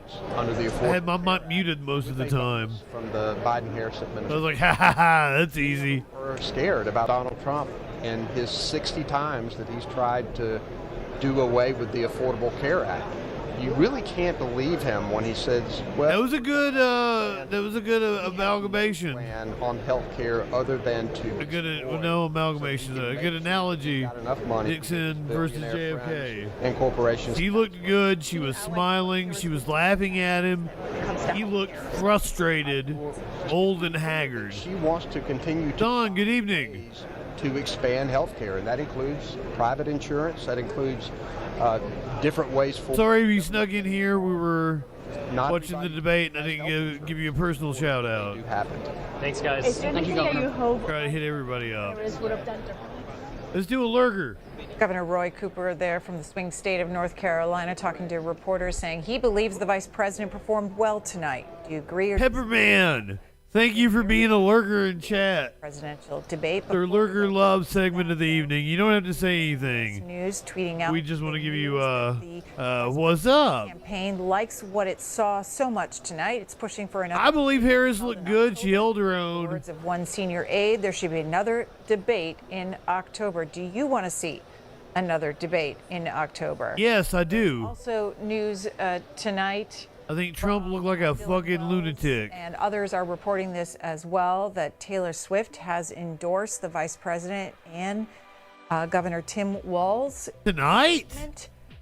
She said that she is supporting Taylor Swift. She's supporting the vice president and the governor in this election, saying that ending this with love and hope. Taylor Swift, childless cat lady, is the post that she put on Instagram tonight. Carrie in West Salem, Wisconsin, independent. Hi, Carrie. This is not coordinated with the campaign, I would hope. Couple things. I really agree with most of, if not all of, what the good governor of North Carolina said. I think what happened in the debate that I saw that changed my mind totally to Kamala Harris is her smile, her facial expressions. Donald Trump's lips were curved down the whole time. He looked like Mussolini, and he looked like he was going to be a dictator. He never smiled. He never gave away that he was. Because you wouldn't do it at this time, DJ Dub. Carrie, how were you going to vote before tonight's debate? I wasn't sure until I saw the entire debate, and now it's Kamala all the way. Were you leaning toward? Were you leaning toward the vice president before tonight's debate? I wasn't really leaning toward either of them. Okay. I thought I'll watch the debate and see what my how my decision would be affected by that. But seeing that was, I think. Harris ran away with it. All right, Carrie, I'm going to leave it there. Let's go back to you do it in a couple of weeks and Jr. there talking to reporters. Get a bounce out of it. Oh, here we go with the bear eater. That is the big thing I think she needs to explain. Dice que falló en el trabajo que le dieron, que no lo completó y que ella tenía que explicar eso. Pero ella le dijeron disminuir la inmigración, no controlar la frontera. She didn't have the power to control the border. Oh yes, of course they did. They could. They immediately listen. I've been down to the border to Yuma, and all of He supposedly speaks Spanish, but it sounds like he didn't understand the question when she asked in Spanish. the material for completing the Trump wall is sitting on the ground. The Biden administration, the day that they came in, ordered construction on the wall stop and left those holes, and that's where the immigrants are coming through. They dismantled the fences. They took down the long-range cameras. They took down the sensory equipment. They changed the laws. They changed our policy from a catch and return policy to a catch and release policy. They changed the Migrant Protection Act so that immigrants, prior during the Trump administration, immigrants who wanted to apply for asylum, coming in from other countries through Mexico, had to adjudicate their claims. Perfect dog. Hell yeah, I will also cast my vote for RFK's brainworm. The immigrants come across, so absolutely, she had complete control over the situation, and brainworm 2024. All right, excuse me, I need a hole right here. We did not get a Hannibal Lecter mention, but we did get a fictional character. Supporter now of the former president after he suspended his presidential campaign in recent weeks. He's in the spin room along with members of Congress, governors, campaign officials. We're listening to them in Philadelphia inside the convention center after the two candidates squared off at the National Constitution. What a night it's been. City. What is your reaction to what you heard from She mentioned Hannibal and the Lecter. vice president? Sarah, Santa Barbara, California, Democratic caller. Let's hear from you. Hi. I actually had the experience of being able to watch this with two of my children who are voting age now. My kids are 20, 18, and 16, and in the last election, they were 16, 14, and 12. So this actually was really great for me that they got this experience to see a leader who shows intelligence and articulation, but also empathy toward the entire nation of Spoiler alert, it's going to be Trump. Specific group of people. I see She's a Democratic caller. has a heart for our country, but can also then lead and represent our country to other countries with that same strength and articulation. So that's been really exciting for us to watch. I think that she did a good job of staying on target with policies. You can only go so deep into policy when you have a minute and a half. I would like to see in the future debate in October, if that comes about, that the moderators actually maybe would have control of the mics so that when it was time to go on to the next question, they would themselves be able to mute and ask those questions and move the debate forward a little bit better, so that we could get more specific policy and position conversation. Well, that's about as good as you're going to get. But I think, honestly, though, some of what got let to some of what we were able to hear maybe needed to be heard just to make the differences between the two candidates as clear as it was today. So Yeah, Sarah- overall, I feel hopeful for this. Yeah, see, some commentary was picked up on the microphones when the candidate was not supposed to be speaking, and then there was other commentary that was not picked up, and you could only hear it if you were in the room yourself. The mics were supposed to be muted tonight. That's the rule that ABC put in place and that both candidates agreed to. So you think going forward, if the mics are muted, the mics are muted. Both, they should be, period. You shouldn't hear anything. Yeah, and I think the moderators having control over that, like they mute the mics, they ask the question, and then they unmute the person that they've asked for a response for, rather than, I'm not sure who, it didn't seem to be the same people, but I think that would be helpful. All right.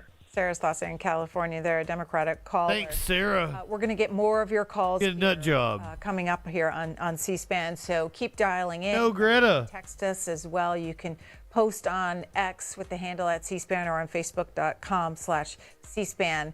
We'll go back to the Philadelphia Convention Center. Natalie Ellison joining us. She's a national political reporter with Politico. Natalie Ellison, what are you hearing? We've heard a little bit from surrogates ourselves here as our camera is live in the spin room. But what do you make of the spin that you're hearing? You know, we're getting a mix of reactions from the Trump side in particular. Of course, they are sticking to some of their talking points about the former president having won the debate and really owned the president on issues like the economy and immigration. But at the same time, we are detecting some degree of uncertainty from some of those top Trump surrogates. I'm thinking even someone like Vivek Ramaswamy, who's been really out front for President Trump. And tonight in the spin room, he said he didn't really think ground was won or lost by anyone. He had some ideas of how Trump could improve if a second debate happens. And of course, that's still really uncertain. We've heard from people like Lindsey Graham, who've suggested to some of the reporters he's spoken with that perhaps Trump's team failed him in the preparation. And so we're hearing the talking points from Trump definitely lost. Trump allies, yes. But I can tell you from having talked to some of these people, they... Was it a resounding loss? Probably not, but it was definitely a loss. How maybe an average viewer would walk away saying without any question that Trump won tonight. And what about the vice president's camp? OMG. I'm so sorry, Greta. Can you repeat that? I have a hard time hearing you. No worries, no worries. It's loud in there. What about the vice president's camp? What are they saying? Well, you know, as someone who is focused on covering President Trump in this election, I've made a point to hear what his surrogates are out there saying tonight. We have a team of colleagues who were speaking to Harris's team as well. They were certainly fanned out. You know, I saw Governor Newsom, Governor Cooper from North Carolina, others who are all speaking on her behalf, and they're pretty giddy. Taylor Swift endorsed Vice President Harris tonight at the conclusion of the debate, and so for them, you know, the baseline was pretty low for Vice President Harris going into this. We have heard for many weeks now Republicans talking about how incapable she would be speaking extemporaneously. Of course, she got a lot of practice doing that, but that she hasn't practiced in the form of interviews with reporters and speaking for extended periods of time, unscripted without a teleprompter. And so they really set the bar low for her. And tonight, it seemed like a lot of that practice paid off for her. You know, you can of course quibble back and forth on if she really succeeded at making her points on her record with the Biden administration. But at the end of the day, she was able to go back and forth with Trump, just, you know, in terms of carrying on a debate. And that's more than what a lot of the Trump allies were projecting she would do. Really? They underestimated her. The former president's running mate in the spin room, taking questions. And that I believe that actually the misogyny in them let them underestimate her. President, will she hold either another interview? Will she have another interview, sit-down interview? Did he use Chris Christie this time? Chris Christie wouldn't let him underestimate her. You know, it would be a surprise to me if she did. That's not something she does a lot of. Trump has made a practice of holding the last several weeks a number of these press conferences. I went to one myself at Trump Tower just last week that he called pretty spur of the moment, and he's very comfortable standing in front of a group of cameras and speaking for sometimes an hour or more. I will say he didn't take any questions from the press at that last press conference. So it was Tulsi Gabbard and it was somebody else, right? He did stand in front of cameras and talk off the cuff. As of right now, Vice President Harris doesn't have any media availability planned into her stops in the battleground states. She's going to be out on the campaign trail, as will President Trump. He's going to be heading out west, rallies, fundraisers, and a press conference out there. So they're both really going to be hitting the trail after tomorrow's 9/11 commemoration ceremonies and things like that. They are going to be getting back on the campaign trail. Where do you suspect you'll see the candidates in the closing weeks? Tulsi and RFK. Well, that's why he fucking sucked ass. Well, you know, they have about 7 states that they... Christie endorses Harris? No way. And everything else at this point is irrelevant. There was talk several months ago before Kamala Harris ascended to the top of the ticket. There was talk about Trump winning places like New Mexico and Minnesota and New Jersey, and as you can see, he is not campaigning in those places right now.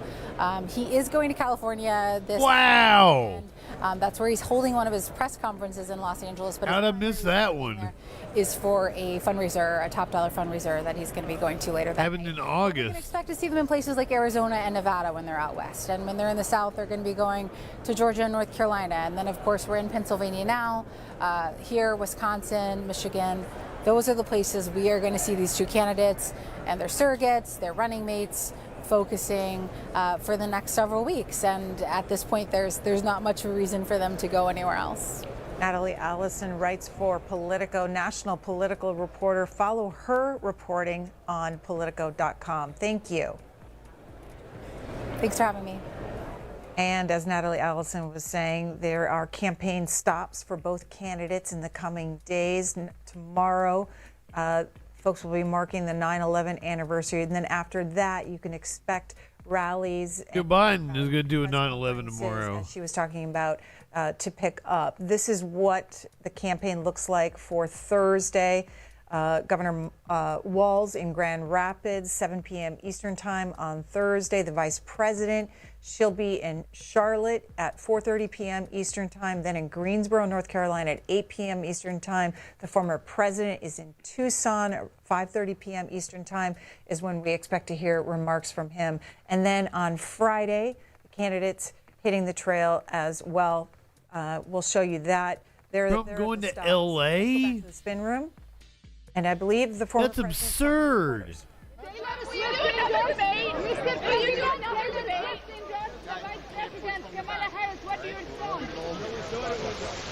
What in the world would be the rationale between going to L.A.? Very interesting. It showed how weak they are, how pathetic they are, and what they're doing to destroy our country and the border with foreign trade, with everything. It's a dumb campaign move. It's the best debate I've ever personally that I've had. Nevada, I understand. It showed 92-6, 88 to 11. So we're having a lot of great. Oh, you might be right, Joey. Holding his phone calls and lots of. Holding a rally because he's having a fundraiser or some shit. Debate. Now she wants to do another one because she got beaten tonight, but I don't know. Why wouldn't you look at her? Why don't you look at her? Mr. President. The polls are indicating that we got 90%, 60%, 72%, 71%, and 89%. So the polls are very good. Beyond the polls, I felt very good. I had a good time doing it. I hate to speak about our country so negatively, but that's what happened. They ruined our country. They destroyed our country. So I hope you're all ruined having a good time. But it was a very interesting. Did you get under your So confident you won tonight. Why are you here? Why not let the performance speak for itself? Well, I think it did, but people said, would I come here? And I made an obligation to a couple of people. I'm going to do their show. But it was I thought it was a great night. Mr. President. What do you reaction to Taylor Swift's endorsement of Kamala Harris? I have no idea. Mr. President, why didn't you look Will at you her? debate Harris again? The latest Newsmax poll has Trump winning all 53 states. Calm down. No, I thought the moderators were very unfair, but it basically was 3-on-1. But I thought they were very unfair to the moderators. Everybody did. But despite that, they're saying that the debate was. Yeah, I assume the moderators would be mad because that right there is the worst of all the news networks, in my opinion, and it always has been. Yeah. Will you debate her, Mr. President? Well, she wants a second debate because she lost tonight very badly. So they immediately called for a second debate because they lost. So we'll, think about that. But she immediately called for a second. Look, we're looking at. He did? Did Harris call for a second debate? The worst poll that we've had was 71 that I see. 71% to like 24 or 25. Mr. President! President Trump, we'll look at it. President Trump. They want a second debate because they lost. Every poll shows they lost. President Trump, look at something like Well, hell yeah. I hope it happens. It probably won't happen on Fox, though. But maybe. I'd trust Brett Baer. They've said it would be on Fox. It'd be Brett Baer and Martha McCullen. Brett Baer is pretty fair.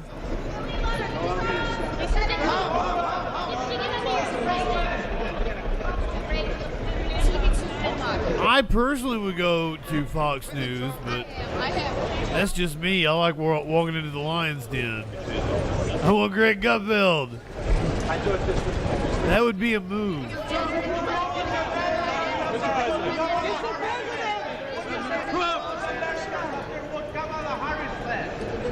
Well, if you want comedy, why do you want Greg Gutfeld? Oh.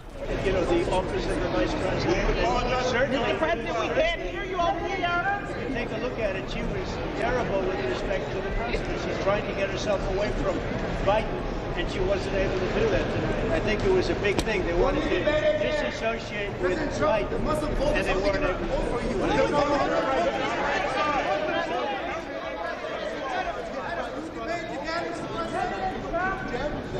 I'm up past my bedtime. Project 2025. Yeah, I have nothing to do with the project.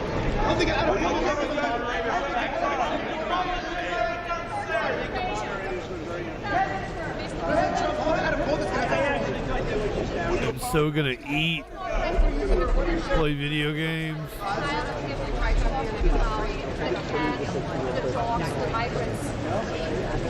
President Trump, I'm Yusuf. Migrants eating cats. Calm down, no pushing. Do you have to come out and take questions because he needed to feel good about himself? If he performed well, he wouldn't have came back out, would he have? Mr. President. I thought it was a great debate. I thought it was my best performance, actually. But I don't even view it as a performance. Our country is in decline. We're a nation in decline. And I thought that we got that out. She was unable to defend it. She was certainly bad on foreign policy. She was very bad at the border. And the polls are showing that I have one poll is 90. Oh, you get to play video games clinically. I don't get to play video games until I'm done with you guys. I have to sacrifice. I thought it was a great debate from my standpoint. Mr. President. For the sake of the chat. What about black voters? What about black voters, Mr. President? What do you think black voters? I love black voters. I love them, and they love me too. Mr. President, for black men, Mr. President, what are the numbers for black men then? You take a look at it. No, Do you, Mr. Well, you can check it. Do you think you're going to lose? Check with the Mr. President.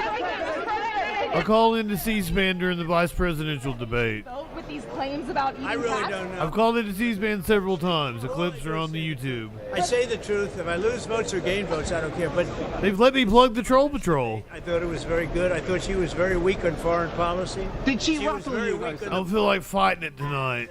I'm very happy with What it. is Mr. President? Mr. President. Okay. Mr. President. Most woke game on Steam. Is that Last of Us? The moderators.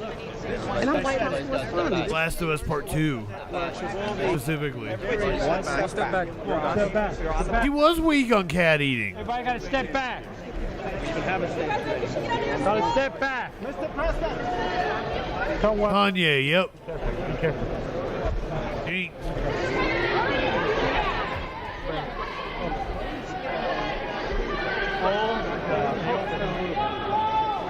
That's insane.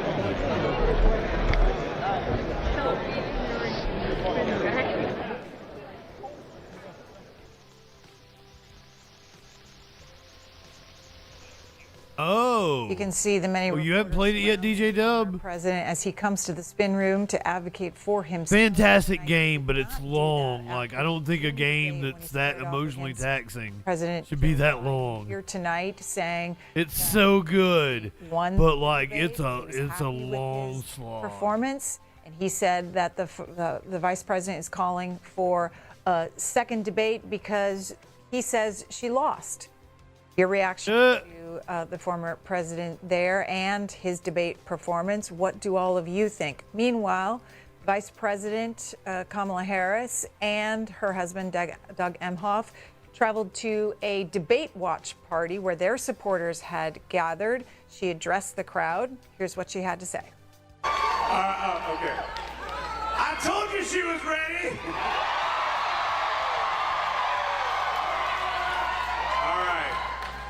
won that debate.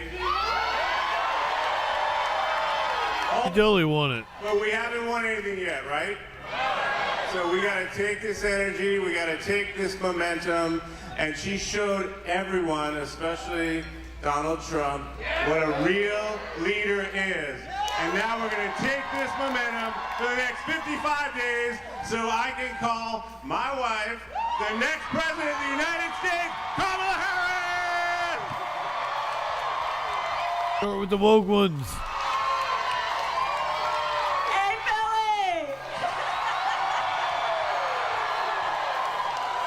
Hey, Madam Vice President. You know how I am. Okay, today was a good day. We got to work tomorrow. We got 56 days to go. We got a lot of work to do. And let me just say that I think we all know that tonight was a night that highlights something that you all have been working so hard on. We have folks here who have been knocking on doors. Well, you know.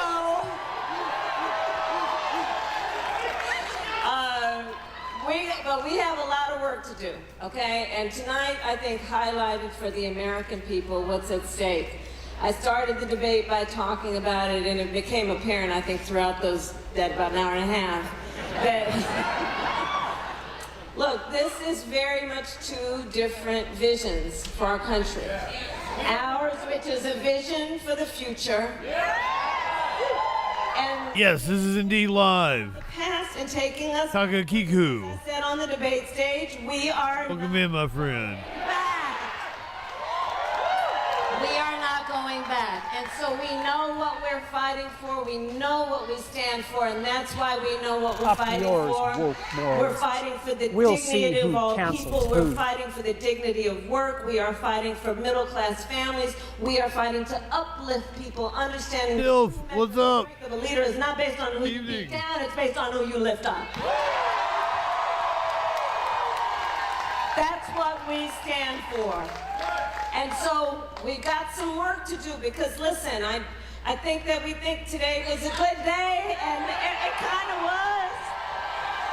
Kinda. We have 56 days to go, and guys, we're still the underdogs in this race. It's tight. We have got to win Pennsylvania. And we are going. He did. Trump took every single bait she threw out there. And it is because of you. He threw him off his game. You have signed up, you have volunteered, you are organizing, you're helping us to email and text and knock on doors and talk to your neighbors and your friends. And here's the thing. Came unhinged multiple times. It is people driven. It is about the people. It is about uplifting our country. This is a campaign born out of love of country. We love our country. Oregon gal, good evening. We believe in who we are. We believe You in think the you American just fell out of a people. coconut This is tree? a campaign about bringing folks together, knowing the vast majority of us have so He much. dropped a coconut on that head. It is about inclusion, and it is not about division, and it is not about demeaning and name-calling. It is about lifting folks up, working folks, families, children, people who are just not just trying to get by, but trying to get ahead. That's what we stand for. So let's get out here for these next 56 days. Hard work is good work, and we will win. We will win. That was the former vice president the vice president moments ago in Philadelphia at a debate watch party in the spin room at the. You see J.D. Vance over there in the corner? President, he's sitting down with Fox News, Sean Hannity for an interview. He's over there, right there. We want to bring you over to another part of the spin room. Anthony Scaramucci, who worked for the former president, is a guest tonight of Harris. Presidents. She invited him to come. He opposes the re-election of the former president. Let's listen in. This campaign versus Donald Trump's campaign. Thank you.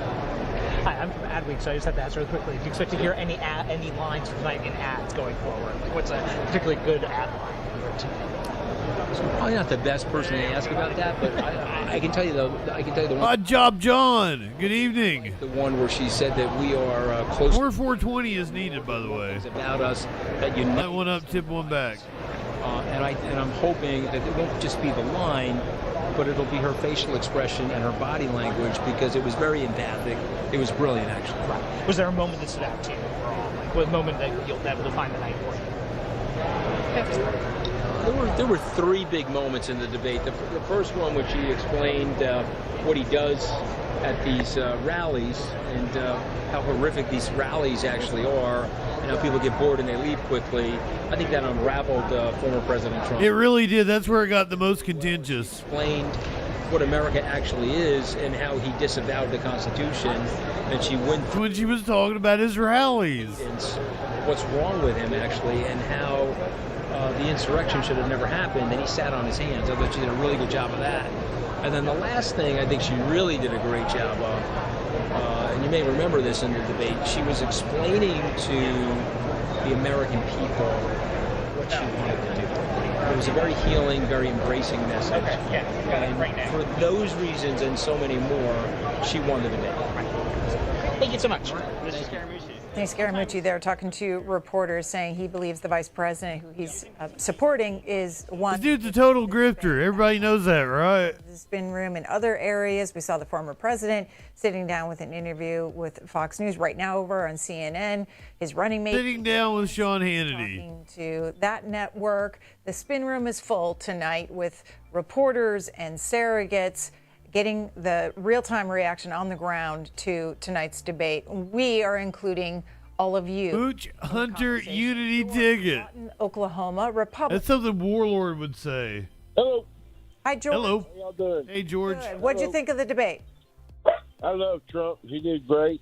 You know, everybody forgets that he didn't take a paycheck when he worked as president, and did not take a vacation.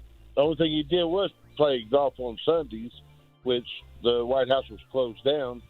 And that was the old Trump, but he did everything he said he would do. He fixed the border, he fixed the economy, he put tariffs on China, and he made the European countries pay up so we can protect them. All right, George there, a supporter of the former president. Daniel, Mission, Texas. Daniel, who are you supporting? Well, right now, I think I'm going to go for Trump. And tell us why. Well, in 2016, I voted for Trump.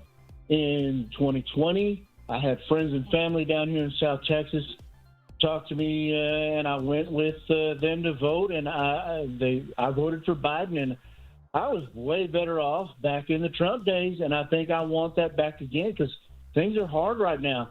I got $40 till next Friday payday. And what do you think the former president will do for you? What did he do in the first 4 years that helped you? All I know is we were looking to buy a boat, and I was almost out of credit card debt. The economy was good. Things were good. Groceries, prices were down. The prices on houses were down. I don't have a house. I'm still renting. I can't even afford to rent. But I thought it was going to get better with Biden, and it's gotten so much worse. And I can't do it again. I got to go with Trump because I need it back. Because I'm telling you, I am living proof that things were better the other way with Trump. All right, Daniel. I'm going to go to Christopher, who's in Louisville, Kentucky, Democratic caller. Christopher, your turn. Hey, how you doing? Christopher, you there? Hello? Yeah, hello? Yes, your reaction to the debate. I was going to vote for RFK. Unfortunately, he dropped out and went with Trump. So I'm leaning more towards Kamala, and tonight helped that process. I think she answered all the questions. I think Trump avoided talking about anything except for the border that he felt he was strong on. And which topics did he avoid? He wouldn't answer. He refused to answer almost any question. He wouldn't answer if he had anything to do with January 6th.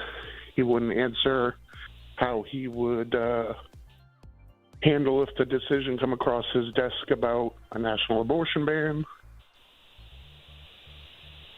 Okay. And cut him off, Greta. We'll move on to Kevin, who's in Arcadia. Fucking Florida, Kevin. Republican. Kevin. Hi. was kind of disappointed with Trump's performance tonight. Good.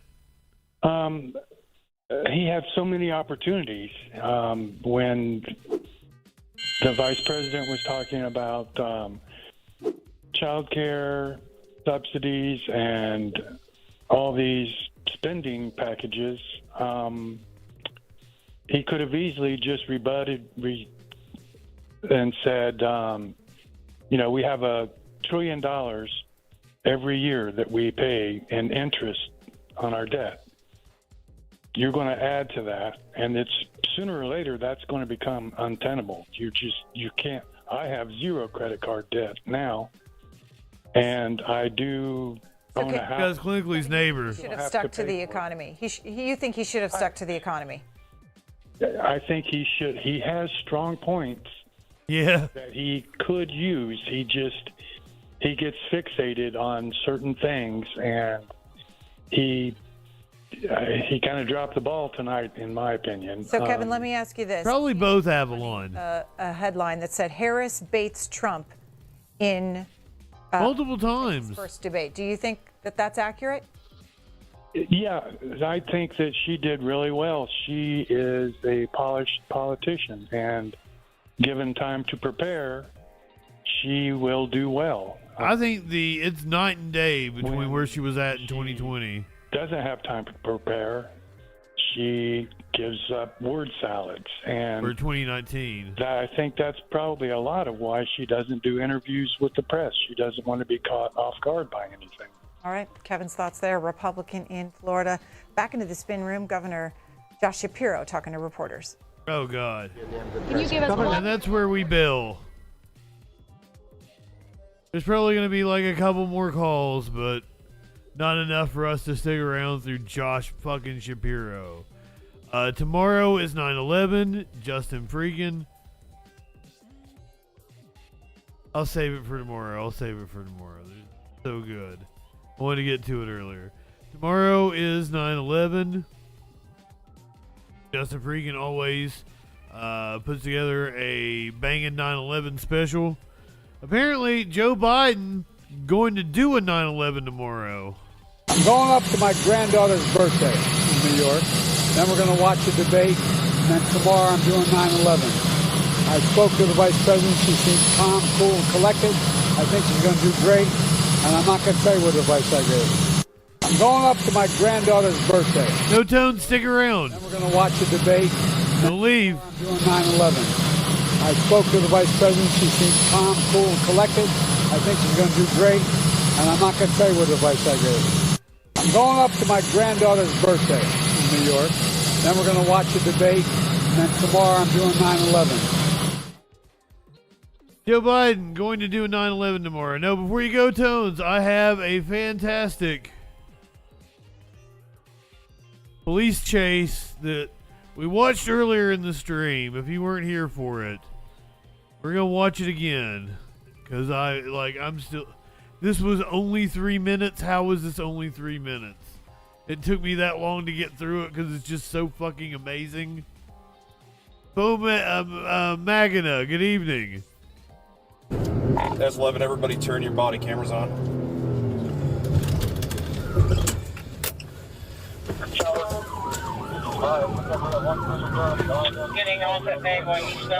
We've watched some wild chases. Like this one. More than one car. He's on main, one cruiser behind it. Going through 18, he's on main, going through 18. I just noticed he was driving in the wrong lane with traffic oncoming.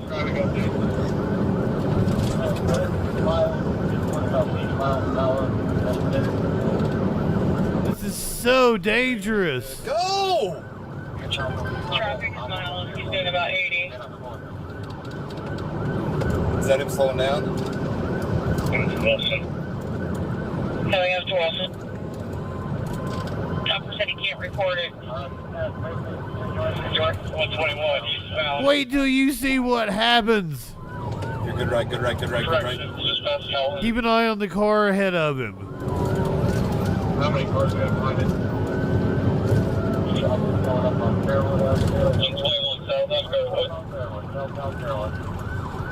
That's 11. 6 approved. Was it a dead end back here?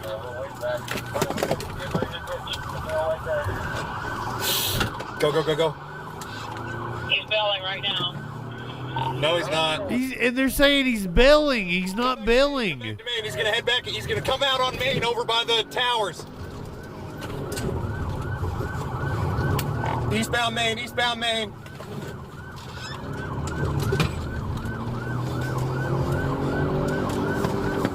It's gonna end at a porn store. Got it. Take it, take it, take it. Oh, can't right now. Watch out, watch out, watch out. Left, left, left, left. I gotcha. I gotcha. You're good, you're good, you're good. He's missing a tire. Southbound Elm Creek. They almost hit so many. Take him at the wall, take him at the wall. Civilians, just oncoming traffic. Take him, take him. Take him. This is like a little Chevy Cruise. Still. 3 male black striper hat on the gonna go for it. jeans. Male black is the one with the male black white hoodie has a gun. Mission 5 unsuccessful. White hoodie has a gun. You are not supposed to do pit maneuvers on roads like this because you will kill somebody. Chopper's airing out on channel 6. It's in Columbus, Ohio. Left lane, ready to cross the. Good, good. Go, go, go. You're good, good, good, good, good, good, good. He's lost a wheel. That's 11. He just lost a wheel. We're still southbound out. Yes, you're gonna see the tire come across the road. We're gonna be at Lions Den, bailing, bailing, bailing, bailing.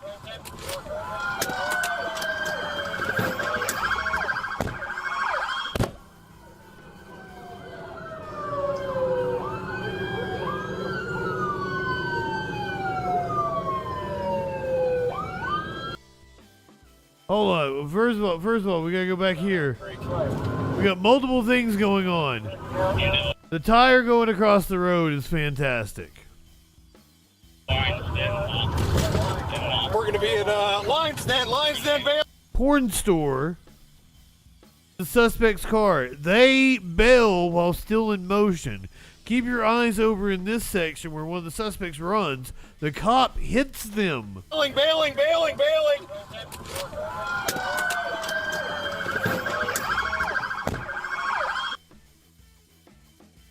Just runs him the fuck over.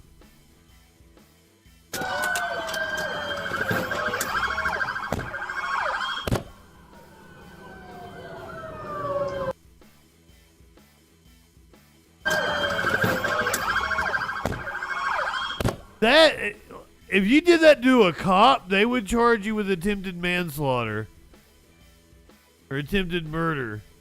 They absolutely would. Now, this is my favorite part of the chase.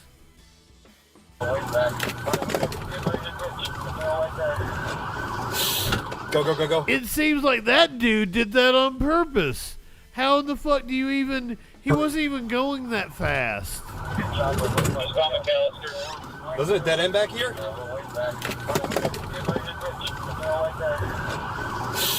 Go, go, go, go. He's bailing right now. No, he's not. Come back to Main, come back to Main. He's gonna head back. He's gonna come out on Main over by the... Why did the dispatcher say that he was bailing? He clearly wasn't. Who gave her that information?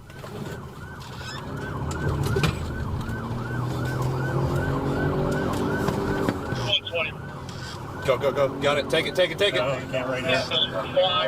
Watch out, watch out, watch out. Left, left, left, left. I gotcha. I gotcha. You're good, you're good, you're good. He's missing a tire. Southbound Elm Creek. Oh yeah, like they almost T-boned that cop. Take him, take him, take him, take him, take him, take him. Take him. Take him. You're right, Sprunk. Southbound Allen Creek still. 3 male black striper hat on the gonna go for it. jeans. Male black is the one with no black, white hoodie has a gun. Mission 5, unsuccessful. White hoodie had a gun.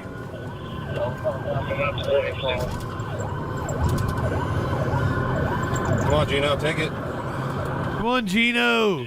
Take it. Here for Aaron. Chopper's Aaron on Channel 6. For southbound Elm Creek. It's amazing that no civilian died in this. Good.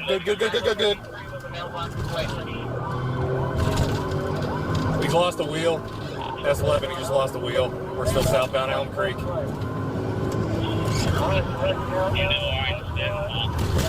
The Lion's Den. Lion's Den, bailing. And you gotta love that they knew it was the Lion's Den. I take it they get called there often. Oof.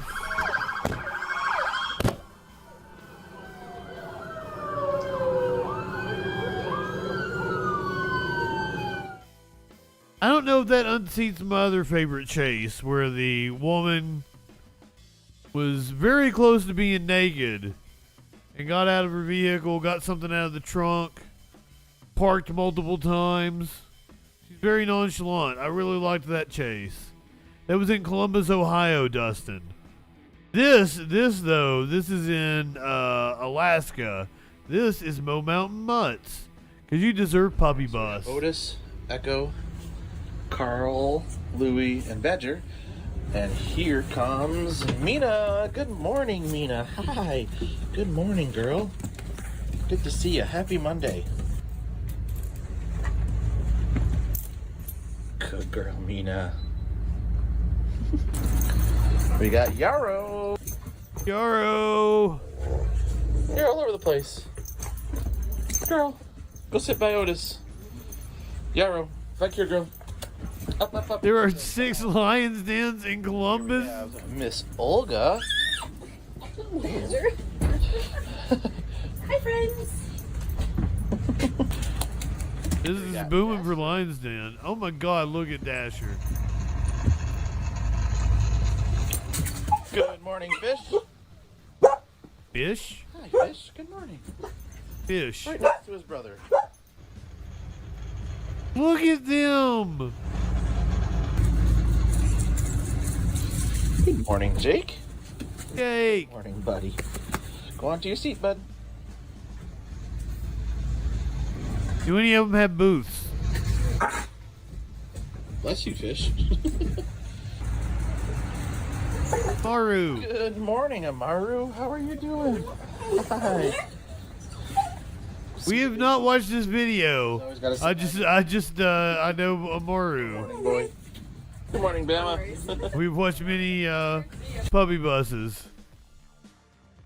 All right, so we got Otis, Echo, Carl. Oh no, I always a Lion's Den is like a video store and Morning, Mina. butt plugs and Morning, lubes and Good to see you. probably have some lingerie, and I would assume they might have booths. Good girl, Mina. I don't like know specifically.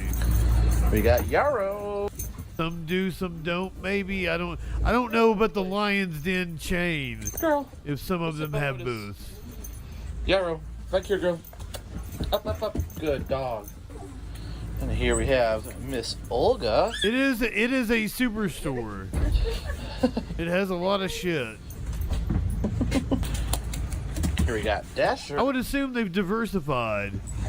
Sylph, go ahead, light one up, tip one back. Hey, I'm out of here too, cause we gotta get some food in me. Find somebody to raid.